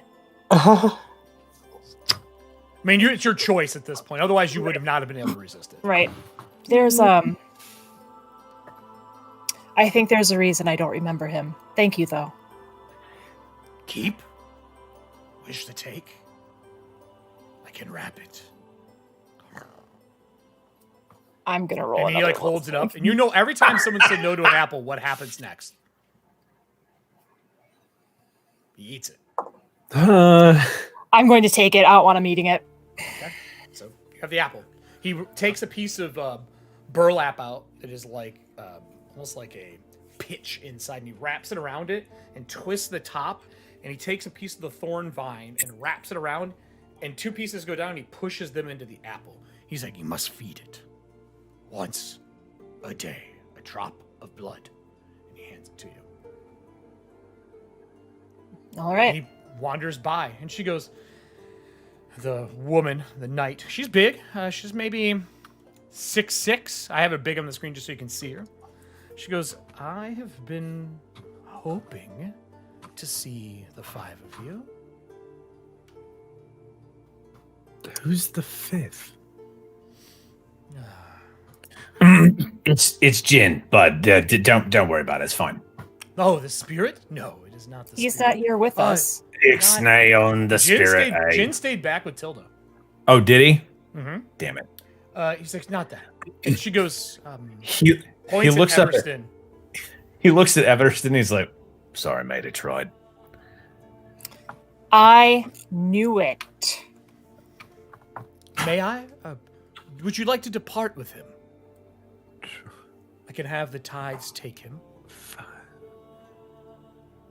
I never considered that. This is just how we've been from the beginning. I have the ability to separate you two, fetter him to something else. I can use the tides to do it. They do my bidding. What do you mean there's been 2 of you? I had my suspicions. And then ever since What? stopped lying in front of me. Yeah. Yeah, Nora has a child. Everston, there's 2 people in your body. So, House fettering lore Yeah, of give me a roll. 28. The only people who have ever done fettering with the tides is the Crimson Order. And then it was quickly deemed illegal. Got it. Because when you tether them that way, a lot of times That sounds right. Whatever way it was tilting and going wrong, it usually pegs and goes deep wrong, like horribly bad. And she goes, and she looks at you and she goes, Voss, Calcor, son of. And she looks at you like she's searching for the name.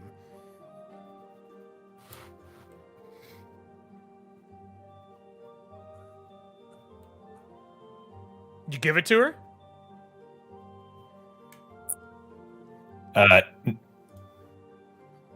It's a choice. I'm asking you if you do or not. No, he doesn't, because he would not want to. You need a will save? Yep. Okay.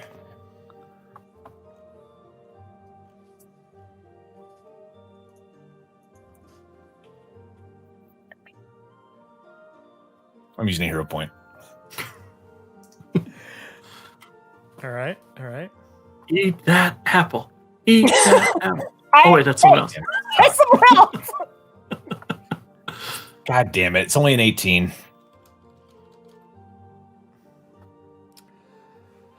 Okay. She looks at you and she's like, don't fight. I don't wish you harm. I just know you and your family are part of the Carrion Cross. Yes? The ship. That's right. Okay. And, Drillica? Is that correct? What'd she say? Drillica? Dillica? I think it's Drillica, isn't it? Your mom's name? I'm pretty sure that's what it is. Yeah, I think so. I have to look at the. I'm pretty sure it is. I mean, I've written down, so. Drillica. Yeah, she says Drillica Calcor, head of it, trained in survival, quizzical. Your mother. I've met her before. She dives in the tides quite frequently. That would make sense that you'd be able to pluck that information out of the tide, seeing as you are what you are. And what is that? What is that? Can we roll something to try and figure that out? Yeah, I guess. Well, I mean, as Lovax said, Lovax, excuse me, you're a knight of the tides. You're right. Lovox. Lovax. Vox, Lovax. Yeah, you can give me occult or religion. They will give different points of view on this. I don't have any religion, but occult. Fuck you, dice. Jesus. I will do. Should be rolling Norse dice. Religion. I don't have Norse dice. They They haven't sent me one yet. Is this a roll we're all doing, or is it just everybody Voss? can make it if they want? Yeah, 100%. I got a 23 religion. 23. They believe that there are keepers for everything. The fact that someone follows the tides and cults, there's cults all over the place that follow tides. I think it gives them power. It would make sense that maybe she is one of them. Maybe someone who follows a cult or something similar. But she hasn't given a name other than title. Okay. She's I got an she is the 18 she is the occult. Lady of the Tides, not the Knight of the Tides. Oh, right. Sorry, Lady of the Tides. Well, he kept calling her Knight, and she corrected him and said Lady. Lady of the Got Tides. it. 18 occult. Nothing. Cultists. Yeah, Tides. I got a even 19. I rolled a 6. I see the 5 of you are here. Like I said, I can separate. I will not hurt him. I'm not an amateur like the Crimson Order or similar people who use the tides to fetter. I would be happy to make. Can you do it without it going sideways? I could do anything without it going sideways involving the tides. I control them. I think that's up to him. Is it? It's your body, not his.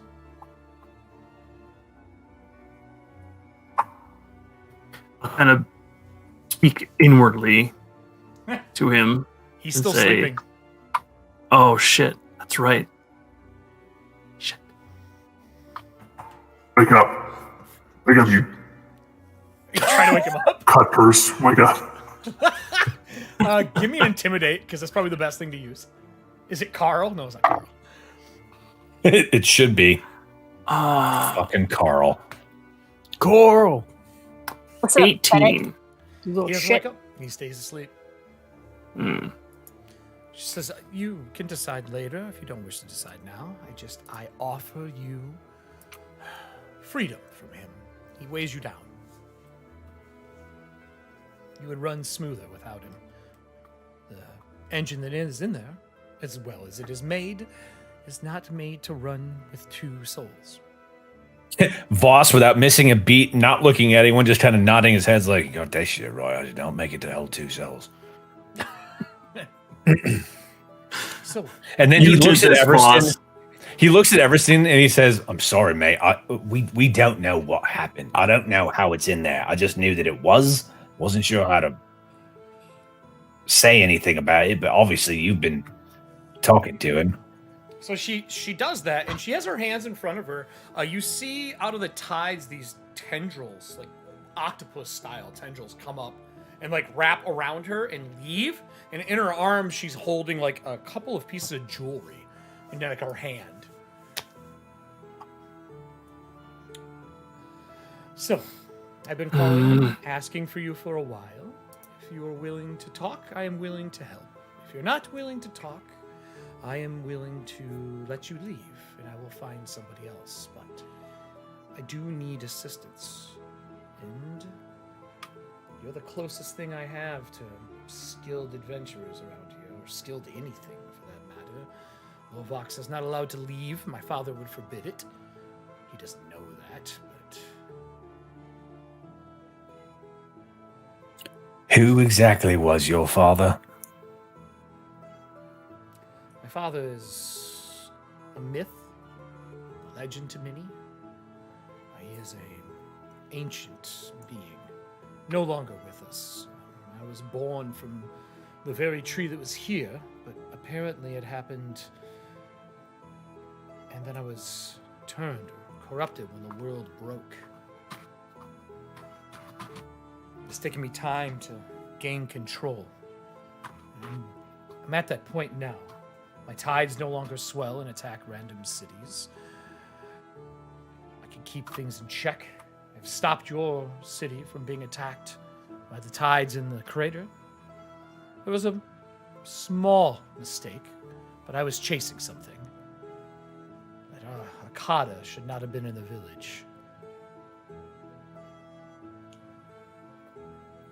So you've been helping us fight the Akata then, on your own terms? I have been trying to right wrongs. Yes. Everyone assumes that I'm evil because my... Appearances. Oh, I was going to say that my tides make people ill. Sick. Oh, I decay. see. It's not my fault. My form has been corrupted. Well, I'm willing to talk. It sounds like, according to the caretaker, Lovox, we have a common enemy with Asarak. She holds her hand out, and there's 4 necklaces on her fingers. And they're like, she's 6 foot something. She's big, she's armored, but they're a little longer because of the crustaceans that have grown over in that orange, black, and green. And she says, these, wear them if you wish to help. And she sets them on the pedestal next to her. And then another tendril comes up with that blue orb. And she says, I need this returned to my body. And it swirls from like blue to purple to black. And it kind of, instead of like normal glow, it like drips. My audio is low? No, I didn't think I was low all night. I apologize. Is that better? Sound good to me. Yeah? Yep. Okay. And she says, I know you're not going to know about me, so there's no reason to make you guess and look around or try to figure things out. I'll keep this brief and easy. I was once very important to the world before this one. And when it crashed and died around me, I sought to sleep and slumber. Slumbering went well, and when the planes broke and whatever this is, she points to like the tides and she waves her hand, it like moves with her. She says, "This is, I believe, my dying breaths."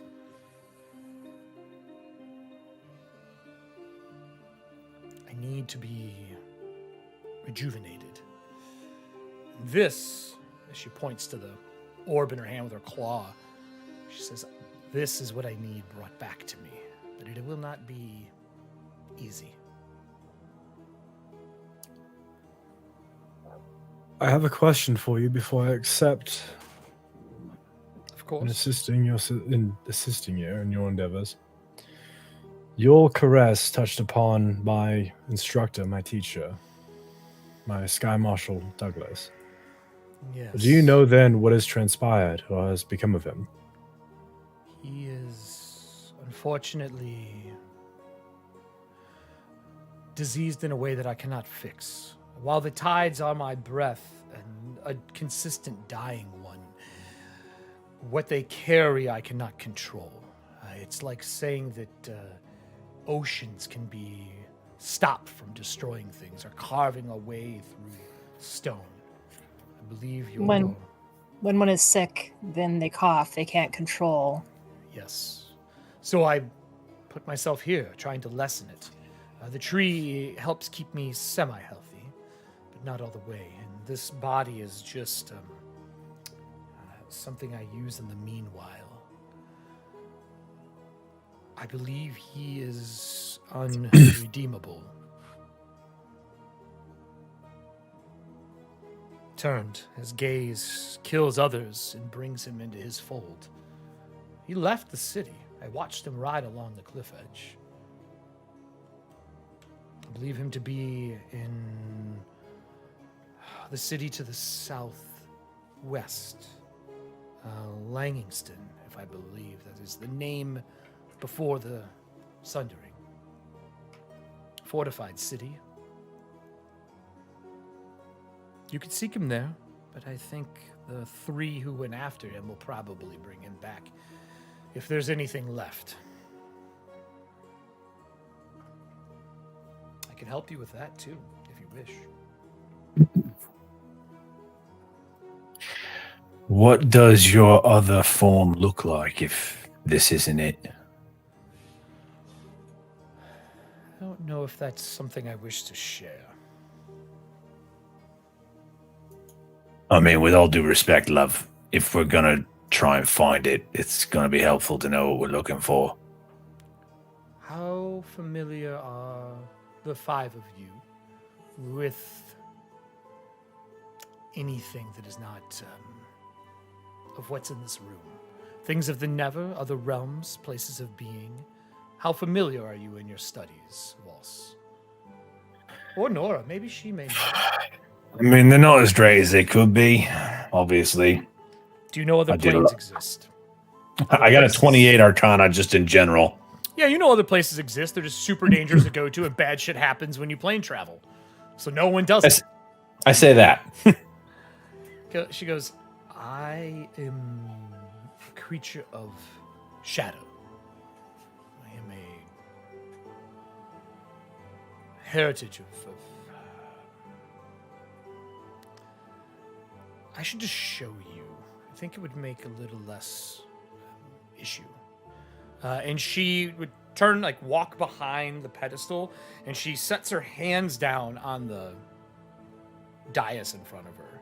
And you hear cracking of the shell on her and the armor as it splits and the black, like, tides flow up into her and pull the armor off of her, holding it like it's helping take it off. Underneath is a woman of purple and dark skin.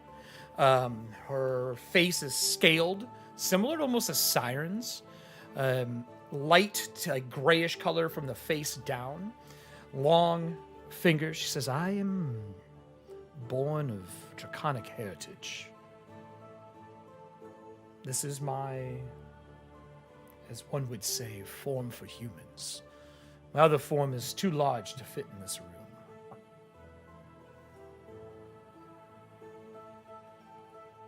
Drew's like, fuck you, Eric. Check. Yeah, I'm just rolling to see if he would put 2 and 2 together, which he did. Probably. So, your human form as it is, and being of draconic heritage, you're saying you're a dragon. I am saying that my father was, and I am something in between. Right. Okay, sure, why not? That's usually when people say no, Drew. That's when people say no. As fascinating as this is, I'm still not quite sure how this is helping us with our Asarak problem. There's no Asarak problem. You killed them. Well, they're dead now. They came for the coffin. They Right, wanted what was exactly in is happening with that? the body that was in it? It was brought here for my father, who is passed. They brought it to this site because it is originally the death of that person.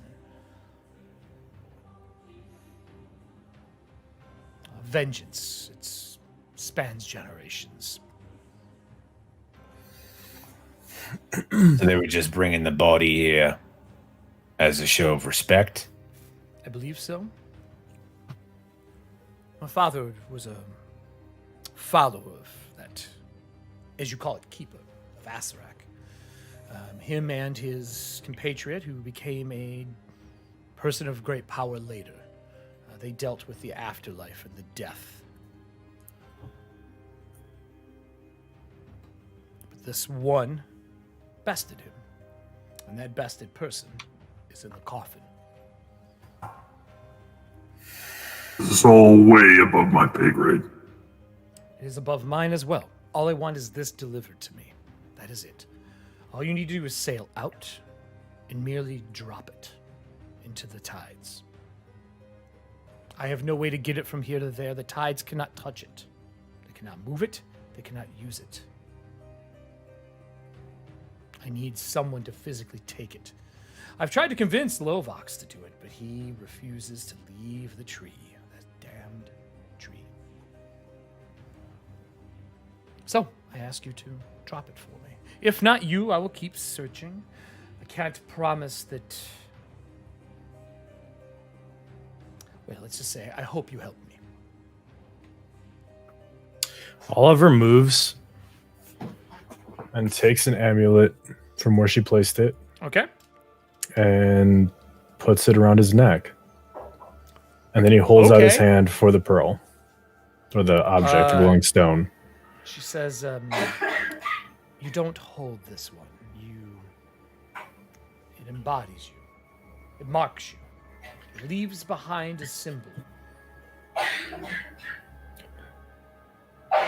Then let it embody this vessel, but in exchange I want any assistance in finding and obtaining whatever remains of Sky Marshal Douglas. I will have it at your doorstep tomorrow morning. In the tower. Very well. And before she gives the pearl over, she looks to the other 4. I know it is above your pay grade, as you say. Who's dying? Yeah, who's dying in the background? That's Jesse. So Rest in peace. Rip. Rest in tides, pepperonis. disease, bog mummy. Says I will ask all of you. Would you be willing to help as well? Or is he going on his own? I know that you have a ship, and it is the reason I am asking you. Otherwise, I would not. She's saying we just have to drop it from the ship? Simply drop it from the ship. You don't even have to dive into the tides. When it is near my body, it will be drawn to me. And then what happens? You're done. I mean, what happens after that once this goes back to your body? I will no longer slumber.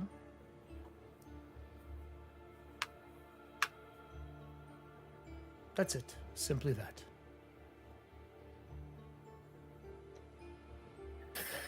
This body is weak. I can't leave here. I have to hide in this armor, this shell, and feed on these gruesome fruits. So, the noble one is interested. Why do you question so much? Oh wait, that's because Oliver makes bad decisions. Because I'm intelligent. Love. Wow. It's been nothing but shots fired at Oliver since the pre-show. Oh god. He kind of turns to Oliver and just gives like a subtle wink. I'm waiting for the turn where Oliver is revealed to be the big bad. Right? No, I'm just curious what happens to a dragon when she wakes simple. up. When a keeper or a creature of power has no followers, no faithful, no nothing, they must give part of themselves to them to bestow power. They can also use it to transfer of power. Would give it to whoever it is, you wear it. A mark will be bestowed on you. When you get to the site, you can forgive yourself of the mark. That's it. No residual issue, no problems, no damage, no nothing. I think what will not harm him. I think what Mr. Calcor is asking, and perhaps maybe he isn't, what I'm going to ask is, what happens when you get back to where you need to be? Like, what happens with your body? What happens when you wake up? Do you not know? It's been so long. I quit slumbering.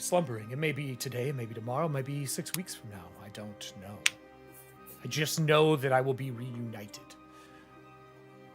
This is just a piece of me, a simple piece.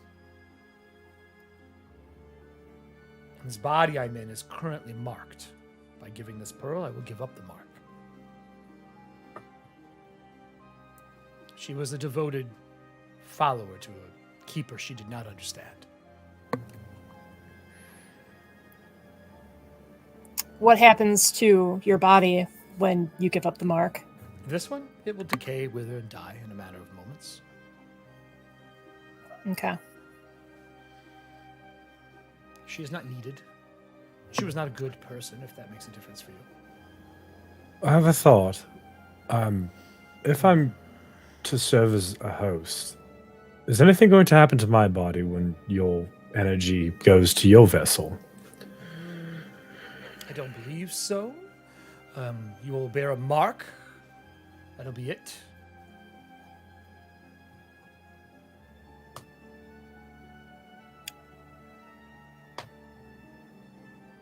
Would it be safe to surmise that if she's being honest, that then the reason that this body would decay is because it's been around for so long? Correct. Okay. So that's kind of what I tell Oliver. Like, I mean, no, he's dead. Sunburst. What was that? Sunburst asked if Terry was alive. I said no. Oh yeah, he's still alive. He died a while ago. Your son is still alive. Your half-orc siren son is still alive. Say, Eric, you don't know what kind of wasp you're kicking. Yeah, she was gonna kill you over dice. Yeah. So I tell Oliver, like, I think, at least my understanding is that you should be fine if we do this, because she won't be inhabiting your body for hundreds of years. Well, then I don't see an issue in assisting her, especially if she's done her best to hold back adverse reactions interacting with our town of Merrifield. Well, I guess that's my final question then.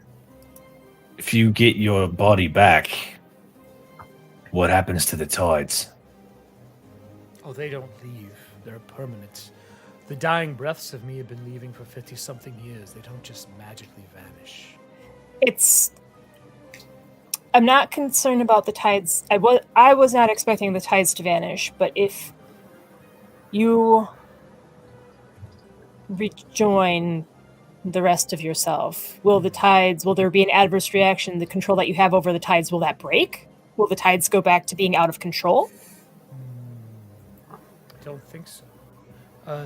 They went out of control because of my death.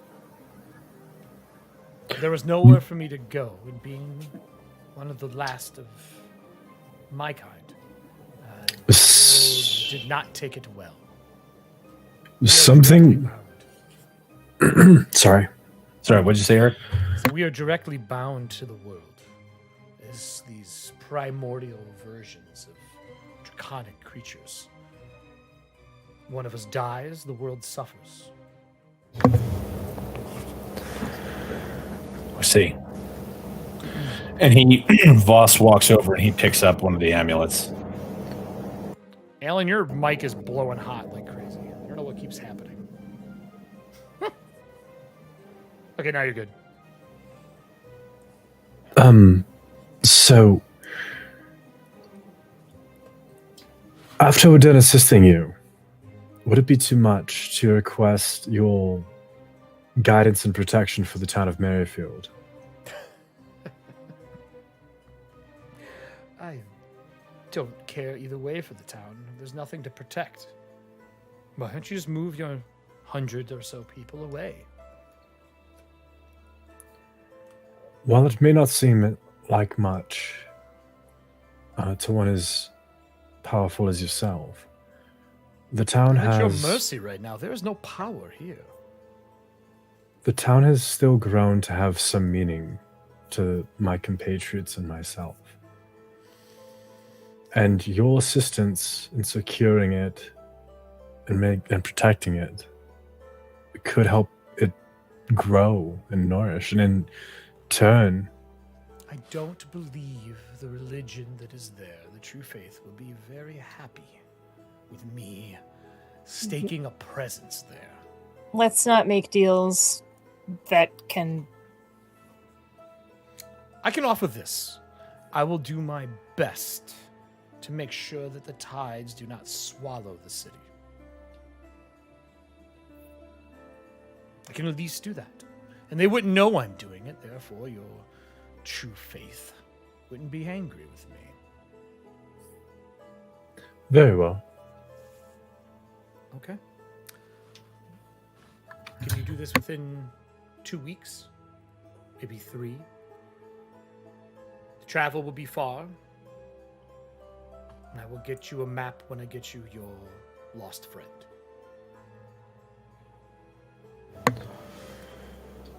I could commit my time to doing such a service.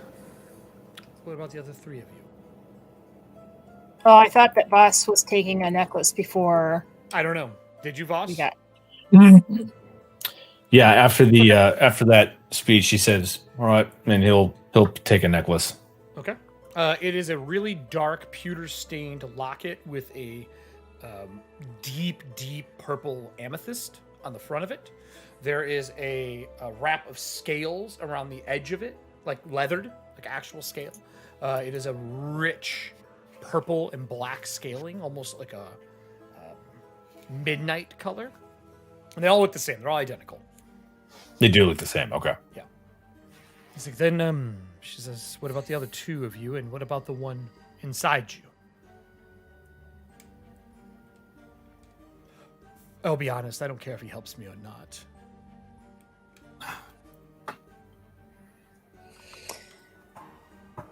Well, this is certainly a mystery, and if there's one thing I like, it's a good mystery. Everyone else is in. Looks at least Oliver and Voss are in, so I've got. I expected you to be in more than the rest. I said, in for a wisp, in for a gale, and I hold out my hand. Yep, and then she would hand you yours. She looks at the large one. She says, if your friend is not inside, or enemy, or whatever it is, I'm still willing to separate you two if you would like. I'll do it right now if you take the amulet. If you would like him to not be a bother anymore. If nothing else, I can use him to keep this form a little longer. Or I can put him in something and give it back.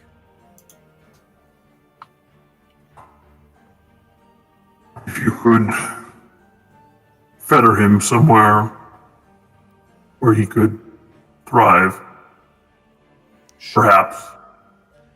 But he's not here right now to make a decision.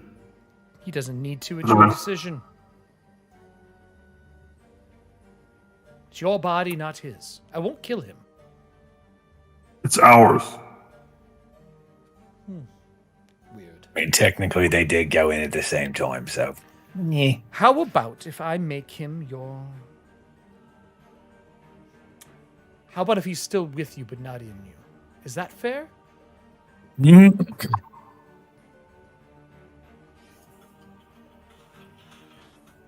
Can this be something that could be done after we Once you succeeded drop your this, task?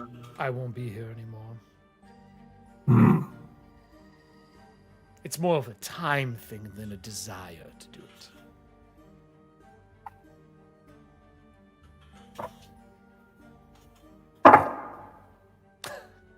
The sound of that die. That was such when an you dropped epic it with dice that mic roll. on? Yeah.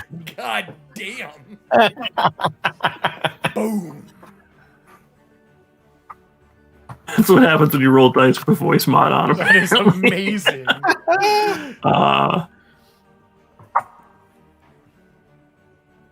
Right. Take him out. Excellent. And she walks up and she stays about 5 foot from you. She's within arm's reach, within you strangling range of you. The tides come up, they envelop him, they move in through the plates and armor. You can feel it prodding at your core. There's flickering, blackness kind of snuffs it out, and you see it get pull back and pull out a small, frail person out of it. And the shadows stretch the soul out and match it to Everston's size and slap it against the wall.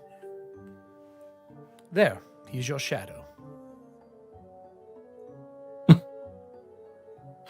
Fuck. Okay. And when you move, it moves. He'll be with you. You can still work together, whatever relationship you have. He's just no longer sharing the body with you. Everston, you get 10 extra hit points for not sharing a space anymore. Oh. You don't get his skill anymore. You now have to argue with him to do that kind of stuff. Ah, okay. And you now also have +2 to fort saves versus being fettered or mental control. That's nice. So, All right. deal? She holds the last necklace out to you.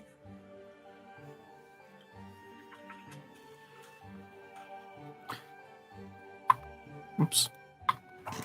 Deal. Hands it to you. Then our deal is good. The orb. Here's what I will tell you. When you are ready to leave is when I would place it. Touch it anywhere upon your skin that you wish the symbol to appear, and you will be marked. In the world you live in, I would recommend hiding that mark. Keepers. They're not liked or loved.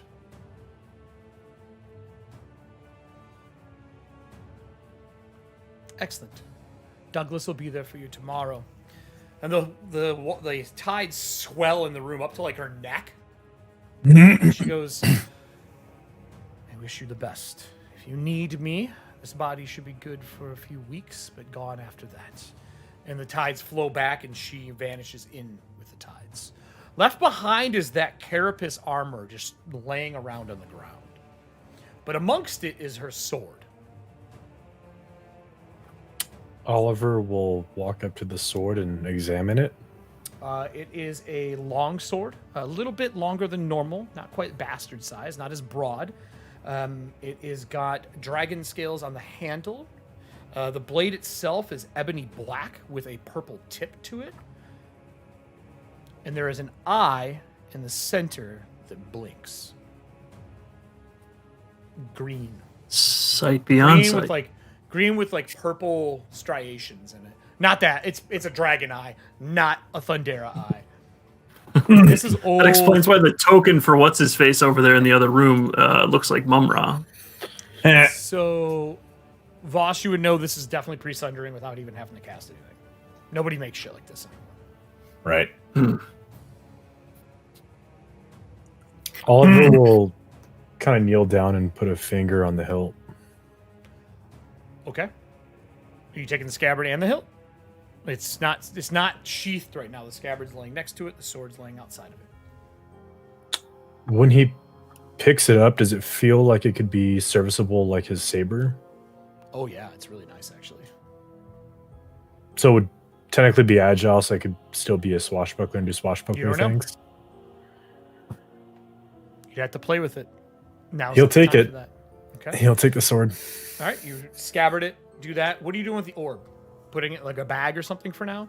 It's got solidity to it. You can touch it. Like there's energy around it, but your hand can go through, and there's definitely something solid in the center. And it floats. Almost like an ion stone. Or whatever they're called in Pathfinder. Oliver will put it in the inside pocket of his vest or his Okay. coat. It's pretty big. I mean, it's like this, dude. I'd say your coat. He'll put it in his coat pocket then. Oh, it's like in like your tobacco pouch. With Well, that, no, I'm saying no one's going to think to look in there for keeper orbs. True. With that, I will cut us tonight, and you guys can decide what you want to do. We're going to have Tobacco 4 weeks of downtime. 2 weeks we've already done with Merrifield. We're going to do the other 2 weeks this Friday. You all will have 4 weeks of downtime.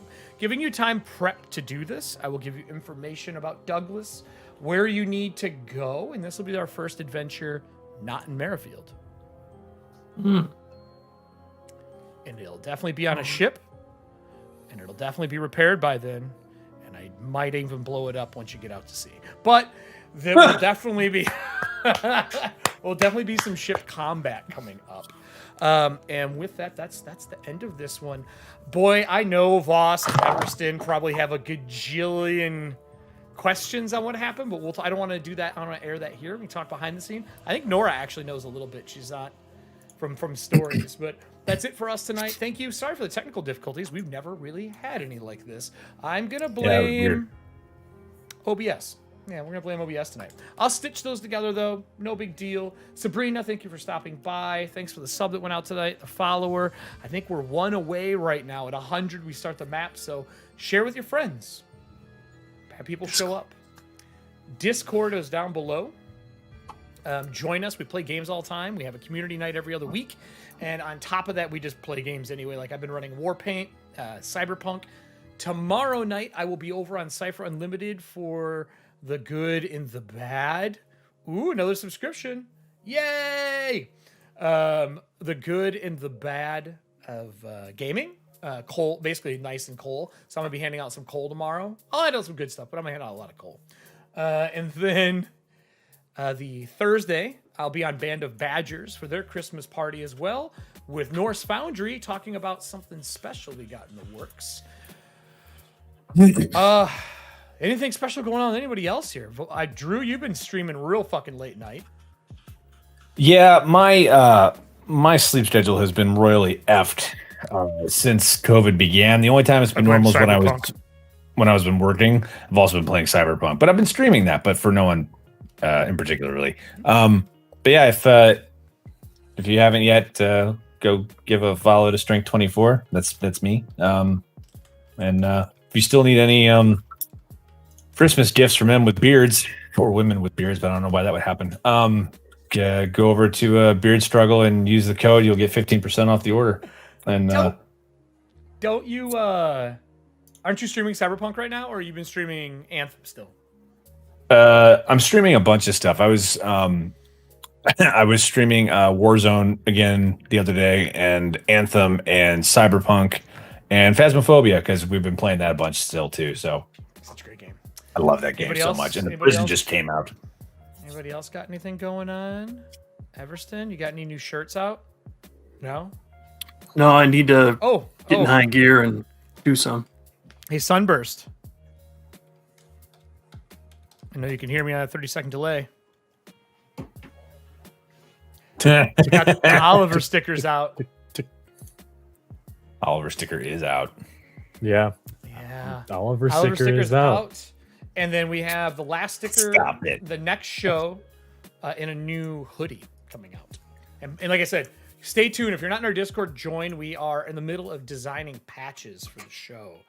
And they're going to be the lantern that shows up. And I'm super pumped for those to come out. They look so fucking good. So I'm super pumped for those to come out, and we're gonna be doing pre-orders for those, I think, or maybe print on demand because she says she can make them on demand, which would be really cool. So that's it for us. It's the same person who does the skull ones for the Pride. What was it? The Pride skull. Yeah. I was trying to remember the name of our company, Cry or Die. It's the same people who do Cry or Die. They're going to be doing it for us. But yeah, I can't wait. I'm super excited. It's been super fun. The show is on episode 8. We're gonna have a side quest we got to figure out. I know everyone's probably gonna have ideas for side quests this week after what just happened, and a lot of questions and things that are going on. But for those who wonder what the 15-year secret was, I have never really explained where the tides come from. Ever. You did to me. Yeah, you're a GM. You were the only person who ever GM'd it, and you begged me and asked me for years. And I was like, I'm not telling you. Now, if only you'll give him a map. I've given up. I'm giving up on the map. It's not happening. Never will. All right, everybody. Thank you for joining us. Have fun. Go play Cyberpunk. I'm going to eat some pizza, have another beer, talk to them for a minute after the show. And I hope you guys enjoyed this, even with technical difficulties, because, my God, I thought they were going to tell this woman to shove it. Probably should have in hindsight, but you know. I feel like you don't really know the group sometimes. That's true too. Addicted to blood apples. I got natural 20. Get off me with that. Yeah, she made the choice. Not she can quit anytime. I can quit anytime she wants. Anytime. Right. All right, everybody. Have a great night, and we will see you Friday for the Merrifield stream. Oh, what was our new sign out you did, Nora? Well, that was me as Agrin. Wait, I can make that happen. Oh, hold on here. Hold on. Here, I can take us to Agrin's page. Okay, boom, we're on Agrin's and Kasic's page. Oh, God. Yeah. Oh, God. It's just being replayed. There we go. I can even get my color right. Do you remember it? Way to put me on pressure. I remember parts of it, but dude, it's almost 1 o'clock here, and I have to be up in like 4 hours. Damn it. You have to refresh that map or something. It's just showing where we were in the other room a long time ago. Yeah, it's this piece. Yeah, that's fine. Well, you don't remember. May the true faith. Wait, what was it? Something about burn your soul away. No, it wasn't burning your soul. How dare you? Get out of here with that nonsense. That's all right. You can look it up. We'll do it next time. I will do it next time. I will put it in my notes. Till next time, everybody. We'll see you Friday. Next time, everyone. And just me and my shadow. May the true Father watch over you. That's what it is. There it is. There it is. I'll see you guys Friday. Bye. Bye, everybody. Bye. Thank you for watching episode 9 of Ethauntia Dark Tides. Check out the links above, share with your friends, and help us grow our YouTube so we can make more amazing content.